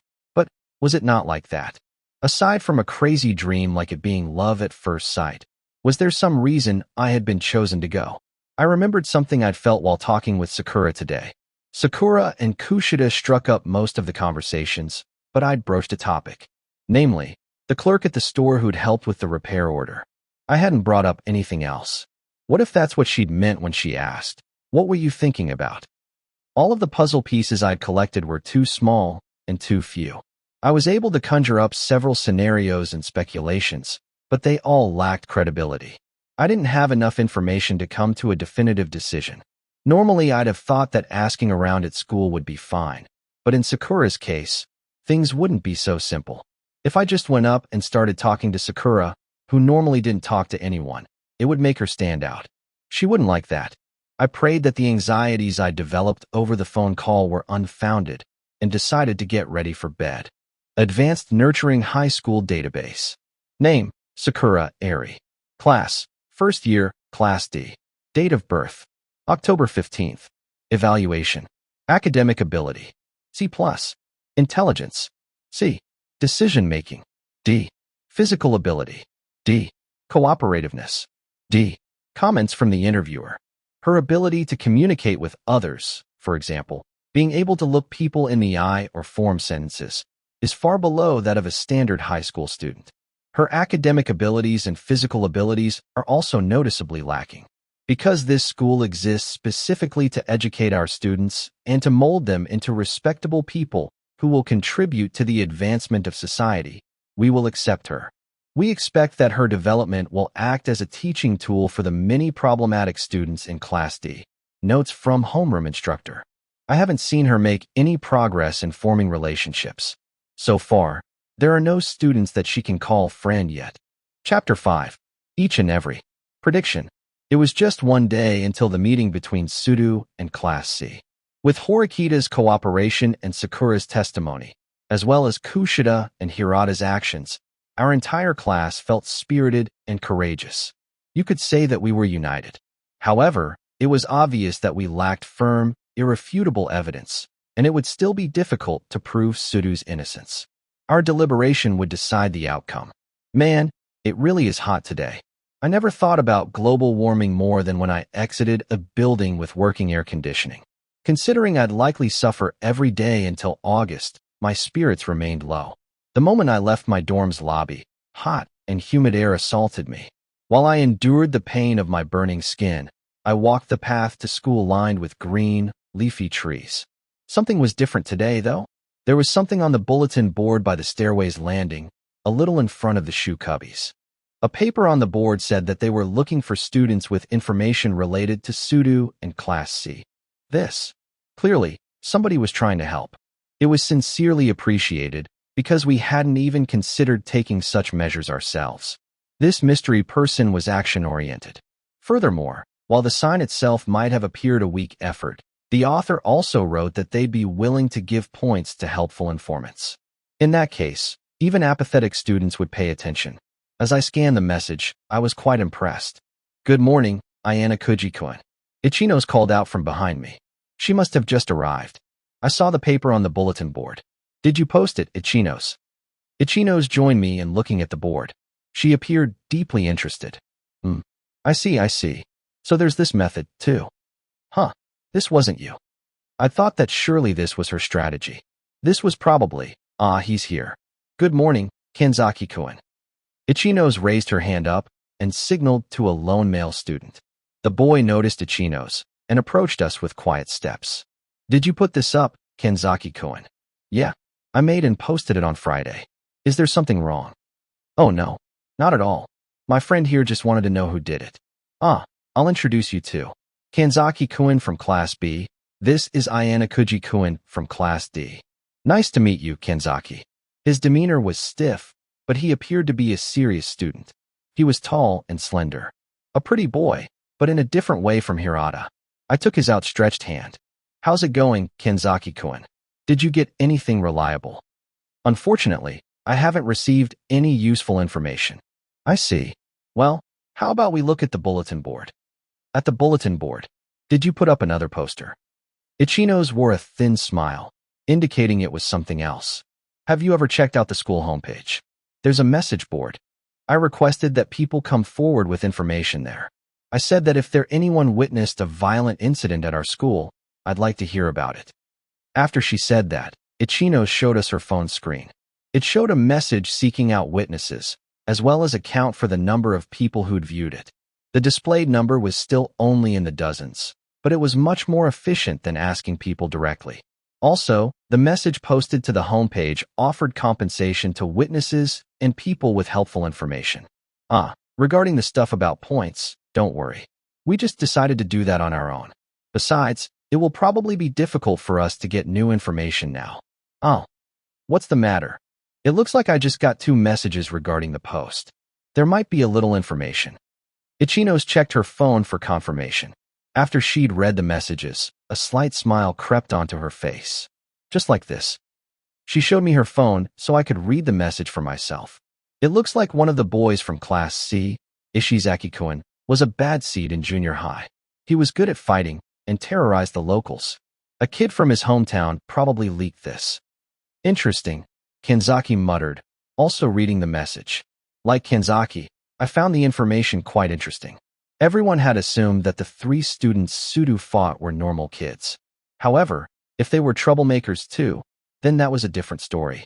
As for the other 2, being basketball players meant they probably had good motor skills. Yet Sudo had turned the tables and beat them all without once being hit himself. I couldn't help but feel there was something unnatural about that. Kenzaki-kun, what do you think?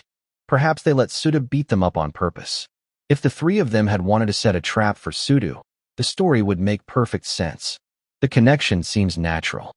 Yeah, I think so too. I knew you'd figure it out, Kenzaki-kun. Great work. If we can verify this information, then we could be one step closer to proving Sudo-kun's innocence. But what we have is still pretty weak, isn't it? Yeah. Even if we manage to convince people with this new evidence, we're really only halfway there. The fact that it was such a one-sided fight definitely puts a lot of pressure on us. Sudo probably wouldn't want to shoulder some of the guilt alongside the others. Neither party wanted to be liable for this situation.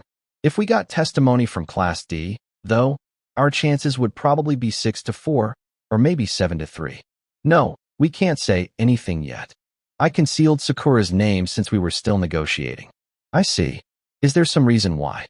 Since the whole Sakura situation was rather delicate, I avoided explaining in detail. After all, she might decide to quit after all, even on the day of the decision. I wanted to have an escape route. There have been no reports of another witness, just as I thought.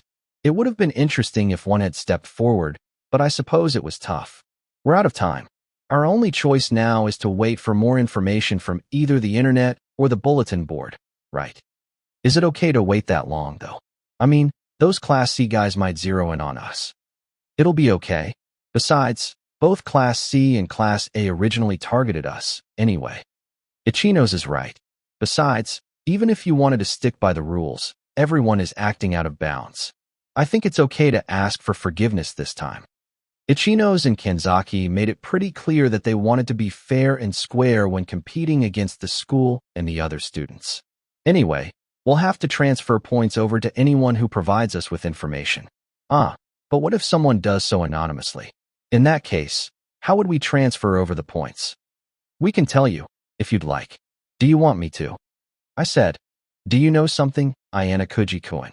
I just remembered something when I was messing around on my phone. Do you know the person's number? It's a toll-free number, but I remember it. Ichino's drew close and pointed at her phone. Being this near to somebody usually made people feel defenseless. I thought that a girl wouldn't want a man to be in her intimate space, and I didn't know exactly what it was, but Ichino's had a pleasant scent about her. Here, open up the points remittance screen. You should see your ID number in the upper left corner.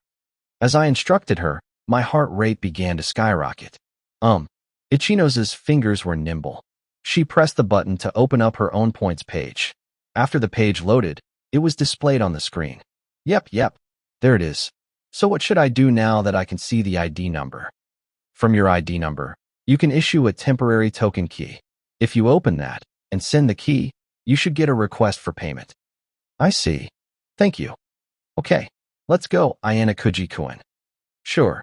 Ichino started walking. Just then, for a split second, I had seen something on Ichino's phone.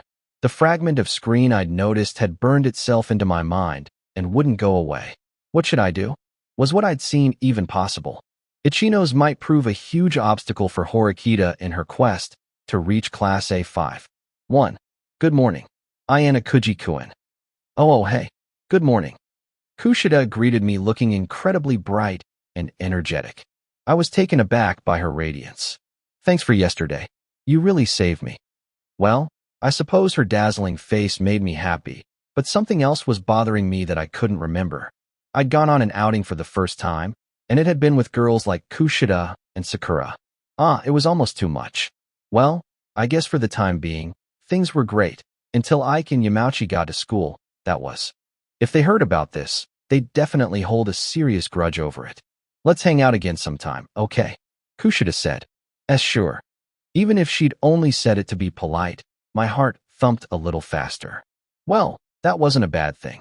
Did you spend your day off with Kushida-san? An icy voice asked. Yeah, I did, I answered quietly. Kushida wanted Sakura's cooperation, so she asked for my help. I didn't have much of a choice. I see.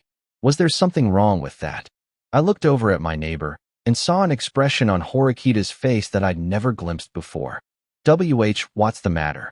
I asked. What do you mean? Well, you just had this really weird look on your face. Really?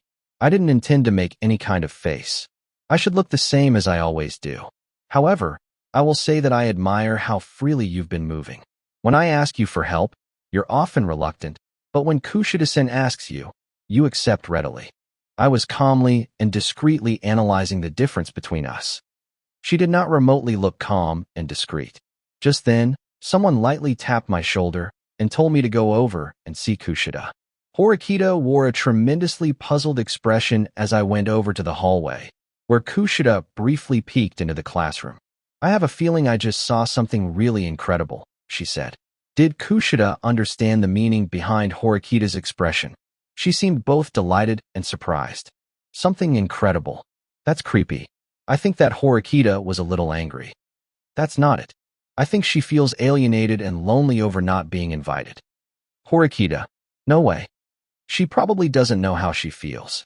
I'm sure she's probably noticed how much fun it is to spend time with friends and talk to them, though. That's a good thing, a good thing. What a bizarre thought. Horikita didn't have a good opinion of Kushida. Even so, it was strange for Kushida to say that Horikita felt alienated over not being invited. Perhaps you're realizing something fundamental, Ayana Kuji-kun. Horikita-san is upset that you didn't invite her to come along. No, that couldn't be it. I mean, Horikita was a girl who loved solitude, after all. She wasn't supposed to enjoy going out, certainly not with a guy like me. In that moment, I had come to a rather baffling realization. 5-2. After homeroom finished for the day, we asked Chabashira-sensei to see us in the faculty room. We did this out of consideration for Sakura. Because I hadn't been able to discuss it with her fully over the phone yesterday, I waited towards the back of the room for an opportune moment. Kushida was probably going to be able to tell Chabashira-sensei everything that had happened. A witness. For Suda's case. Yes. Sakura-sen saw everything from start to finish. Kushida called for Sakura, who stood quietly behind her. She stepped forward, looking slightly nervous. So according to Kushida, you saw the fight between Sudu and the others. Yes, I saw it. It's not that our teacher didn't believe us, but I felt ill at ease before her skeptical gaze. Sakura, true to her word, slowly gave us the truth. This was the first time that we had heard the full story. None of us, not even the teacher, spoke a single word or even moved until the very end. I understand what you said. However, I can't simply accept what you're telling me, Chabashira-sensei said. I would have thought that, as Class D's homeroom teacher, she would have been delighted to discover a witness from Class D. Kushida, betrayed by this turn of events, was flustered. What do you mean, sensei? She asked. Sakura, why are you testifying now? When I reported the issue during homeroom, you didn't step forward. It's not as though you were absent that day, right? Well, I'm just not good at talking with other people. You're not good at talking with other people, and yet you've decided to testify now. Isn't that strange? Chabashira-sensei started hounding Sakura, as was typical. If Sakura had stepped forward back when she'd first called for witnesses, though, I wondered if Chabashira-sensei would honestly have welcomed it. Sensei, Sakura-san is. I'm speaking to Sakura right now. Chabashira-sensei cut Kushida off sharply. Well, it's because our class is in trouble now, and I thought if I testify, I can help. Sakura hunched and shrank away, much like a frog cornered by a snake. As our teacher, Chabashira-sensei should have understood what kind of girl Sakura was. She should have realized that merely by speaking up, Sakura had made great progress. I see. So, then you mustered up the courage to come forward. Yes. I see. Well, if you are a witness, as you say, naturally, I'm obligated to relay that information to the school. However, while the school will listen to the whole story, Sudu may not be declared innocent. What do you mean? Are you really the witness, Sakura? That's what I'm getting at. I think that it may be a lie made up by Class D because the students are afraid of receiving a negative evaluation. Chabashira-sensei, that's a horrible thing to say. Horrible. If you really had witnessed an event, you should have come forward on the first day. It's natural to feel suspicious when someone steps up just in the nick of time. Considering that the witness is from Class D, it's doubly suspicious. Any reasonable person would have doubts. Don't you think so? Conveniently, a student from the same class happened to be in an infrequently visited building and happened to witness the entire event. Chabashira-sensei had plenty of good points. The fact that Sakura had witnessed the incident was too convenient. People would obviously have their doubts. If I were a third party, I'd probably think Class D had made this story up. Judged impartially, it was only natural to consider this eyewitness testimony weak. However, a witness is a witness. I cannot determine if she's lying, so for the time being, I will accept her testimony. So, Sakura, I will ask for you to join us on the day of deliberation. I understand that you do not like to associate with others, but can you do this? Chabashira-sensei's words shook Sakura, as if she were testing the girl. Sure enough, Sakura, upon imagining this, turned pale and anguished.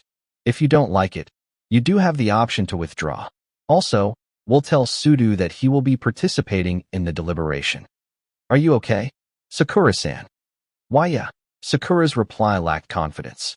In addition to having to give her testimony in front of others, she was also going to have to sit alone with Sudu. It seemed a little cruel to force her.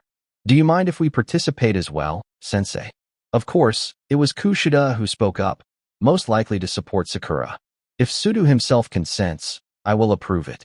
However, we cannot allow that many people. Only a maximum of 2 may sit in on the deliberation. Please think on that carefully.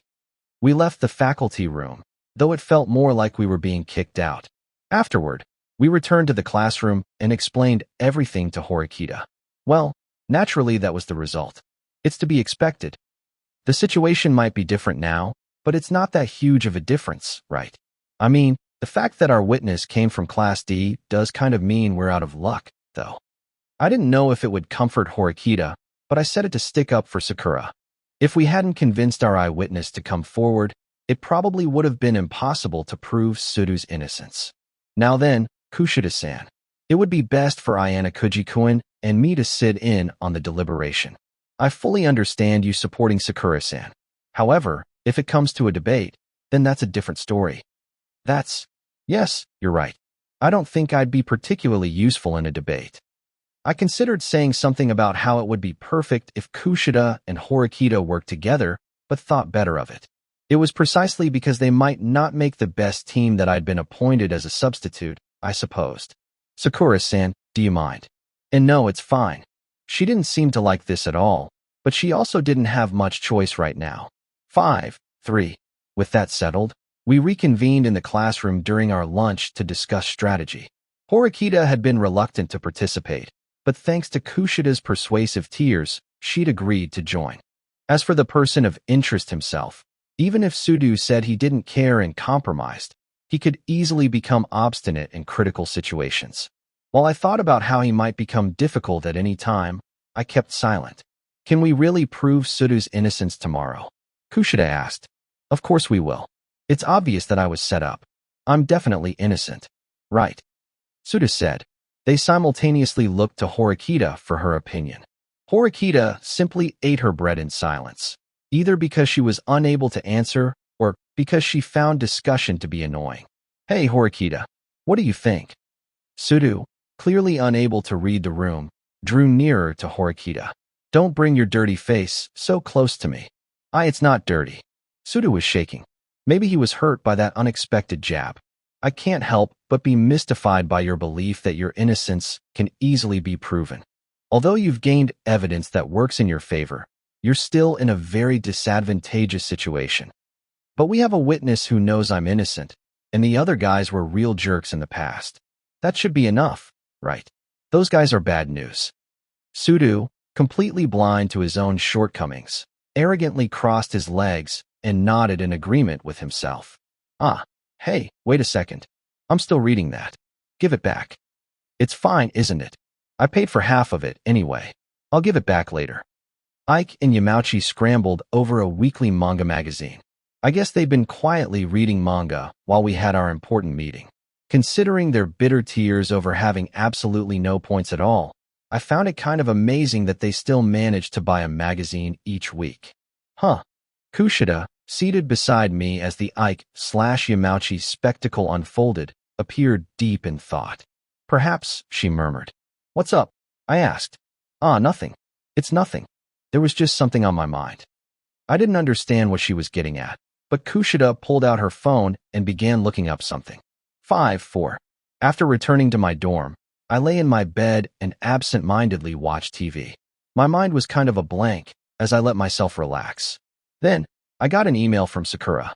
If I was absent from school tomorrow, what do you think would happen? What do you mean? Even though my reply had been short, I waited a while for her response. What are you doing right now? That was her answer. I replied that I was in my room by myself. If it's okay with you, could we meet right now? I'm in room 1106. If you could keep this a secret from everyone, that would really help me out. I received 2 messages from her in quick succession. It was more like texting than email. What exactly was she getting at, I wondered. I thought about asking her why, but then stopped typing. If I bungled this, she might keep messaging me, but it would probably get more difficult to pay her a visit. I had the gut feeling that it would be better for us to meet directly, so I started rewriting my response. I'll head over there in about 5 minutes. After sending my reply, I reached for my coat, but stopped. Since we were in the same dorm, going out with just a jersey on was probably fine. I headed towards Sakura's room, the upper level, in other words, where the girls lived. This was my first time setting foot there. The school didn't necessarily prohibit boys from entering. Even if someone saw me going there, it wouldn't be a problem. In fact, the popular guys often headed up there to hang out and have fun. Although we were allowed a relative degree of freedom, entry was prohibited after 8 p.m. Naturally, going to the girls' floor in the middle of the night was prohibited. I pushed the elevator's call button. When the doors slid open, Horikita was standing there. What horrible timing. For some reason, I was completely unable to move. I just stood there. Was this good luck or bad? In the case of bumping into an acquaintance, I had to wonder. What? You're not getting on? She asked. While she stared at me, she tried to close the doors. Yeah, I'm getting on. While I felt like this was probably a bad idea, I hopped in and pushed the button for the 11th floor. I saw that the button for the 13th floor was also lit. That must have been Horikita's floor. For some reason, I got the strange feeling that she was watching me from behind. You're heading home late tonight, huh? I asked, without looking at her. The silence was unbearable. I was out shopping. Did you not see? I heard the rustle of vinyl bags. That reminds me.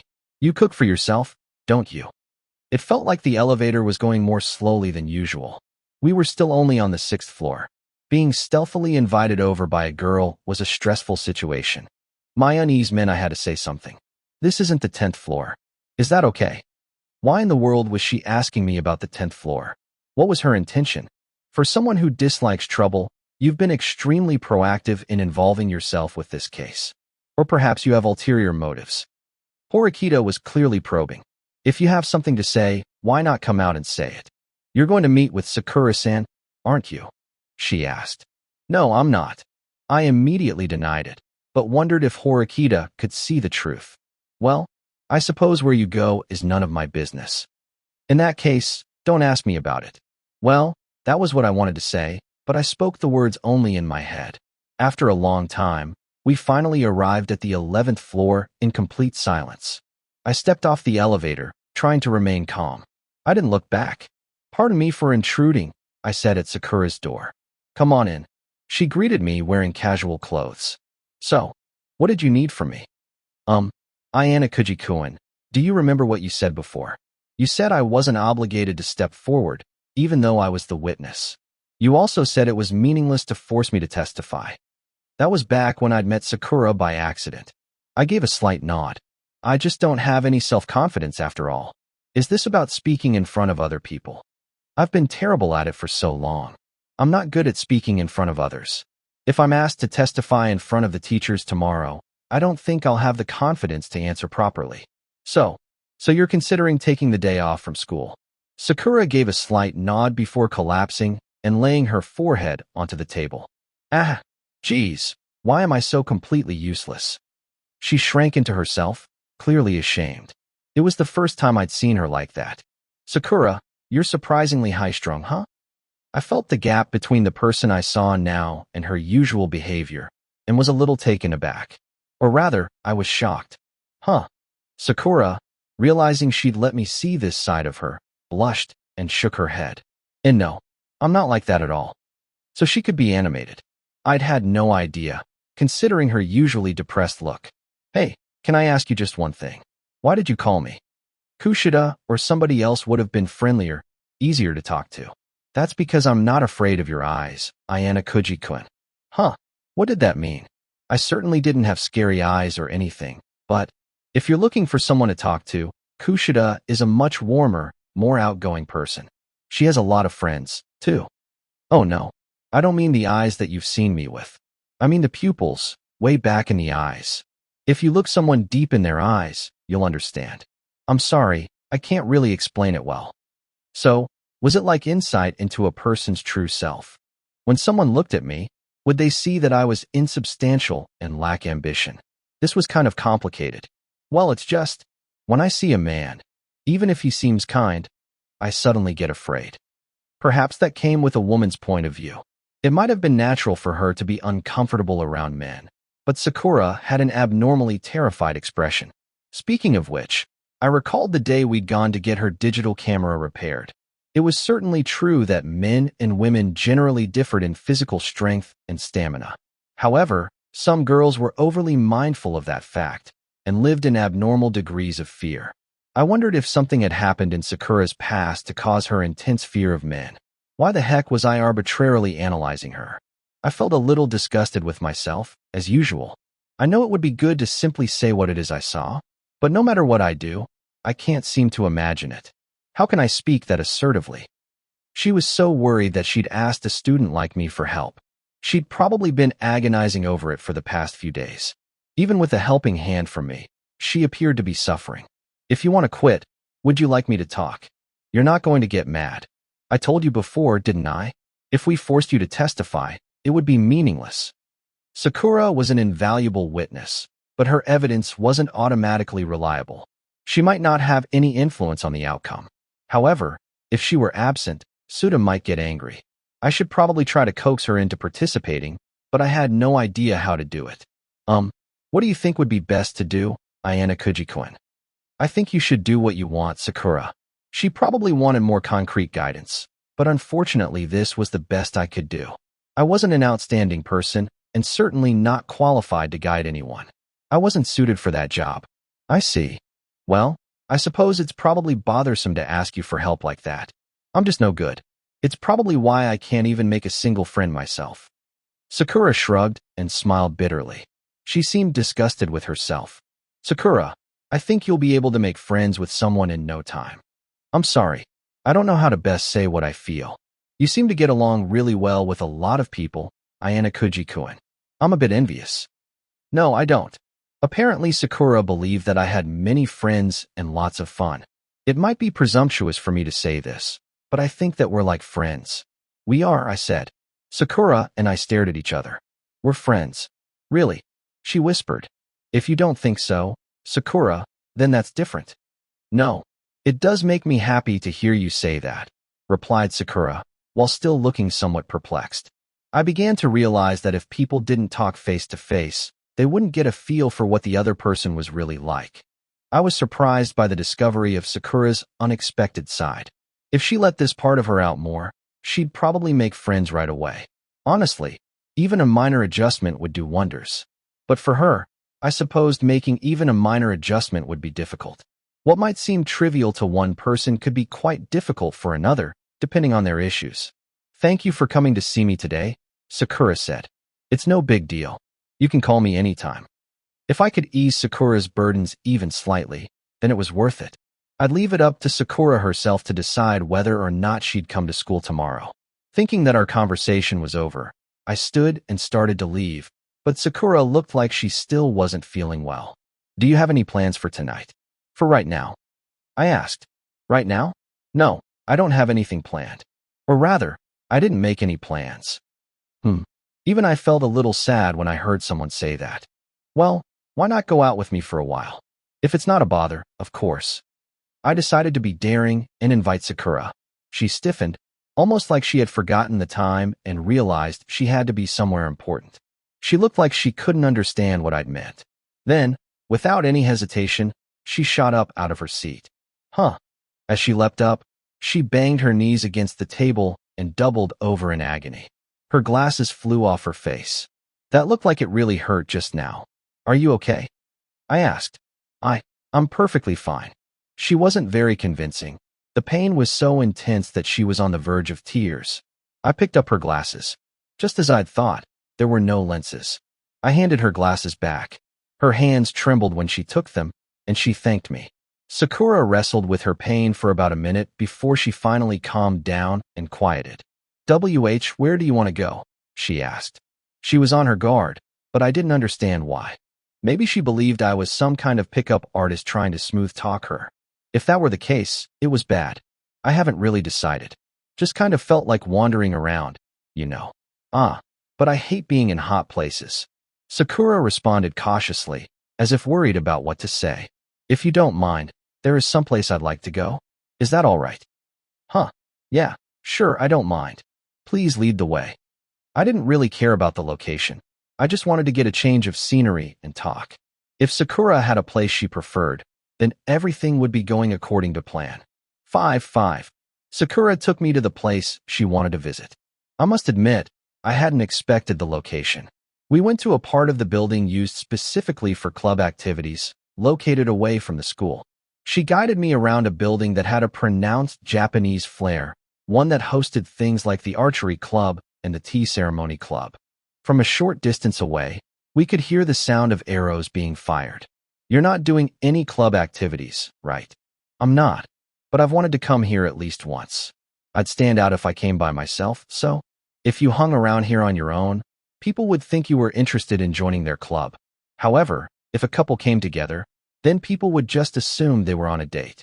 "Why did you ask me to come out, anyway?" she asked. Why? It's kind of hard to answer when you ask me like that. I was worried about how everything would go tomorrow. But even if I said something, I'd still feel uneasy. "I asked you because I thought it would be good to get a change of scenery, I suppose. I mean, I'm kind of a loner, so I usually just stay in my room. I have a tendency to hang back all the time." Sakura looked somewhat unconvinced by my roundabout answer. "Ayana Kuji-kun, don't you have lots of friends?" "I do." "Like who?" "Horikita-san, Kushida-san, Ike-kun, Sudo-kun, Yamauchi-kun." She listed their names while counting them on her fingers. "Well, they're just for show." "No, you're right. A friend is a friend. I guess what I mean is, I feel like that's all we are. I feel like I'm still kind of standing outside the group and looking in. Do you think we get all along, Sakura?" Sakura nodded without hesitation. If she said so, perhaps it was true. I guess I just didn't understand myself. I don't know how to make friends at all. I'm envious. You were the first person to call me a friend. What about Kushida? Wasn't she the first person who invited you out? Sheepishly, Sakura gave a self-deprecating smile. Yeah, I should apologize to Kushida-san sometime. She was the first one to call and invite me out, because I didn't have the courage. I actually wanted to hang out with her. I just couldn't answer her, no matter what I did. I'm so pathetic. If you were good at making conversation with other people, you'd have an easier time of it. I was once again impressed by Horikita's ability to make fun of Ike and Yamauchi while also dealing naturally with complete strangers. That was a splendid talent. Can I give you one bit of advice for tomorrow? I didn't intend to give her empty encouragement like, do your best. Sakura should face tomorrow entirely as herself. For Sudu, for Kushida, for your classmates. Throw all of those thoughts away. Throw them all away. When you testify tomorrow, speak for yourself. As someone who tells the truth of what she saw, as a witness. It was good for a self-reliant person to try doing something for other people. However, Sakura still couldn't properly take care of herself. She had a tendency to wrap herself up and endure pain, sorrow, and suffering alone. If you weren't happy yourself, then you couldn't make others happy, either. Tell the truth for your own sake. Do that, and Sudu will be saved. That's enough. I didn't know how effective my advice would be. It probably was meaningless blather, actually. But perhaps it was right to encourage Sakura to speak for herself. Maybe I did it because I understood how it felt to be wanted. Because I needed someone to know I understood the pain and anguish of battling loneliness. Thank you, Ayana Kuji-kun. Hopefully, my words had found purchase somewhere in Sakura's heart. 5-6. That night, under Kushida's orders, everyone except for Sudu gathered in my room. Apparently Kushida had even invited Horikita, but it seems she didn't want to join us. So, has there been any progress, Kushida-chan? There has been progress, yes, but I've also noticed something incredible. Ayana Kuji-kun, can I borrow your computer for a minute? Sure, I answered with a nod. Kushida went to my desktop computer, booted it up, and opened the internet browser. Okay, have a look at this. Kushida accessed what appeared to be somebody's blog. It was rather elaborate, too. Unlike some normal person's website, it had the sheen and polish of a fully fledged business. Wait, is that a picture of Shizuku? Shizuku. She's a gravure idol. She was just featured in a young men's magazine. There were many pictures of her. I certainly couldn't complain about her looks or proportions. Do you recognize her? Kushida asked. Am I supposed to recognize her? Look closely. Kushida clicked on a picture of Shizuku's face. I took a long, hard look at her, and then, she's cute. No, not that. This is Sakura-san, isn't it? Kushida-chan, who are you talking about? Sakura-san, from our class. No way, no way. Sakura-san. No, there's no way that's true. Ike laughed, but Yamauchi's expression stiffened. Hey Ike, you know, when I actually get a good look at her, I think she probably does look a little like Sakura. But she's not wearing glasses, right? And her hair is different. Those are simplistic ways to identify somebody. Although I hadn't made the connection at first, I realized that this was definitely Sakura. It seemed like Ike still couldn't believe it, though. He was still scrambling in confusion while looking at the screen. So Sakura is Shizuku. That's a lie, right? I mean, sure, there's a slight resemblance, but they're different people. I mean, look how crazy bright and happy Shizuku is. Right. Come on, Ayana Kuji. All of the pictures she'd uploaded were cute, so she seemed accustomed to taking selfies. However, I glimpsed one piece of incontrovertible evidence that proved Sakura and the idol Shizuku were one and the same. No, Kushida is definitely right. That's Sakura. Here. I pointed to one of the pictures. You can barely see it, but the door to her dorm room is in this picture. It looks like the same as the doors in our dorm. In other words, it was likely she'd taken that picture at school. Okay, so Sakura is Shizuku after all. I still don't understand the point. Good job noticing this, Kushida. I meant it. Even though there was a clear resemblance, I wouldn't have noticed without Kushida drawing our attention to it.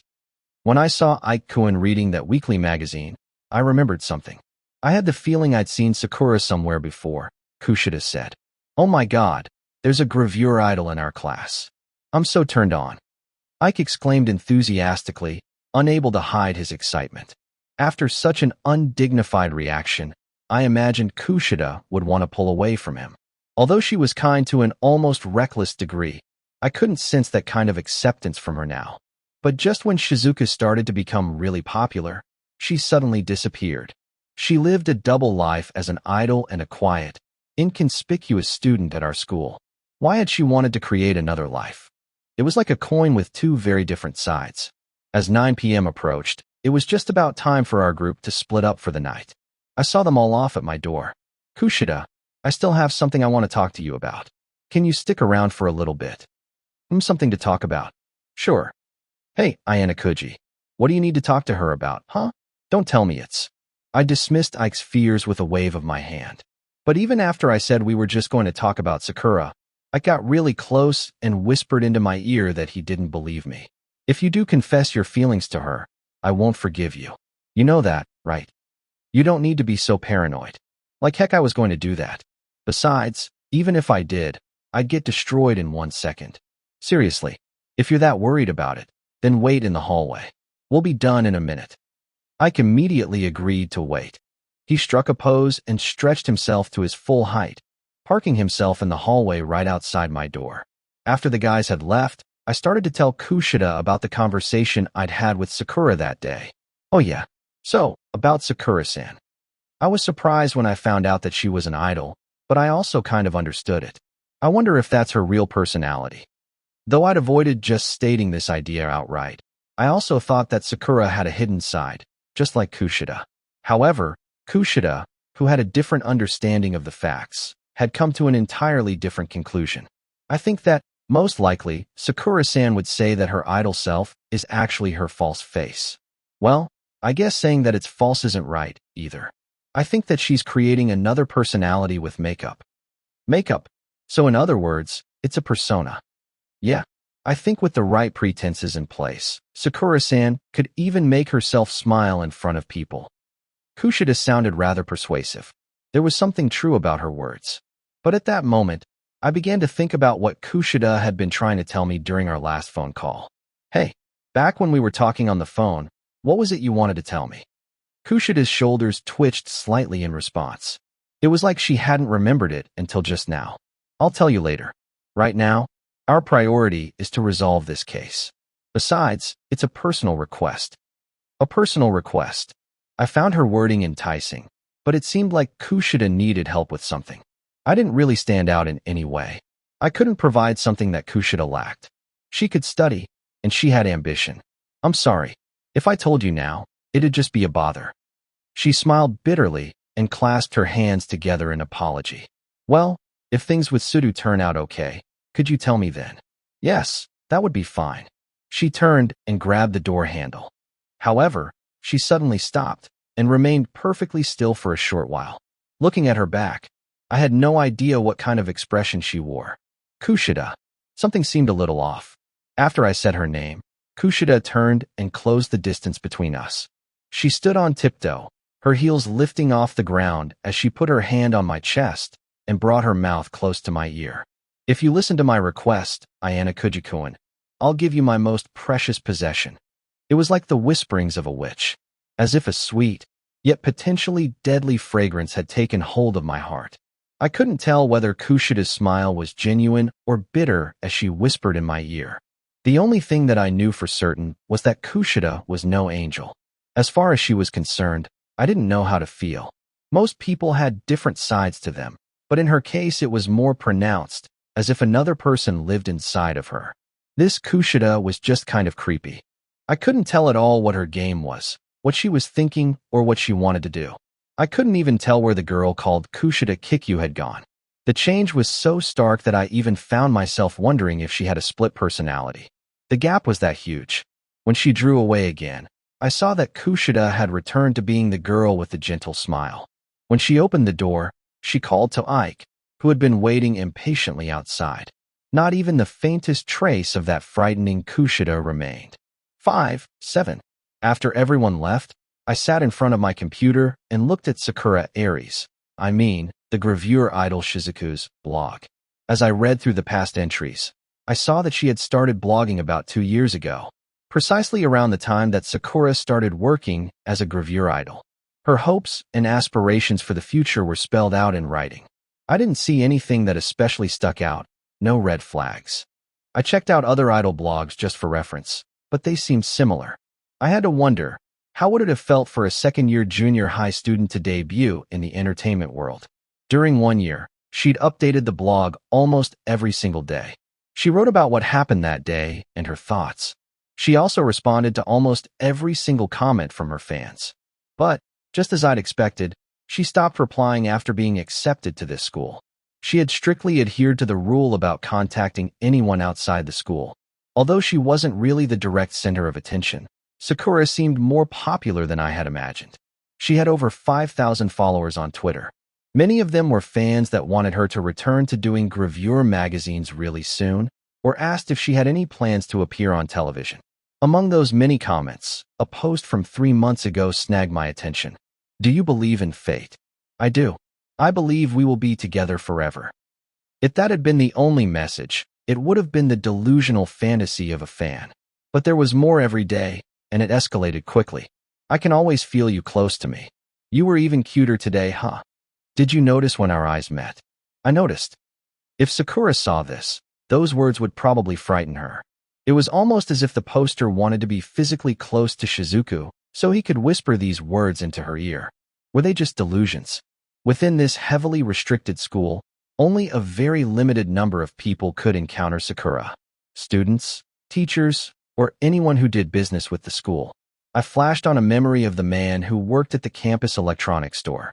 Then, a post from last Sunday caused my hair to stand on end. I had a crushing realization. Look, God is real after all. Sakura had bought a digital camera after she enrolled in school. Of course, she'd probably disguised herself that day, just like any celebrity would. But while a disguise like that would make sense for her to use with fans, that clerk had recognized who Sakura was.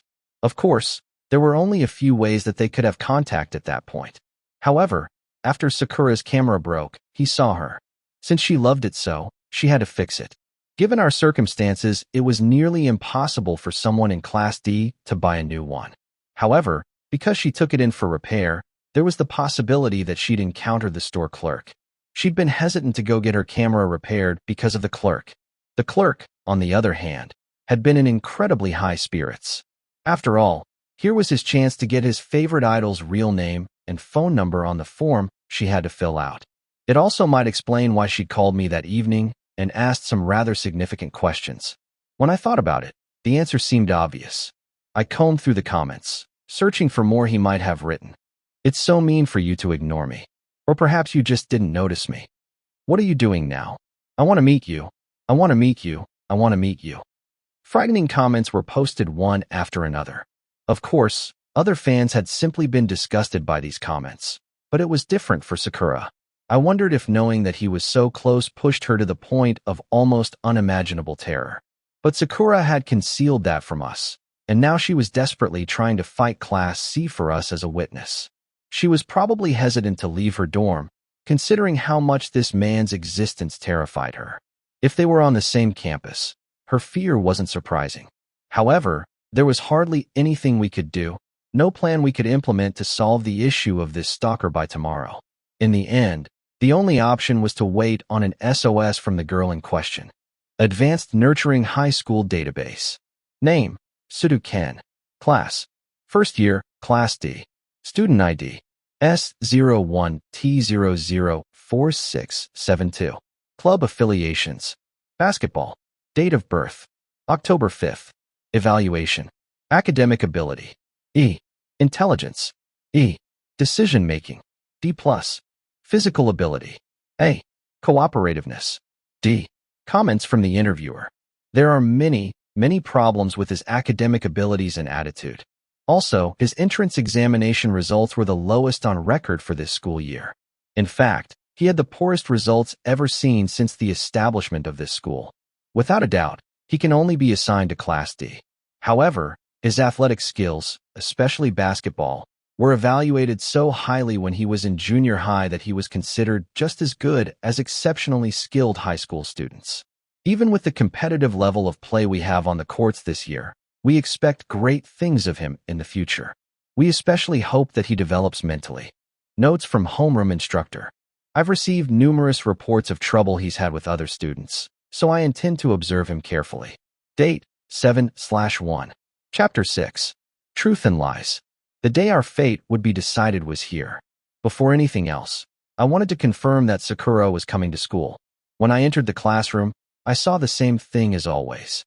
Sakura sat quietly alone, so as not to get roped into other students' conversations.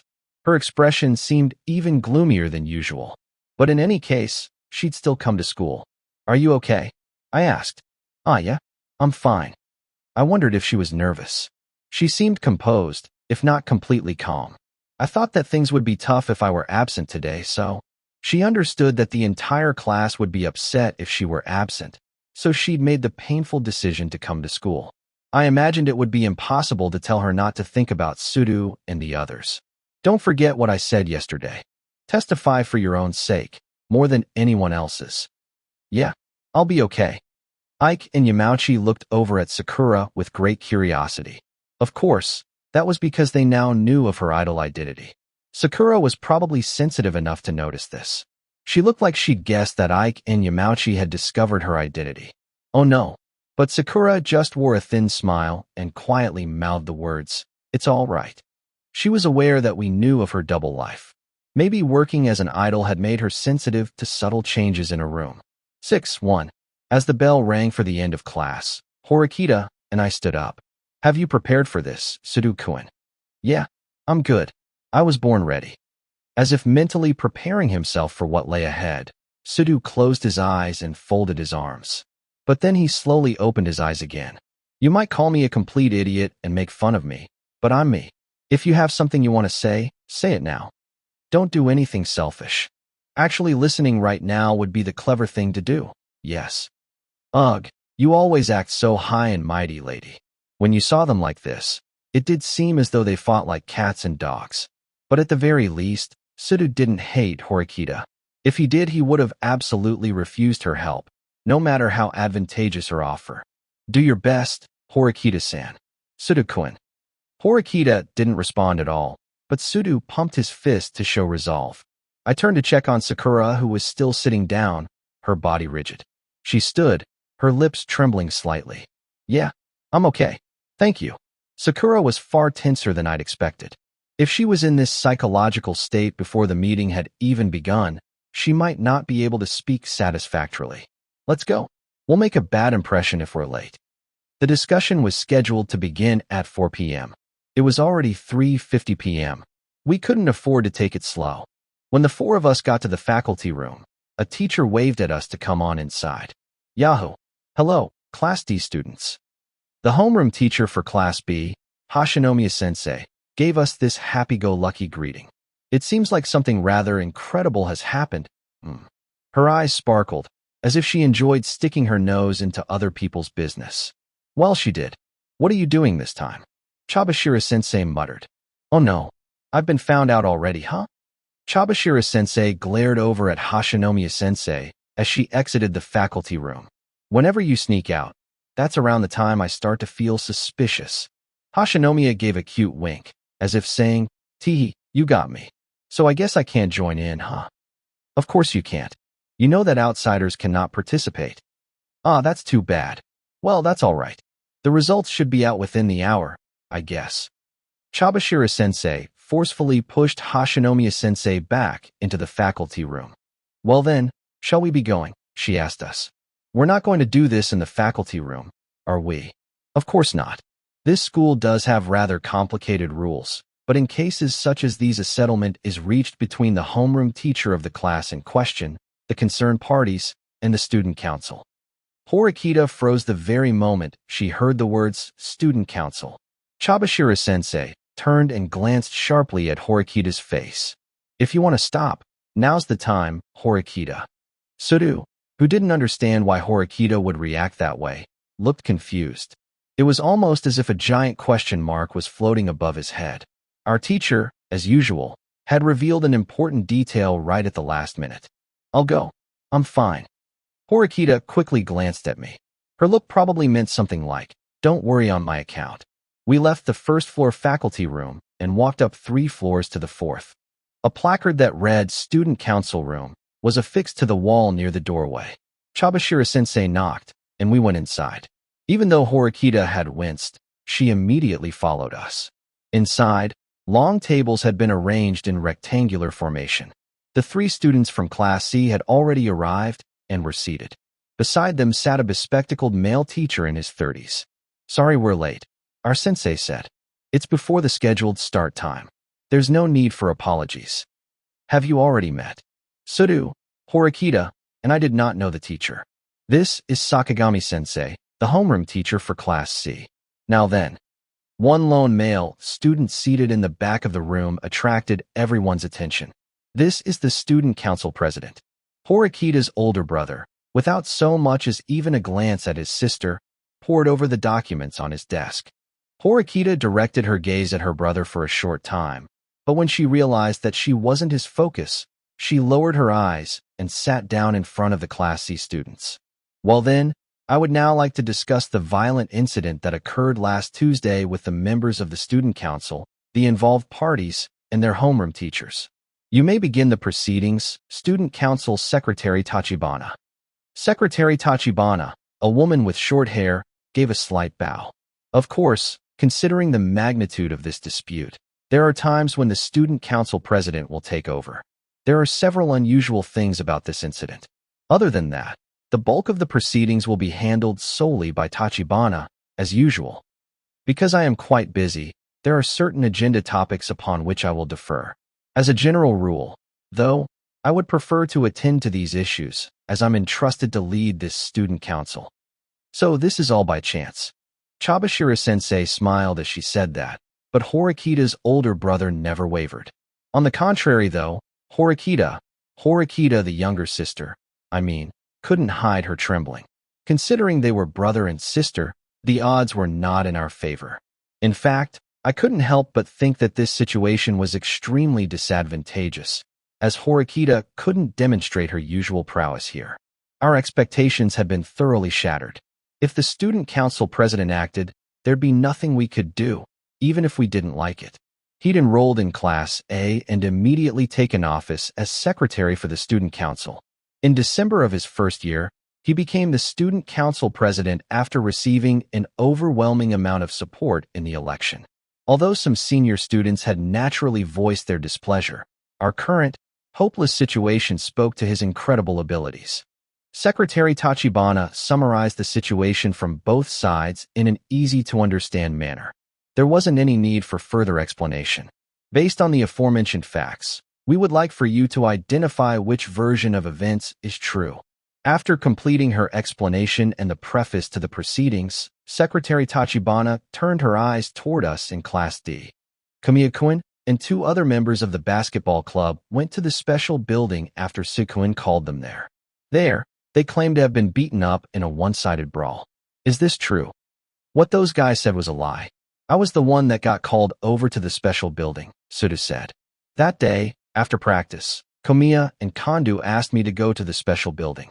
Honestly, I thought it was kind of annoying, but I also thought it might have been because they were always hostile towards me. So, I went to meet them. Sudu wasn't one to mince words. Normally, Horikita would have been disgusted by his casual way of speaking, but judging from her trembling, she didn't hear him at all. Sakagami-sensei, Class C's homeroom teacher, stared in wide-eyed amazement. That's a lie. Sudu-kun called us over to the special building. Don't screw with me, Komiya. You were the one who called me. You jerk. You don't seem to remember your position here. Sudu, irritated, impulsively struck his desk. Immediate silence followed. Please calm down, Sudu-kun. Right now, we're merely listening to what both parties have to say. Komiya-kun, we ask that you two please show some restraint and not interrupt. Pooh, fine. Both parties insist that the other called them over, so the accounts conflict. However, the stories share some commonality. There was a dispute between Sudu-kun, Komiya-kun, and Kondu-kun, correct? I wouldn't call it a dispute. Sudu-kun's always picking fights with us. Picking fights. Sudu's better at basketball than we are, so he's always bragging about it. We practice with everything we've got, but it doesn't exactly feel good when he makes fools out of us. So we often butt heads. I didn't really know the details of Sudu's club activities, but when I saw the veins popping on his forehead, it was rather obvious that they were lying. Next, Secretary Tachibana spoke to Sudu. Not one bit of what Komiya said was true. Those guys are just jealous of my talent. When I practice, they constantly get in my way. That's the truth. Naturally, both sides claimed that the other party was at fault. Both sides have given their grievances, but now we have to come to a judgment with the collected evidence. Sudu-kun beat us senseless. It was a one-sided fight. Class C seemed intent on focusing the discussion on their injuries. The three students did seem to have black and blue faces. That was undeniable. That's a lie. They attacked first. It was self-defense. Hey, Horikita, I whispered to Horikita, who remained mute and kept her head down. Clearly, this situation was really bad. If we wanted to stop Sudu from getting carried away, we had to take action sooner rather than later. However, she showed no reaction. It was as if her mind was gone. Did her brother's mere presence truly have this much of an effect? I flashed back to those two talking behind the dormitory. I didn't really understand the depth of the situation, but I suspected that Horikita had chased after her extremely talented brother, enrolling in the same school to make him recognize her abilities. But regardless of her hopes and talents, the younger sister in Class D was still very far away from her brother, the Class A student council president. To prove herself, she'd have to rise up to the same arena as him. If Class D has no further proof to offer, would you mind if we continued the proceedings? If the student council and the teachers continued to sit in complete silence, their judgment would almost certainly be merciless. To prevent that, we needed Horikita to rouse herself into action. However, our team's most crucial member withered and shrank before her older brother. It would seem there's no objection, given the arguments we've heard thus far. The student council president finally spoke. Horikita's older brother seemed as though he wanted to draw a conclusion as soon as possible. Regardless which party called the other over, the fact remains that it was a one-sided fight between Sudu and the other students. We can clearly see that from the injuries they sustained. We have no choice but to come up with a conclusion based on that. Wait. I can't accept that. It's just because those guys were a bunch of wimps. The moment that Sudu uttered those words, I saw Sakagami-sensei smile. Then can it really be considered self-defense when fighting against opponents of such unequal strength? But hey, I was fighting against three people. But only the Class C students were hurt. This was getting worse. I resigned myself to the fact that I might be killed later for doing this, but I got up slowly from my folding chair and stood behind Horikita. I stretched my arms out and grasped her sides as hard as I could. Hiya! Horikita cried out in an abnormally girlish voice. However, this was not the time or place for me to focus on that. Since she hadn't yet regained her sanity, I grabbed her more forcefully and tickled her. Wait. Stop. No matter how upset or dazed a person was, if you stimulated the body enough, they'd come back to her senses, even if they didn't like it. The teachers seemed somewhat taken aback by my actions, but right then I didn't care. When I believed I'd roused her enough, I let go. Horikita, looking like she was about to cry, glared at me with startling intensity. I'd had to force her, but I knew it was essential to return Horikita to her usual self. Get a grip on yourself, Horikita. We're going to lose at this rate. You have to fight. TCH. Horikita looked at Class C, then the teacher, and then her brother, as if finally understanding our situation. It seemed to dawn on her just how desperate our situation was. Excuse me. May I ask a question? She said. Do you mind, President? I'll allow it. However, please answer more quickly next time. Horikita slowly rose out of her chair. Earlier, you said that Sudokuin called you over to the special building. But who exactly did Sudu call, and why? Kamiya and the other Class C students looked at one another, as if saying, why is she asking that question now? Please answer. Horikita added those last two words to reinforce her aggressive style of questioning. Secretary Tachibana allowed it. Kondu, and I don't know why he called us over. When we just finished up for the day and were changing, he said he wanted to talk to us for a minute. Wasn't the reason just that he didn't like us? So then, why exactly were you in the special building, Ishizaki-kun? You're not on the basketball team, so you have no connection to this case. I'd think your presence there would be rather odd. I came as a precaution. There were rumors that Sudu was violent. He's also in better shape than we are, physically. I had to go, didn't I? So in other words, you felt the situation might turn violent. Yeah, they answered in unison, almost as if they'd expected these questions. It appeared that the Class C students had thoroughly rehearsed for this conference. I see. So you brought along Ishizaki-kun as your bodyguard, since he was reputed to be rather good at fighting, just in case there was an emergency. It was to protect ourselves. That was it. Besides, we didn't know that Ishizaki-kun was known for being good in a fight. We just considered him a reliable friend. Horikita quietly listened to their responses, as if running various simulations in her head. Then she immediately made her next move. I do have some knowledge of martial arts, if only to a certain extent. I understand that when you're fighting against multiple enemies, victory becomes exponentially more difficult.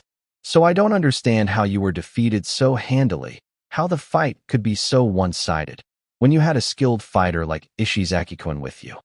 Because we didn't intend to fight. The primary factor in triggering a fight is the collision of the energy between opponents. In the event that you don't have any intention of fighting, or that you're non-violent, the probability that you'll be hurt should be very low, especially when there are 3 of you. Horikita's opinion was very objective, grounded in evidence, rules, and her own logic. On the other end, Komiya fought back with his own weapon, real evidence. That way of thinking doesn't apply to Sudo-kun. He's exceptionally violent. Even if we were non-violent, he'd still be mercilessly violent. That's what happened. He peeled off the gauze that covered his cheek, exposing the scrapes underneath. No matter how many reasonable arguments Horikita made, his injury gave powerful evidence. "Are you finished with your claims now, Class D?" said Horikita's older brother coolly. After staying silent while Horikita gave her argument, his words were few and icy. His look seemed to suggest that if that was all we had to say, it would have been better not to say anything at all. It's true that Sudo injured the other students. However, Class C started the fight. There is one student witness who saw the entire incident and can attest to this. Well then, Class D, if Class D's witness would please enter. Sakura, looking worried and restless, walked into the student council room. She looked down at her feet, as if scared of danger. 1D, Sakura, Eri-san. I thought I'd heard something or other about a witness, but you're a Class D student. Sakagami, the Class C's homeroom instructor, snickered while wiping his glasses. Is there a problem, Sakagami-sensei? No, please. Go ahead. Sakagami-sensei and Chabashira-sensei exchanged looks. You may begin your testimony, if you wouldn't mind, Sakura-san. Why yes, okay. Well, She stopped speaking. A period of silence followed. 10 seconds. 20 seconds.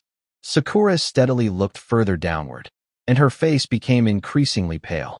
Sakura-san. Horikita, unable to take any more, addressed Sakura. Unlike before, the words didn't seem to reach her. Apparently, she didn't witness anything. More of this would just be a waste of our time. Why are you in such a hurry, Sakagami-sensei? I want to speed this along. If we waste time, my students will suffer. These students are the joyful heart of their class, so I've no doubt that their many friends are worried about them. Also, they're striving to improve their basketball skills, and we're depriving them of valuable practice time. As a teacher, I can't overlook this. I see. You're probably right about that. You'd think that Chabashira-sensei would ally herself with Class D, but that didn't seem to be the case. Instead, she nodded in apparent agreement with Sakagami-sensei. You're certainly right that this is a waste of time, so I suppose we have no choice. You can come down now, Sakura. Chabashira-sensei ordered Sakura to leave, almost as if she'd lost interest. The student council members didn't ask for a delay or anything. The writing was clearly on the student council room wall, and it spelled Class D's defeat. Sakura closed her eyes tightly, as if she couldn't bear it anymore, as if she regretted her own weakness. Even Sudo, Horikita, and I felt like this was impossible for Sakura, and mentally resigned herself. Then it happened. An unexpected voice reverberated throughout the room. I definitely saw what happened. It was certainly Sakura's voice, though it took me several seconds to recognize it. What most struck me was the volume of her voice. The students in class see through the first punch. There's no mistake about that. Sakura's words had a force that belied the image she'd presented at first. She spoke so desperately that you wanted to believe she was telling the truth. She certainly made me believe it. However, much like a magical spell, the effect lasted for only a few minutes. If the audience remained calm, it wouldn't be difficult for them to see through it. Excuse me, but may I say something? Asked Sakagami-sensei, raising his hand. Normally, Teachers are asked to speak as little as possible, but this situation is just too pitiful. Student Council President, do you mind? I'll allow it. In regards to what you've said, Sakura-kun, I do not necessarily doubt you. However, I have one thing to ask. You've stepped forward to testify as a witness, but you were rather late in doing so. May I ask why? I would think if you really did see something, you would have come forward much earlier. Sakagami-sensei harped on the same point that Chabashira-sensei had. I didn't want to get involved. Why didn't you want to get involved? Because I'm not very good at talking with other people.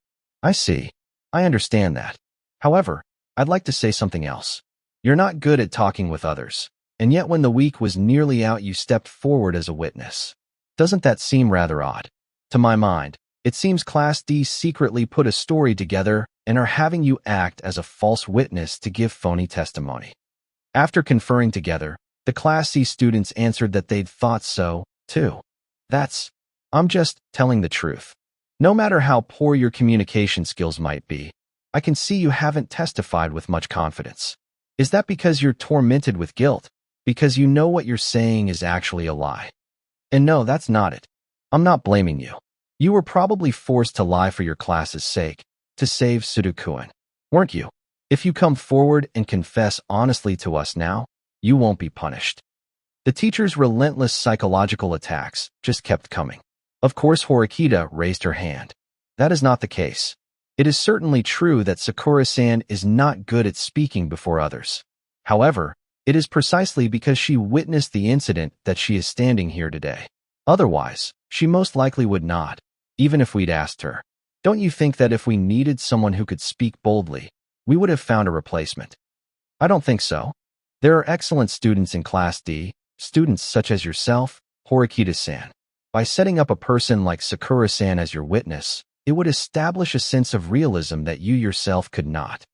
Sakagami-sensei probably didn't actually believe this. However, no matter what response we volleyed back, I was convinced that he'd do anything to block us. Just as I'd felt from the start, a Class D witness did not carry enough weight. No matter how many times we stressed the truth, they would say that we were lying. If the testimony came from someone on your side, they wouldn't accept it. Had we run out of options? Sakagami-sensei gave a hostile grin as he began to sit back down.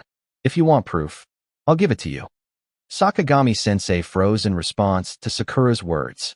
Please, let's not force this situation to continue. If there really was evidence, you would have presented it at an earlier stage. Sakura loudly slammed her hand on the desk and threw down what looked to be a few small, rectangular pieces of paper. What are those? Because she'd produced something other than words, Sakagami-sensei's expression stiffened for the first time. This is proof that I was in the special building that day. Secretary Tachibana walked over to Sakura. Though she hesitated at first, she then reached for the paper. No, those weren't pieces of paper like I'd thought. They were photos. President.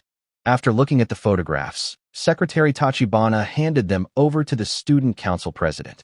Horikita's older brother, after looking at the pictures for some time, laid them out on the desk so that we could see. We saw Sakura in those pictures, but this Sakura wore a lovely expression that looked both similar and dissimilar to the Sakura with us now.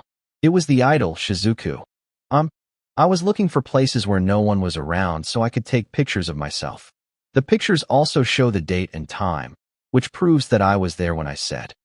The date on the pictures definitely showed that they'd been taken in the evening 1 week ago. That would have been around the time that Sudo and the others finished their club activities for the day. Horikita and I unintentionally gasped in response to this new evidence. We began to see changes in the 3 Class C students, who up until now had been playing the part of victims. They were visibly shaking. What did you use to take these photos? Asked Sakagami-sensei. A digital camera. You can alter the date rather easily with a digital camera, though. If you manipulated these photos on a computer, you could effectively set them at the time and date of the incident. This are inadequate evidence. But Sakagami-sensei, don't you think this photo is different? Horikita's older brother slid out one of the photos we hadn't yet seen and handed it to the teacher. This. The photo showed the fight itself. Clearly there was no need to nitpick the time. The setting sun bathed the hallway in dusky light. The picture seemed to show what had happened immediately after Sudo hit Ishizaki. I think that you'll believe I was there after seeing this. Thank you, Sakura-san. This picture had absolutely saved Horikita as well. To rescue such an overwhelmingly disadvantageous situation. I see. Well, you do seem to be telling the truth about witnessing the incident. That much I simply must accept. However, I can't ascertain how the situation started from this picture. This doesn't prove that you saw the entire incident. It was certainly true that this picture made it look like the fight had already ended. We couldn't call this definitive evidence. So what do you think, Chabashira-sensei? Why not look for a compromise here? Sakagami-sensei asked. Compromise? I'm convinced that Sudo-kun lied in his testimony. You jerk. Sudo stood up, looking ready to fly out of his chair, but finally grabbed hold of his own arms and pinned himself down. No matter how long we go back and forth, we'll never reach an agreement. We won't change our testimony, and your side won't give up or admit that you conspired with the witness. In other words, you won't stop. It'll be an endless cycle of saying that the other side is lying. In addition, the picture is too inconclusive to be considered definitive proof. Therefore, I suggest we compromise. I do think that the students from Class C are responsible for some of the blame here. There were 3 students up against Sudo, and one of them has a history of fighting, which is a problem. So how about 2 weeks of suspension for Sudo-kun and 1 week of suspension for my students? What do you think of that? The weight of the punishment is different, of course, but I think that matches the difference in sustained injuries. Horikita's older brother stayed silent as he listened to Sakagami-sensei. It seemed that Class C was willing to compromise only halfway. If we hadn't had Sakura's testimony or evidence, Sudo-kun probably would have been suspended for over a month. Asking for less than half of that made this a considerable concession. Don't screw around. This isn't a joke. Sudo raged. Chabashira-sensei, what do you think? Sakagami-sensei didn't even glance at Sudo. We seem to have already reached a logical conclusion. There's no reason to refuse Sakagami-sensei's proposal, Chabashira-sensei said. His proposal was certainly a reasonable compromise. Horikita looked up at the ceiling, as if quietly mulling over everything that had gone on so far. No matter how much we resisted, Sudo wouldn't be acquitted entirely without conclusive evidence. Horikita had known this from the very beginning. She had concluded that we needed to reach a compromise. For a Class D student, Horikita was quite impressive. However, if she was aiming to make it to Class A, she couldn't give up here. I hadn't intended to speak out until the very end, but I decided to lend a helping hand, perhaps out of respect for Sakura's earlier courage. Horikita, are we really out of options? I asked. Horikita did not respond. Well, did she even have any words left? I'm not very smart, so I can't really come up with a solution. I do, however, think that we probably should accept the compromise that you have offered us, Sakagami-sensei, I said. Right, Sakagami-sensei replied with a smile, pushing his glasses back up his nose. We have no definitive proof of Sudo's innocence. I suppose I should say such evidence just doesn't exist. If this event had occurred in a classroom or the convenience store, a greater number of students would have been around to see it, and there probably would have been sound evidence. There's no record of anyone watching this scene unfold.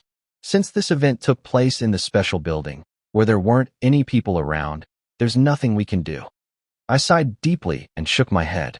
I looked straight into Horikita's eyes, and she gazed back at me. I spoke as if we were accepting defeat. I understand why we're having this discussion. No matter how much we appeal to the contrary, Class C won't admit that they lied. Sudo won't admit that he lied, either. We really would just keep going back and forth. Honestly, it's getting to the point where I would have been happier never having had this discussion in the first place. Don't you agree? Horikita cast her eyes down. I wondered what she was thinking. If she took my words only at surface value, then things would end here. So that's it, yes. Well, Class D Representative Horikita-san, please give your opinion on the matter. Sakagami-sensei had taken what I'd said literally. In other words, as a declaration of defeat. For Class C, victory meant not allowing Sudo to be acquitted.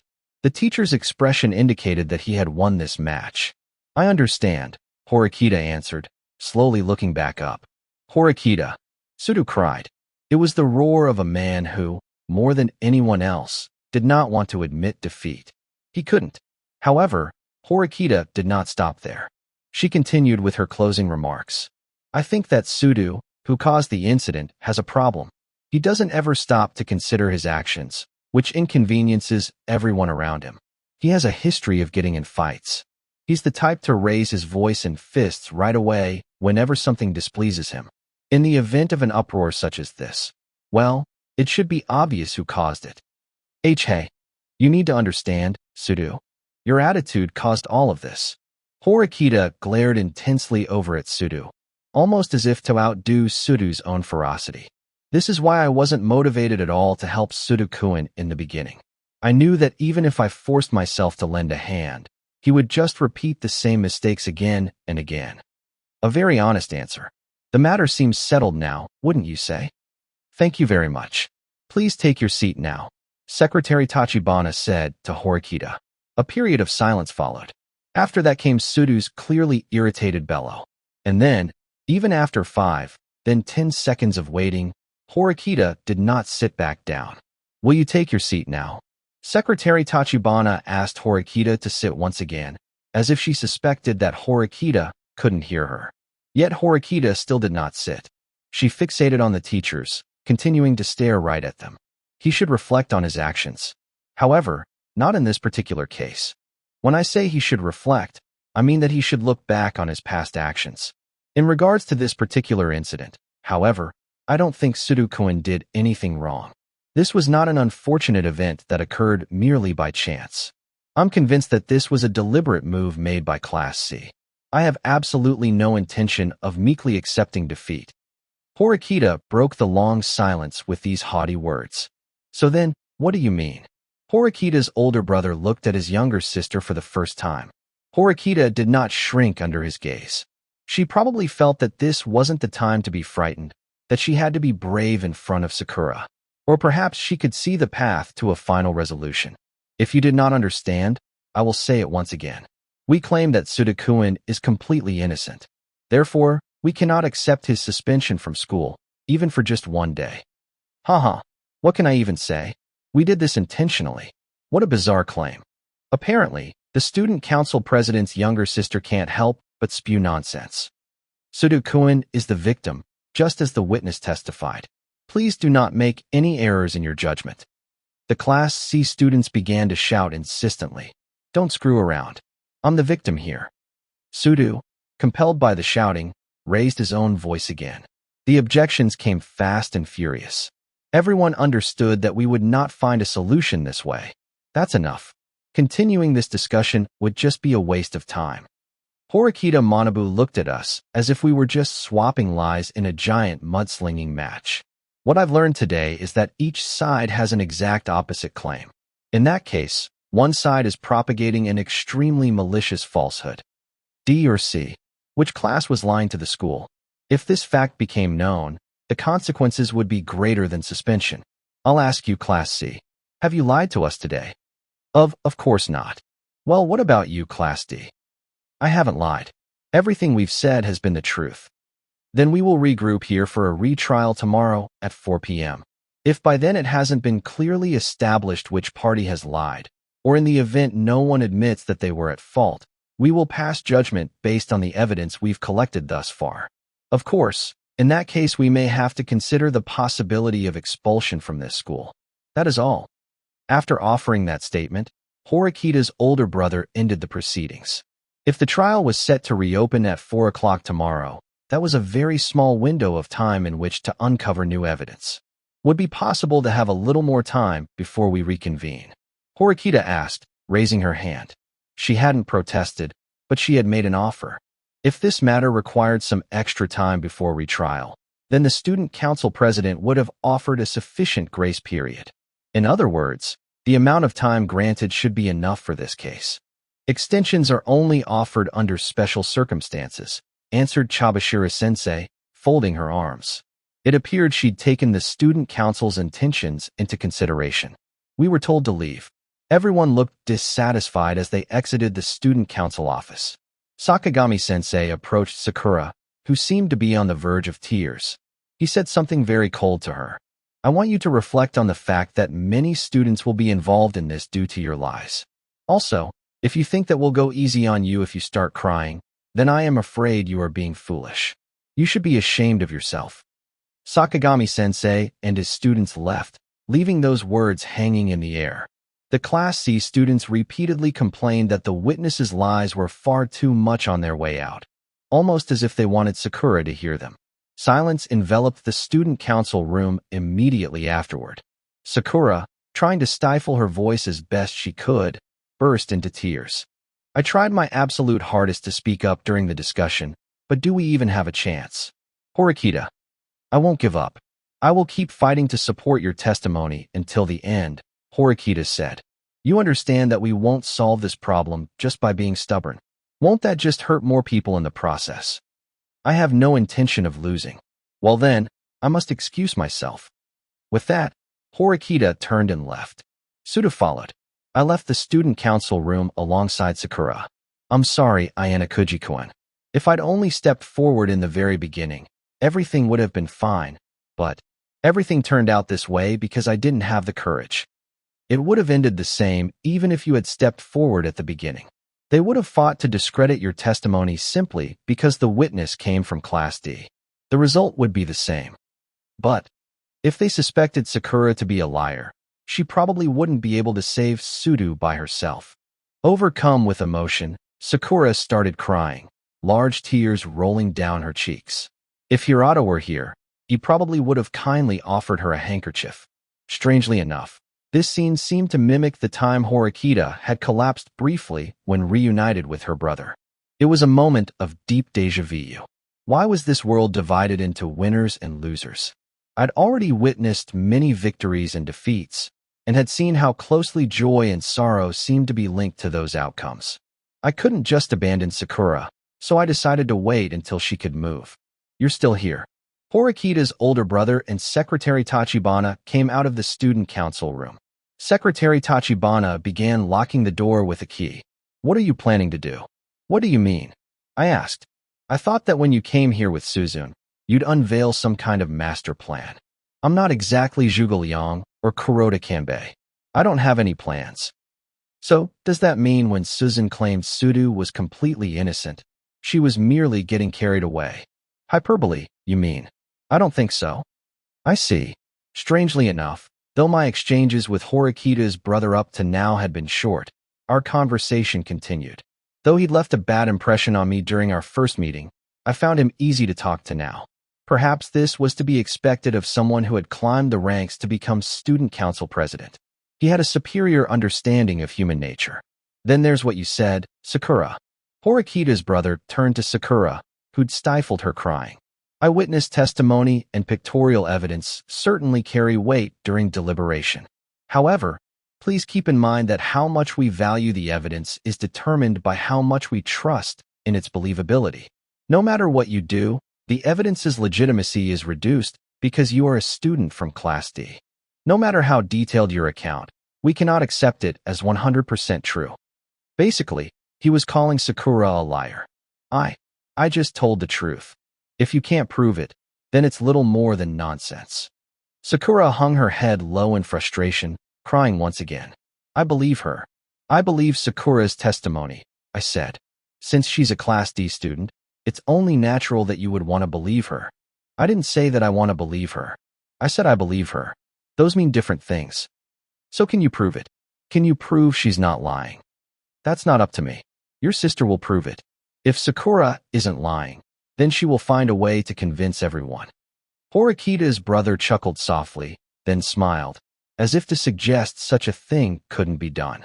After Horikita's brother and Tachibana left, I approached Sakura, who still was not able to move. "Come on.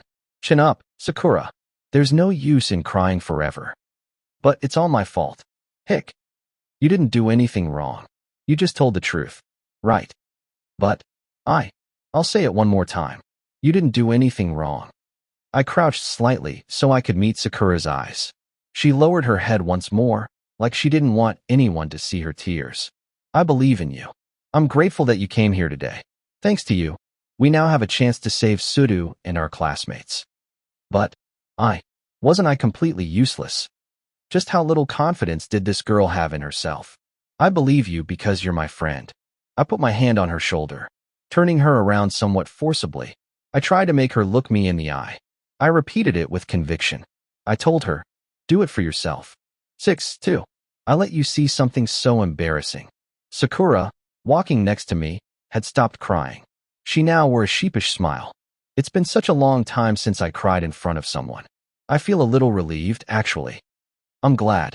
When I was a kid, I used to cry in front of people all the time. I had no idea that you were like that, Ayana Kuji-kun. That's completely unlike the image I have of you. Yeah, I cried a lot. Maybe 10 or 20 times in front of other people. I'd been frustrated and embarrassed, but I'd been unable to stop crying. However, people who cried could grow stronger and move forward. Sakura seemed to be the type who bottled up her feelings. This incident might have been an important step forward for her. I was really happy when you said that you believed me. It's not just me. Horikita, Kushida, and Sudadu, too. All of our classmates believe you. Yeah, but you came out and told me directly, Ayana Kuji-kun. You said it. Sakura wiped her eyes once again, probably because the tears blurred her vision. You gave me courage. I was happy, she said, with a small smile. When I heard that, I felt relieved.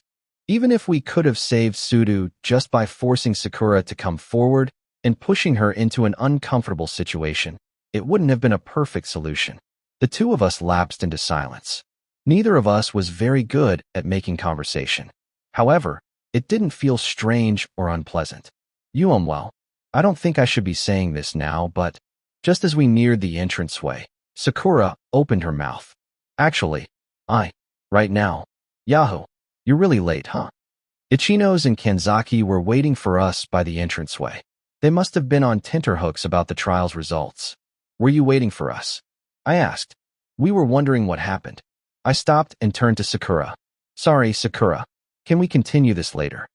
Sakura opened up her shoe locker and looked inside. She turned her face to me. Oh no, it's nothing. I just wanted to say that I would try my best. I'll be brave. With this quick answer, she lowered her head and left. Sakura.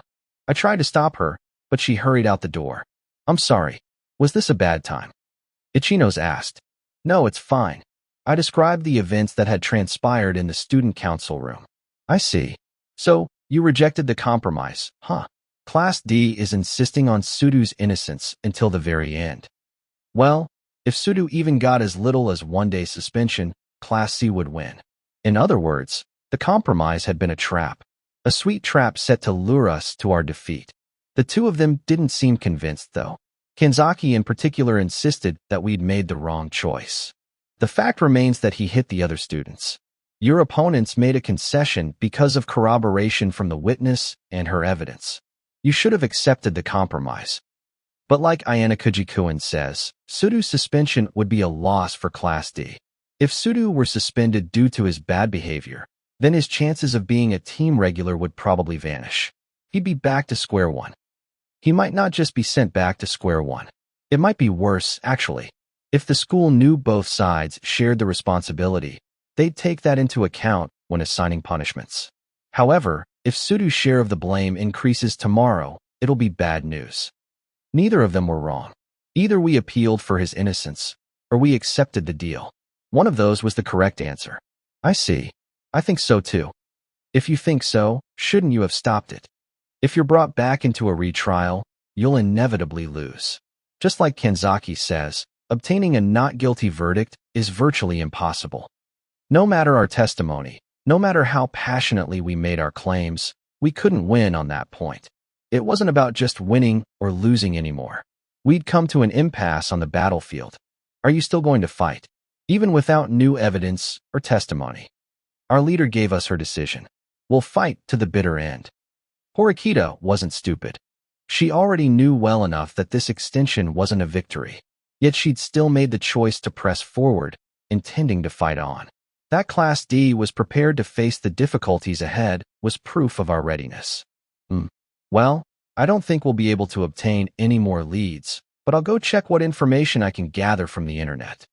Though it wouldn't have been odd for her to wash her hands off us at this point, Ichinos laughed and still offered her cooperation.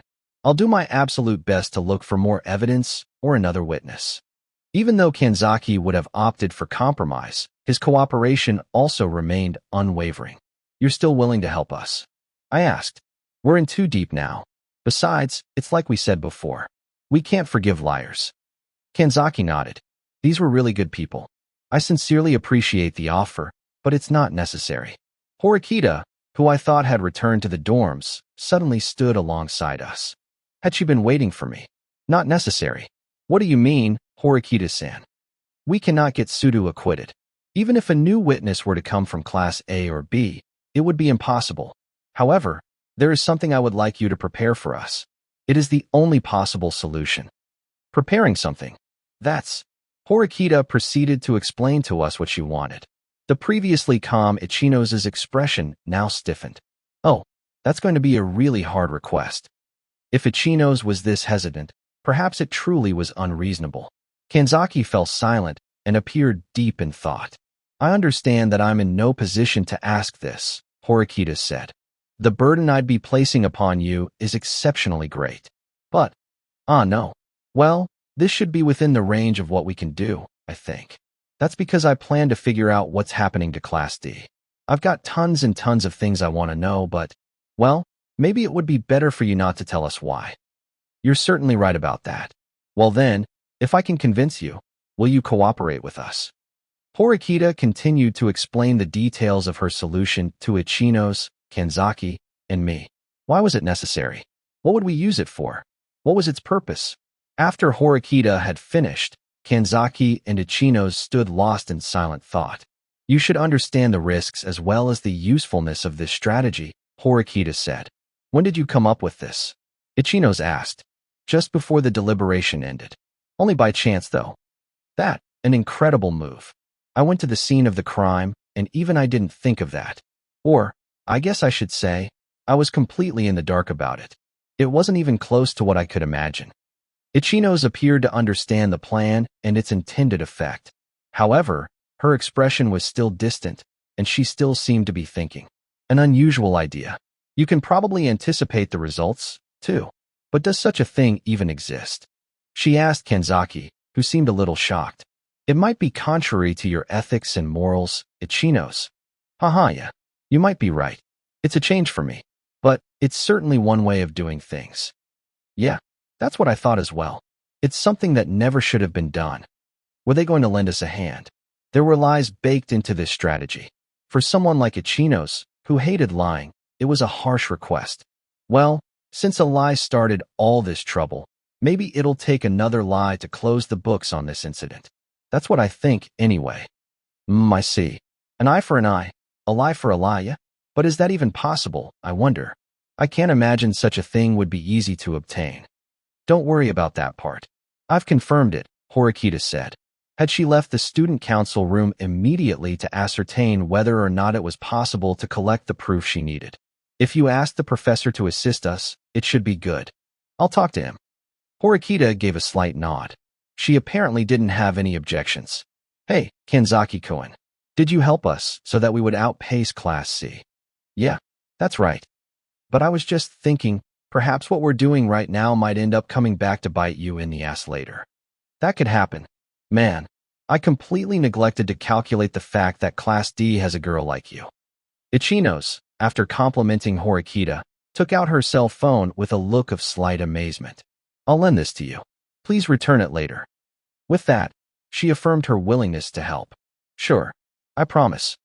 Horikita, grateful for the assistance, accepted it without any hesitation. Well then, Ayana Kuji-kun, there's something I'd like you to help me with. If it's not something really bothersome, sure, I'll help.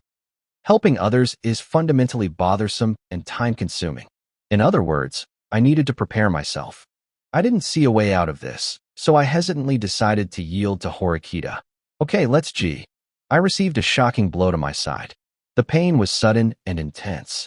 I tumbled into the corner as if blown by a stiff breeze. I'll forgive you for touching me this time. However, next time I'll pay you back double. Wah! The pain stole my voice, as if I weren't allowed to argue. Wait, when she said she'd pay me back double, she meant her blows would be twice as hard as now. That was unimaginable. Dumbfounded, Ichinos watched the whole spectacle. She looked at Horikita as if the girl were something terrifying. Remember that well, Ichinos. Horikita was a woman without mercy. Gulp. Advanced Nurturing High School Database. Name: Ike Kenji. Class: First Year, Class D. Student ID: S01T004654. Club affiliations: none. Date of birth: June 16th. Evaluation: academic ability: E. Intelligence: D. Decision-making: D+. Physical ability: D. Cooperativeness: C. 0. 0. Comments from the interviewer: there is no area in which he excels, and both his academic and physical abilities are below average. However, he did very well in the interview, scoring in the top 15%. We are optimistic that he will be someone who can move well through society. We do expect him to grow into a person who can contribute to that society as well, though, so we hope that his education and intellect are cultivated.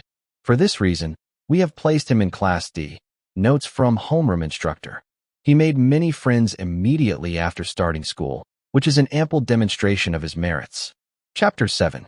Only one solution. The summer sun hanging in the sky was dazzlingly hot. As I took each step along the tree-lined path to school, my body screamed in agony. Sweat poured down my face.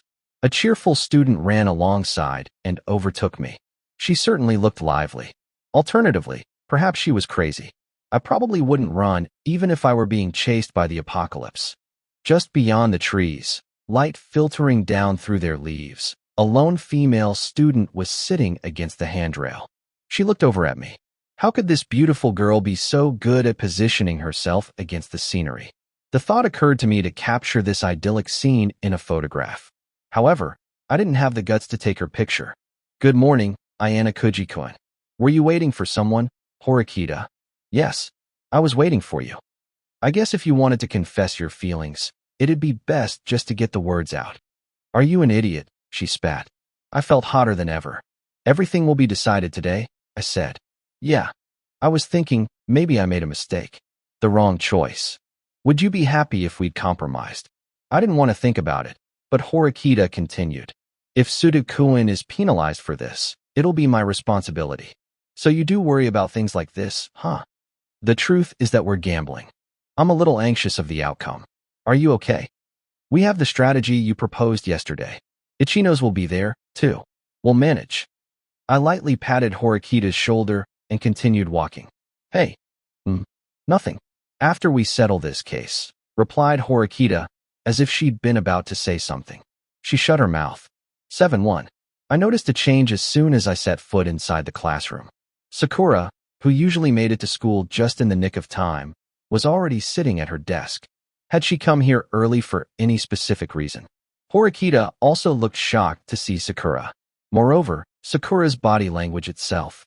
Well, she looked the same as usual, but I felt like she was sitting up straight, as if ready for something. It was such a subtle difference that you couldn't really call it a change. It was so minuscule that if you told me I was imagining it, I would say you were right and drop it. Just as we were about to pass Sakura's seat, she looked up. Instead of a proper greeting, she meekly raised her hand. For someone like Sakura, that seemed an appropriate response. That's what I thought, until… Good morning, Ayana Kuji-kun. Horikita-san. Gee, good morning. That was the first time Sakura had given a morning greeting. I was so shocked that my response stuck in my throat. Our eyes didn't meet, but she still desperately tried to squeeze out the words. What's with her? Horikita muttered.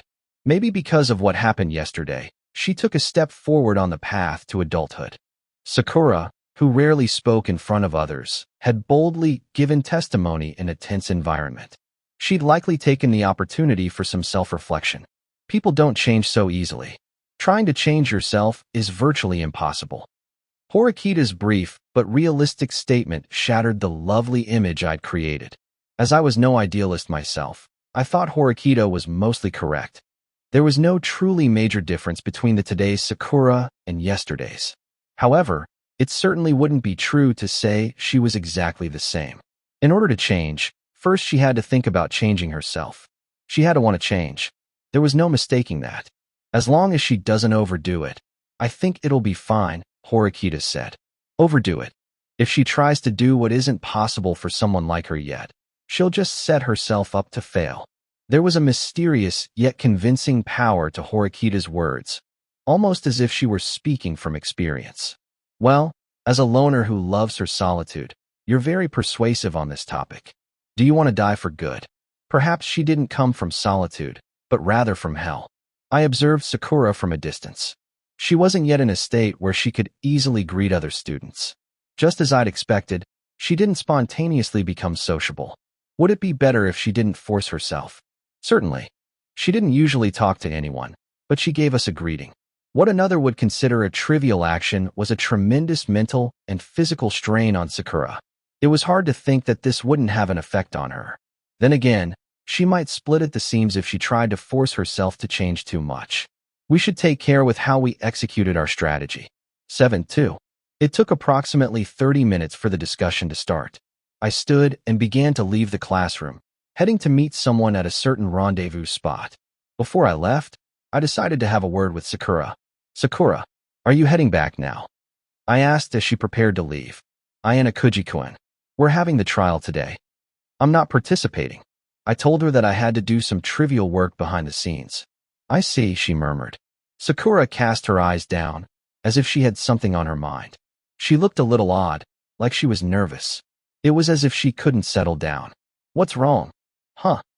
Sakura, you don't really need to testify today. There's no need for you to be so worked up, right? Sakura looked like she was sweating. It's because everyone's doing their best. I thought I'd do my best, too. It felt like that she was saying that to herself, rather than to me. What are you thinking about? I asked. Well, if there's something I need to move forward, I'll do it. Even though I'd asked what she was thinking, Sakura wouldn't give a clear answer. I wanted to ask why she looked uneasy, but the cell phone in my pocket vibrated. My alarm told me the time. I couldn't stay any longer. See you later, Ayana Kuji-kun. Sakura's words and bright smile seemed so unlike her. They left me with an unpleasant feeling. Hey, Sakura, do you have any time later? I wanted to talk to you about something. The words felt like they were being squeezed out of me. Sakura gently shook her head. I have plans today. Maybe tomorrow. If she assured me that she was fine, I couldn't exactly keep contradicting her. I really had to be going. I turned my back on Sakura and headed off. It was past 3:40. With classes over for the day, I went to the special building. This place had become increasingly hot and humid as the summer wore on. If things proceeded as planned, then the person I was expecting should arrive soon. Shortly thereafter, 3 guys showed up, all grumbling about how unbearably hot it was. They appeared happy, though, wearing optimistic expressions. That was because the 3 of them had received emails from the class sweetheart, Kushida. Had the message contained an invitation to go on a date? Or perhaps, even more insane, a romantic confession. They were probably dreaming of such things. When they saw me, their fantasies were crushed. What's going on? Why are you here? Apparently, they remembered me from the student council room. Ishizaki, the group's leader, stepped forward as if to intimidate me. He was rather forceful when no one was around to see. Kushida won't be here. I asked her to send an email to compel you all to come. Ishizaki looked incredibly ill-tempered as he closed the distance between us. This isn't funny. What did you do this for, huh? If I hadn't used an underhanded method, you would have just ignored me, right? I wanted to talk to you. Talk to us. Why would we want to do that? Has the heat scrambled your brain or something? Ishizaki, who clearly was affected by the heat, grabbed his shirt and flapped it. No matter what you do, you can't hide the truth. Sudu called us over here and beat us up. That's our answer. Now he needs to quietly accept his punishment. I have no intention of arguing. That would be a waste of time. I fully understand that neither Class C nor Class D will retract what they claimed yesterday. So why do this? Are you going to abduct us so we miss the trial? Or are you going to have a bunch of people surround us and threaten us with violence? It'll be just like that time with Sudu. Oh, that was a rather interesting idea, but it would only work as a stopgap measure. Such threats wouldn't work against these people. Quite the contrary, they look like they'd welcome it.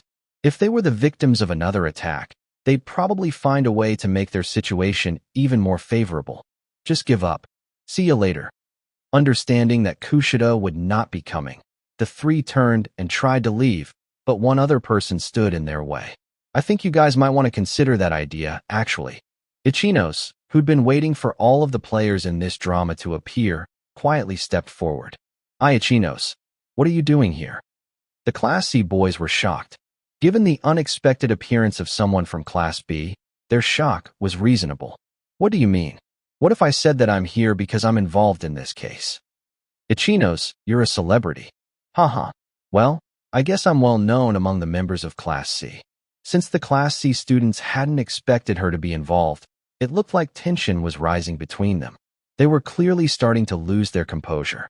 This incident had nothing to do with Class B, right? So But unlike when they'd spoken to me, their threats sounded weak. They sounded desperate to get away. You're certainly right that Class B has nothing to do with this.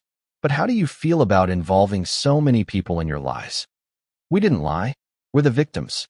We are. Suda called us out here and beat us up. That's the truth. So evildoers remain obstinate until the very end. It's about time for you to pay the piper. Ichinos declared, making a wide-sweeping gesture with her right arm as she did so. You lied. We can all see through you. You got violent in the end. If you don't want that fact to become public knowledge, withdraw your claim right away. Even though I hadn't explained every detail, I felt that things would be fine in Ichinos' capable hands. Withdraw. Don't make me laugh. What? Were you half asleep when you came up with that argument? You can't just claim something and make it true. Sudu started the fight. Right. Ishizaki looked to his two accomplices, who immediately answered, That's right. That's right. Did you know that this school is one of the leading government-sanctioned institutions in Japan? Of course we do. That's why we tried to enroll here. In that case, you should try using your heads a bit more. Your aims were obvious right from the start, wouldn't you say? Ichinos grinned and talked with greater animation, as if relishing this. She walked slowly towards the three as she spoke, like she was a famous detective revealing the true culprit in an investigation. Didn't you think that the school's response to this incident was rather strange? When you raised the issue with the school, why wasn't Sudu punished immediately? Why give an opportunity to escape by granting a grace period of several days? What do you think was the reason? Because he lied to the school and cried for mercy. If they hadn't given him the time as a formality, we, the victims, would have won. Is that really true? I wonder if you had a different aim, a different purpose. The windows in the hallway were all closed. The sun, still high in the sky, glared down upon us, increasing the heat and humidity. I've got no idea what you're talking about. Damn it. It's so hot. One's ability to think, that is to say, to concentrate, decreases as heat increases. One cannot exhibit sufficient logical, creative thinking outside of a comfortable environment. The more content you cram into your head, the more your brain will overload. Whatever, I'm out of here. I'm going to boil alive if I stay. Is that really okay, though? If you leave this place, you might regret it for the rest of your life. What do you want, Ichinos? They didn't seem to understand what she was getting at. Don't you understand? The school knows that you're lying, Class C. They've known from the beginning. This statement probably came as a surprise to them. None of them had imagined such an outcome. Ishizaki and the others looked at each other for a few seconds, then snorted with laughter. Don't make me laugh. We lied, and the school knows it. Ha ha ha ha. You guys are so funny, Ichinos said.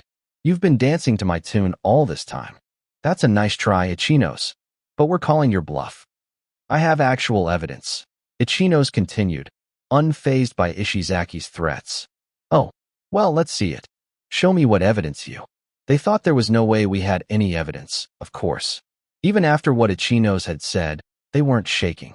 However, when she began to speak, their defeat was decided. Did you know that there are security cameras installed everywhere around the school? It's a measure they've taken in order to monitor what we do every day. Yeah, so what? They seem to have already known about the security cameras. Ishizaki and the others appeared unconcerned. Well then, did you not see that? Ichinos looked to a spot near the ceiling a little further down the hall. Ishizaki and the others tracked her gaze. They voiced complete disbelief. A security camera hung in the hallway and occasionally swung from left to right, capturing everything. That's too bad, isn't it?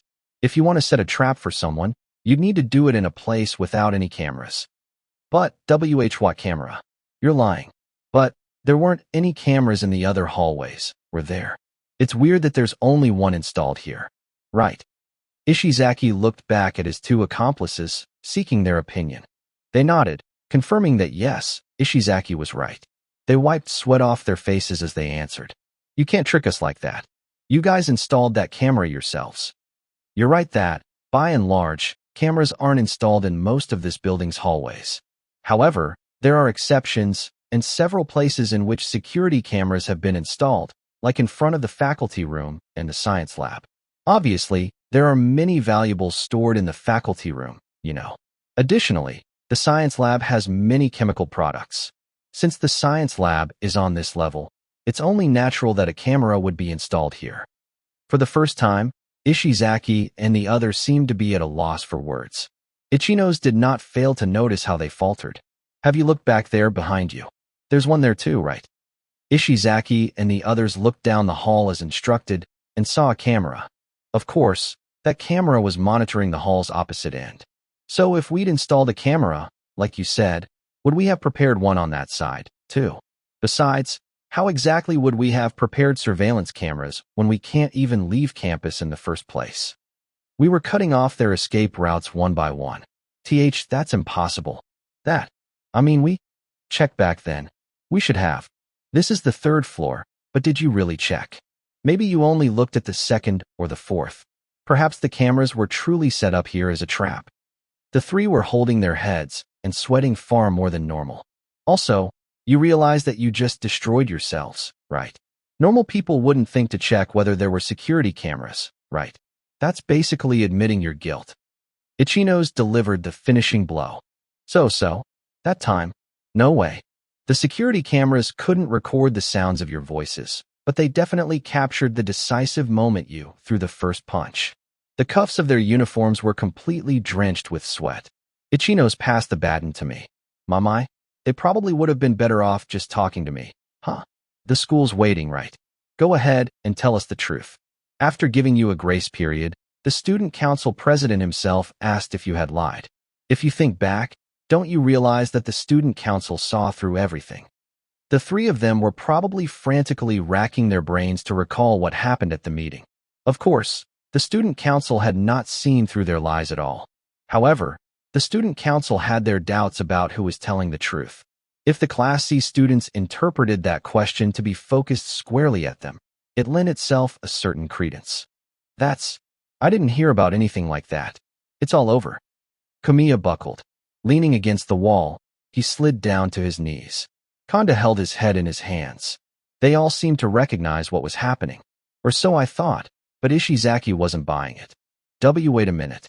I'm still not convinced. Okay, let's say the security cameras did capture some footage. You should have been able to prove Sudo's innocence without having to really do anything, right? You didn't need to call us out here to tell us this. You could have just presented it at the trial. But you guys called us here, right? Innocence.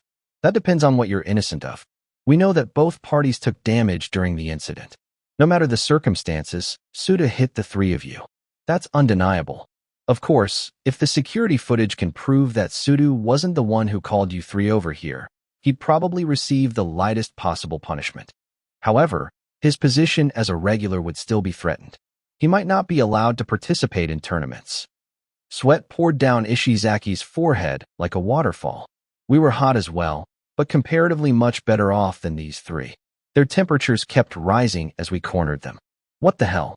Well then, if it's like you people say, the security footage shouldn't be any trouble at all, right? We'll be fine as long as we can get Sudo suspended for even one day. If that happens, you might be expelled.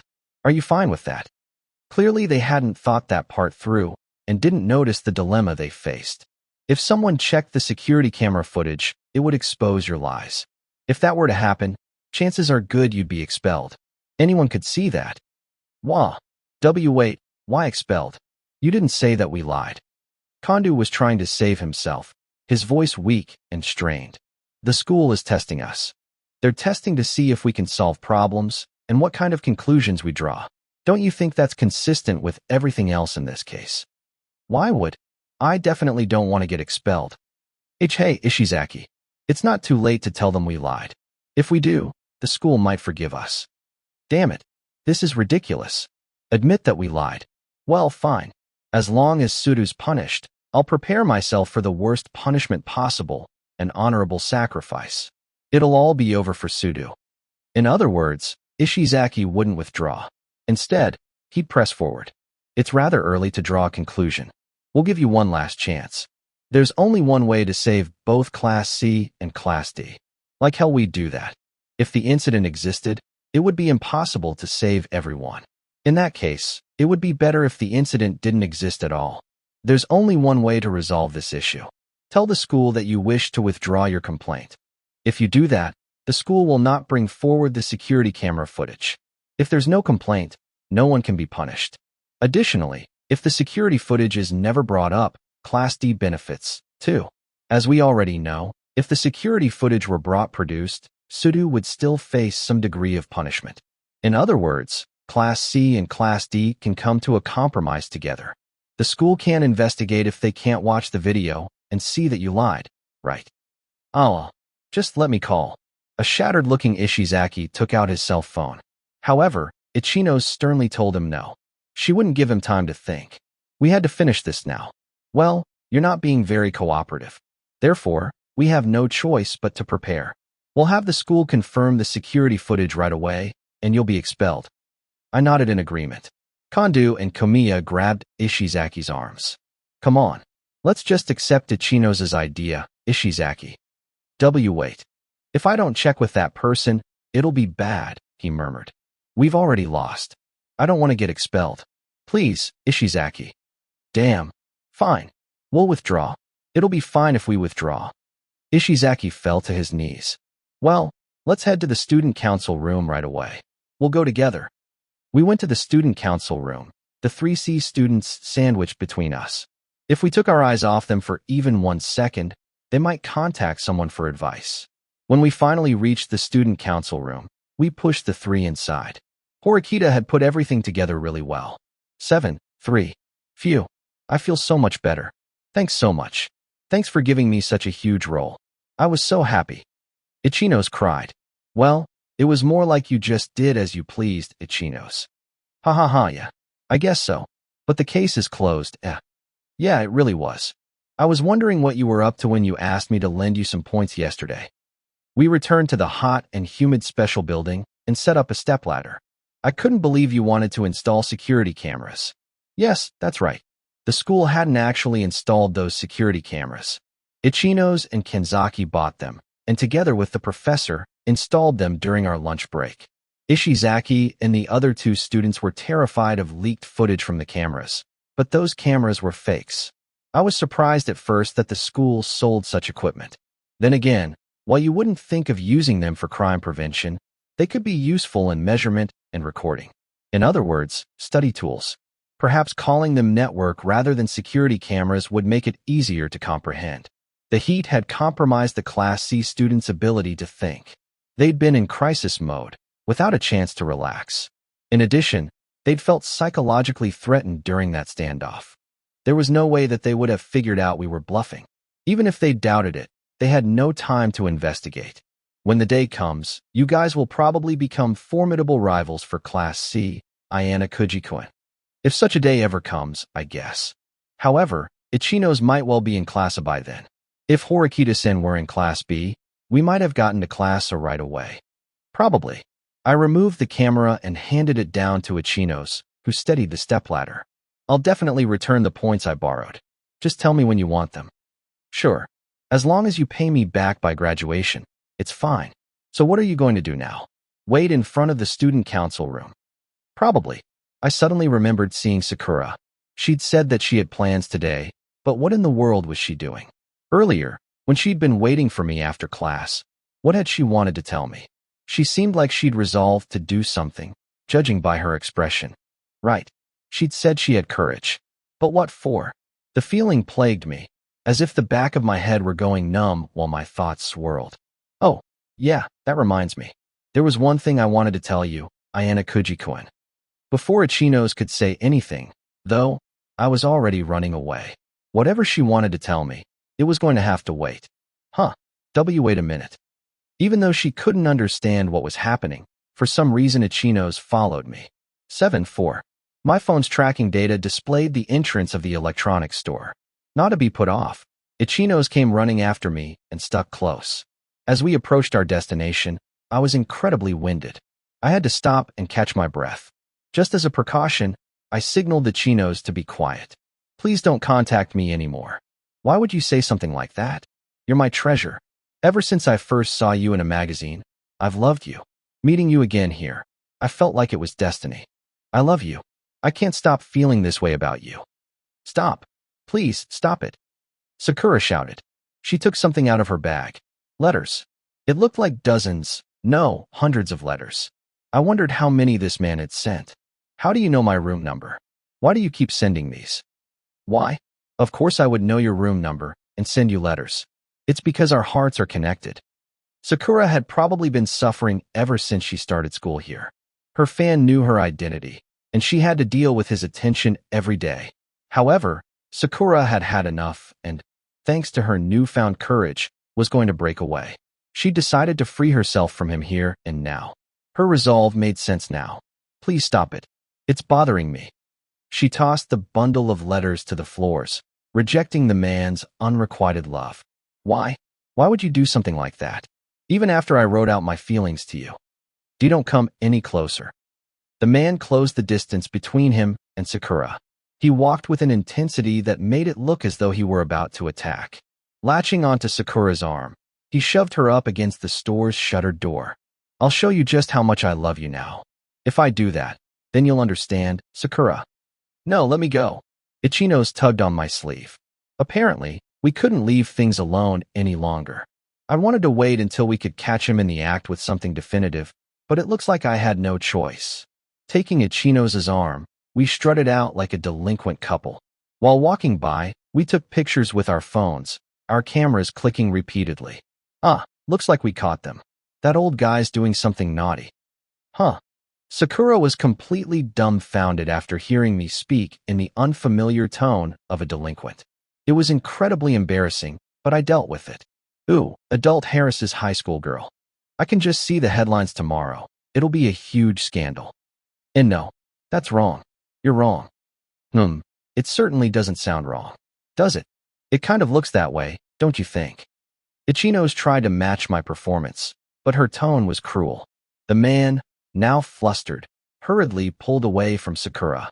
But we were prepared with our cameras. Wrong. I don't think so. Whoa, look at all those letters. Gross. Are you a stalker? She pinched her nose as she picked up the letters, as if grabbing someone else's socks. She picked them up by their corners, using only her index finger and thumb. You're wrong. It's just, that. She said she wanted someone to teach her how to use a digital camera, so I said I'd teach her one-on-one. That's all. I drew closer to the man, pressing him up against the shutter. Me and my girlfriend saw everything, so we took pictures. If you show your face to that girl again, or send her any more disgusting letters, we'll expose you. Got it. Ha. What are you talking about? I really don't know what you're talking about. You don't know what I'm talking about. You're not weaseling out of this, old man.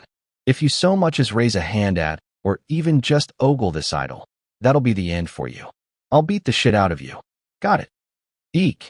After he completely lost his will to fight, I deliberately gave him some time to escape. Gee, goodbye. I won't do that ever again. The store clerk raced back inside the store to get away from us. With the source of her terror gone, Sakura suddenly looked exhausted. She looked like she was going to topple over and collapse, so I hurriedly grabbed her arms and held her up. You did really well.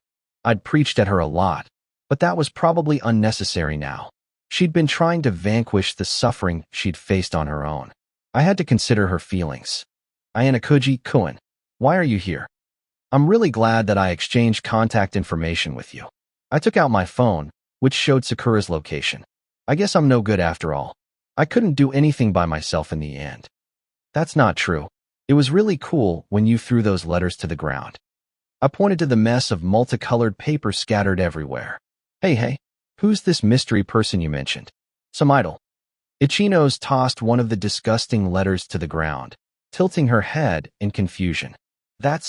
Although I didn't want to hide anything from Ichinos, I hesitated to speak without Sakura's permission. However, Sakura met my eyes and gave me a slight nod. Sakura over here was an idol when she was in junior high. Her name was Shizuku. Huh, idol. That's amazing. She's an entertainer. Ooh, shake my hand, shake my hand. Ichinos was filled with childlike excitement. But I never appeared on TV or anything. Even so, that's so amazing. I've never thought about becoming an idol or anything. I didn't know about that. I thought that Ichinos had the face and figure for it. No, rather, I thought she had the necessary qualities. When did you realize Ayana Kuji-kun? Sakura asked. A little while ago. Sorry. Several other people in class realized, too. Since she was going to find out eventually, I decided to just tell her. I think I'm actually glad about this, though. It's been hard to lie. If this situation had given Sakura the ability to finally remove her mask, then it was a good thing. At any rate, you were way too brave. I was going to have to step in if something happened. Haha. Yeah, you're probably right. I was so scared. The girl who had openly cried in front of me yesterday was now laughing in a rather peculiar way. She laughed while seemingly on the verge of tears. Ayana Kuji-kun, don't look at me with such strange eyes. Strange eyes. Never mind, it's nothing. Sakura didn't clarify, but she wore a slightly happy smile on her face. Do you think everyone would notice if I came to class without my glasses and changed my hairstyle? I think there's a possibility that people at school might panic when they notice, but I think it'll be fine. I suddenly pictured a beautiful girl, with tons of spectators rushing forward to catch a glimpse of her. She had a gentle disposition and qualities that would make boys naturally crowd around her. Whoa, you're so amazingly cute. You make a completely different impression without your glasses. It seemed as though Ichinos had looked up Shizuku on her phone. She seemed excited by what she found. Even though the incident with Sudo might have endangered our class and highlighted our lack of unity, at least it had given Sakura a chance to grow. Maybe it was all worth it, in the end. Wait, I really wasn't the type of person to think like that. Or, perhaps, I should say that I didn't know what kind of person I was in the first place. Was this the real me? I felt a bit confused. Sorry for being quiet for so long. It's nothing you have to apologize for. We don't have to talk about it. However, I think that now we have the type of relationship where we can talk about things. If you're suffering or if you feel lost, you can talk to me. You should consult Horikita and Kushida, too. Behind me, Ichinos purposefully flopped over in an exaggerated manner. So, you're telling her you can talk to me. I wonder what you mean. I had no answer for that. Okay, I understand, Sakura murmured. I'll help out too. Though Ichinos didn't know her too well, she still smiled at Sakura. I'm Ichinos from Class B. It's nice to meet you, Sakura-san. Sakura looked a little hesitant, but shook Ichinos' outstretched hand. By the way, didn't you want to tell me something in the special building a little while ago? I asked, thinking back to my conversation with Ichinos. Yeah, that's right. There was something important I wanted to talk to you about. Ichinos took a moment to catch her breath, and then adopted a serious look. I probably shouldn't be saying this right now, but there was someone pulling the strings behind this whole Sudo incident. Pulling the strings. Because Ichinos looked so deadly serious, I didn't think this was just a hunch of hers. To tell the truth, there was a dispute between Class B and Class C students before. That time, though, the school didn't get involved. Someone named Ryun-kun masterminded that one. Ryun.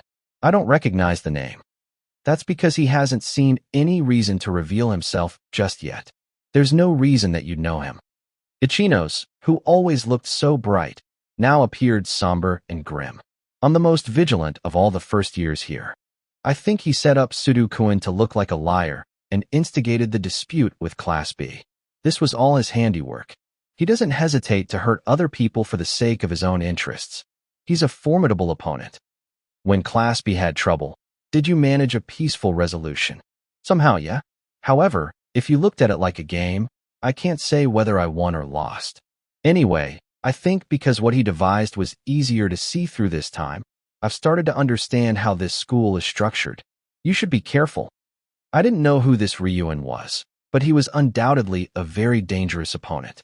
Someone who developed merciless strategies that could lead to our expulsion if we missed a single step.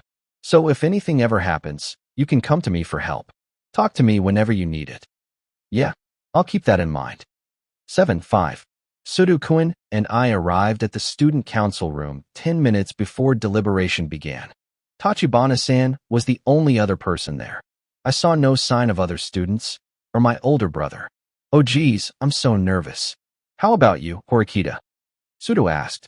I feel the same as ever. This case would be settled today. I knew that it was not going to be easy, especially for me. I declared that Sudo was completely innocent, after all. If my strategy failed, it would be for nothing. I thought that there was some value in sticking it out, so I'd come up with this plan during this extension period. If this strategy failed, though, it would likely devolve into a verbal battle where we hurled abuse at each other. In the end, the result would certainly be worse than the compromise that had been proposed at the previous hearing. Sudo-kun would hate me then. Well, he'd be barking up the wrong tree. Still, I would have to acknowledge his complaints, because the appeal to the council was my responsibility. Alternatively, I suppose that if Sudo-kun himself wished it, there was the possibility of meeting them halfway. They'd probably want to shorten his suspension as much as possible. If we made that the focal point of our discussion, we might be able to arrange for Sudo-kun's sentence to be lightened as well. Reconciliation was another name for defeat. Still, if the person in question wished for it, we would have no choice. A short time later, the student council room doors opened. My heart started pounding at double the speed.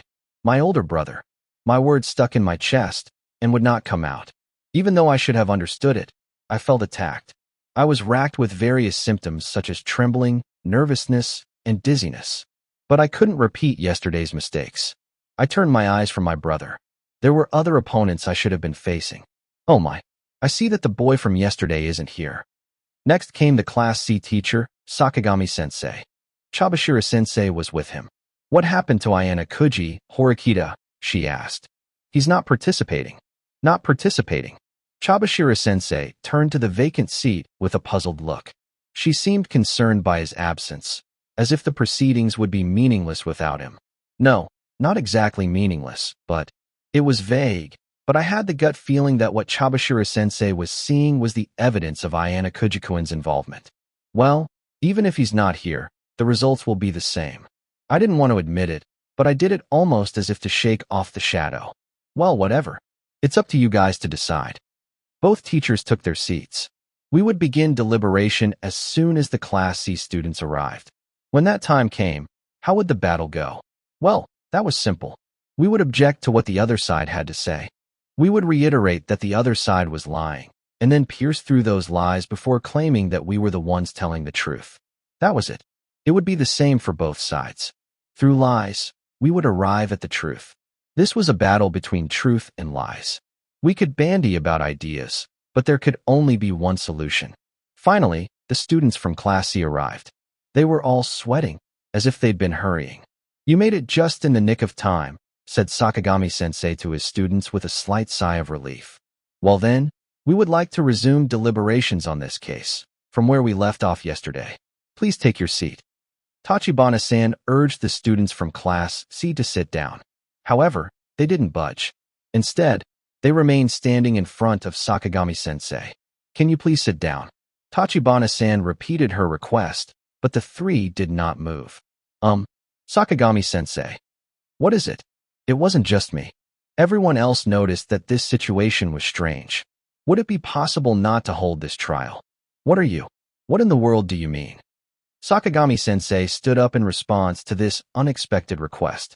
Did you want to come to an agreement? Or did you already do something to the effect? My older brother gazed sharply at the Class C students.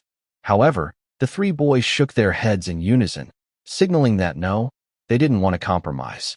We realized that we weren't really saying anything worthwhile about which side was at fault. Our complaint was a mistake. Therefore, we'd like to withdraw it.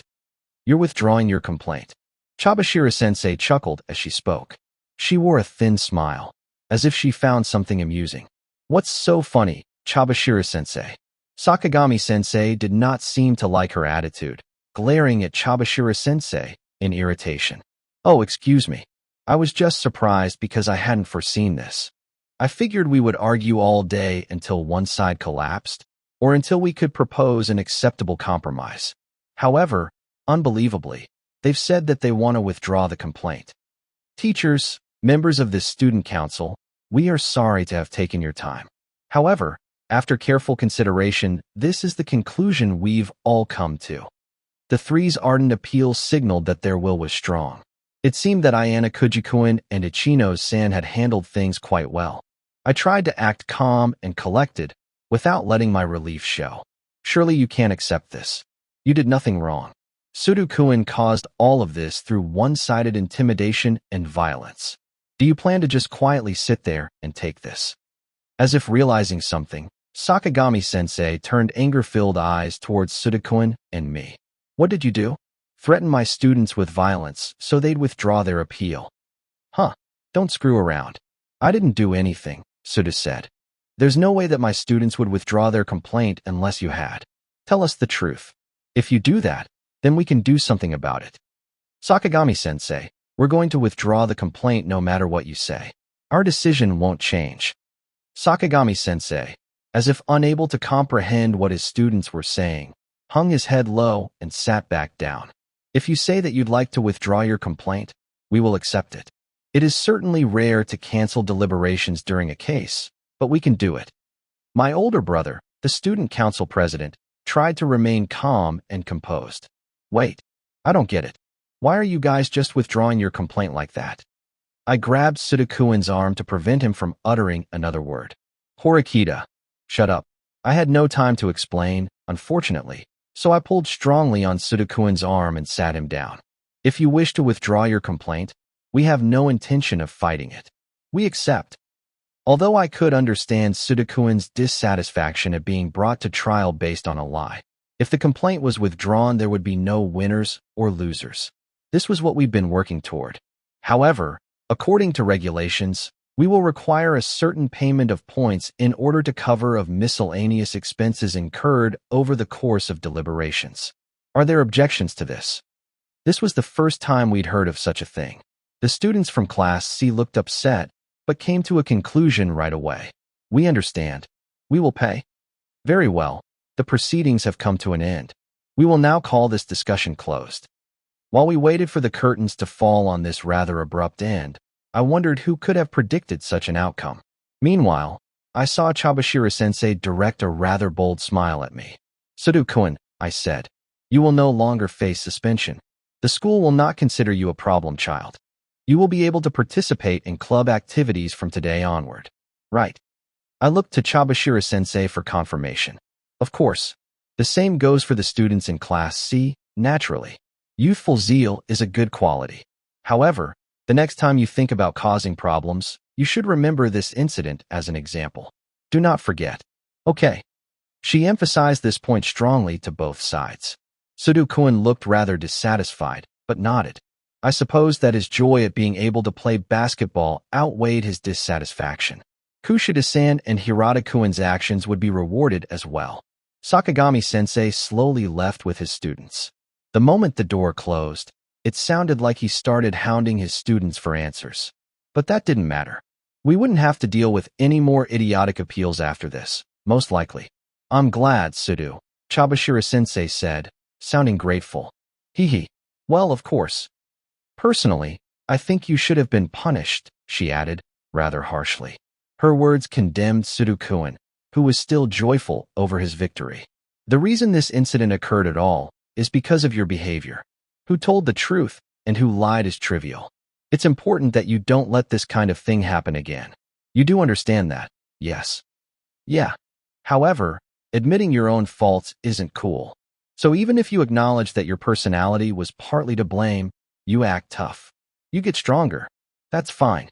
However, if you act like that, you won't be able to make real friends. Eventually, Horikita will abandon you. She'll leave. I wouldn't exactly call us friends.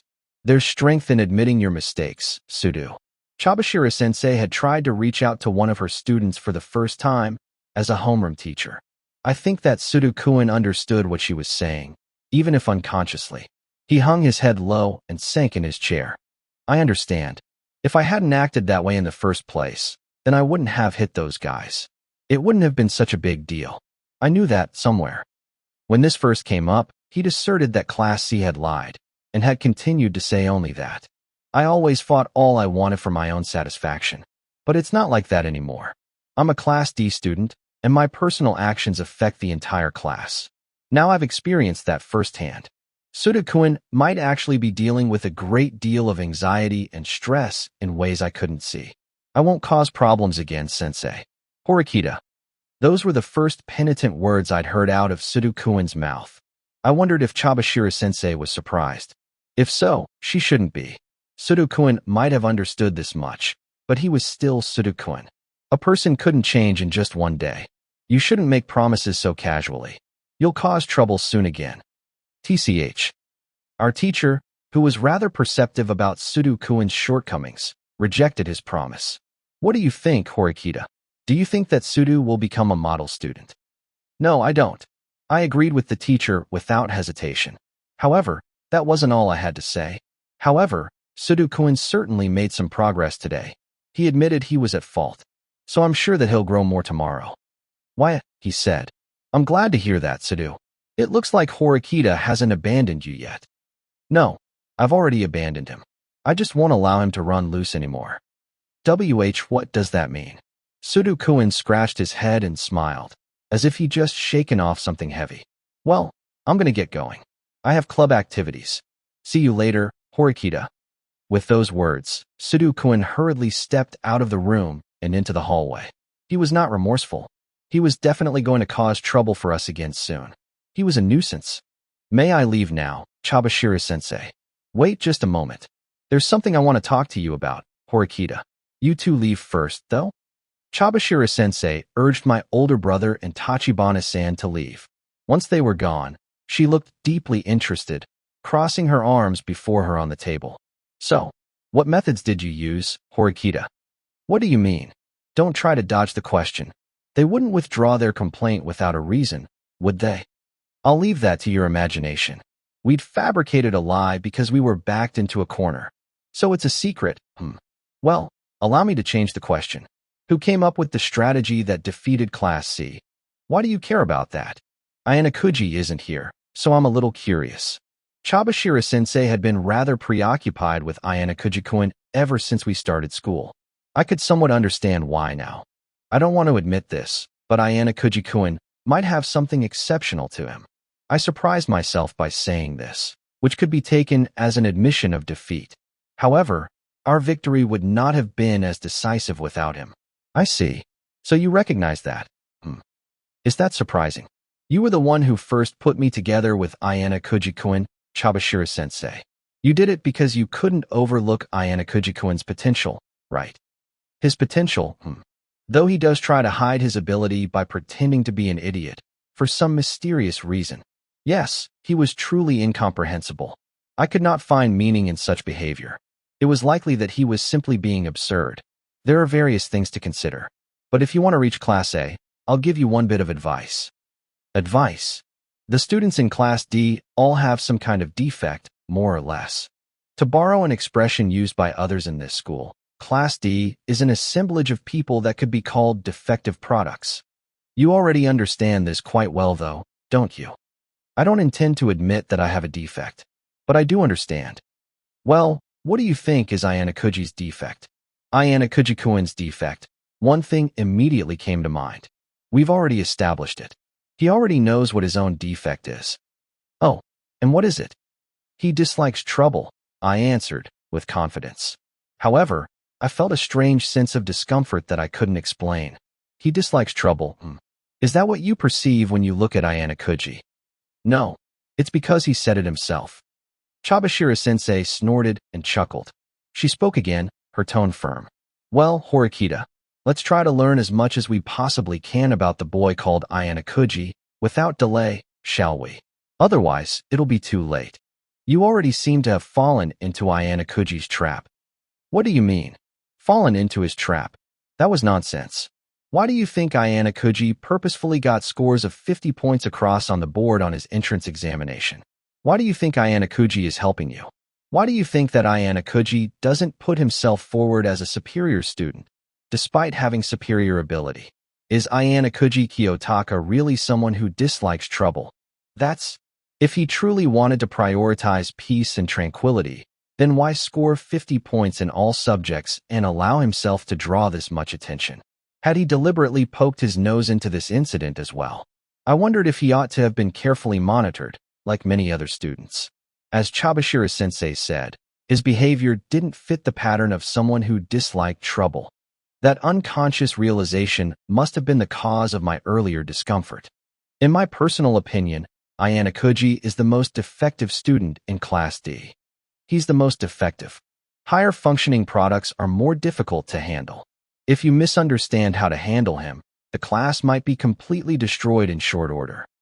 Chabashira-sensei, do you really understand what about him can be considered defective? Get to know the person called Ayanakuji. What is he thinking? What focal point does he base his actions around? What is his fatal flaw? There's definitely an answer there. Why was Chabashira-sensei telling me such things? As our homeroom teacher, she usually appeared unaware of and unconcerned with her class. But if someone so disinterested thought this way, then Chabashira-sensei said nothing more. 7-6. I waited outside the student council room until the meeting had concluded. The students from Class C and Sakagami-sensei left first, with Sudu following a little while later. He wore a bright, cheerful expression. Looks like it went well, I said. Man, I don't understand what happened, but Horikita did something for me. Right. I nodded. I knew it. I knew she'd come through for my sake. Ha ha ha. He looked incredibly happy. Well, I gotta head to my club. We should have a party tonight. Yeah. The next people to exit were the student council president and secretary Tachibana. Excellent work. I thought we'd just exchange a light greeting, but the president stopped in his tracks to address me. I have approved Class C's request to withdraw their complaint. Is that so? I said. Well, I guess miracles do happen. Horikita's brother remained still and looked me in the eyes. I couldn't tell what he was thinking. So this was all to prove that Sakura wasn't a liar, as you said. I suppose if Class C withdrew their complaint, then talk would spread quite naturally. If Sudu or Sakura weren't the liars, then Class C was. Your little sister handled things well. I didn't do anything. If that's your answer, then I'm impressed. Even though it's a simple story. The unflappable secretary Tachibana clapped her hands. Tachibana, do you still have one seat open for secretary? Yes. A first-year class, a student applied the other day, but was rejected after the first interview. Ayanakuji, if you wanted it, I would appoint you to the position. I was surprised, but Secretary Tachibana appeared even more shocked than me. As student council president, do you really mean that? Do you disapprove? And no. If you say so, I have no objections. But, nah, I hate troublesome stuff. Besides, being in the student council is no joke. I want to lead an ordinary student life at this school, I replied. Secretary Tachibana was even more shocked by my response. Huh, are you refusing an invitation from the student council president? Well, I just never do anything that I'm not interested in. I didn't do what I didn't want to do. Besides, there was no reason to invite me onto the student council in the first place. Let's go, Tachibana. Why yes. Their interest in me had apparently run out with my refusal, so they left.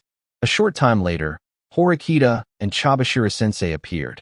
Chabashira-sensei just gave me a slight glance, leaving without saying anything in particular. Yo! I raised my hand as I greeted Horikita, but was met with an intense glare the likes of which I'd never seen from her before. She quickly returned to her neutral expression, though. What were the results? I asked. You'd already know, right? She replied. I'm glad to hear that. Looks like your strategy worked well. Hey, Ayanakuji-kun. Am I just your puppet? My puppet? What are you talking about? Ayanakuji-kun, you brought up the idea of surveillance cameras in the classrooms. Next, you took me to the special building and made me realize that there were no cameras.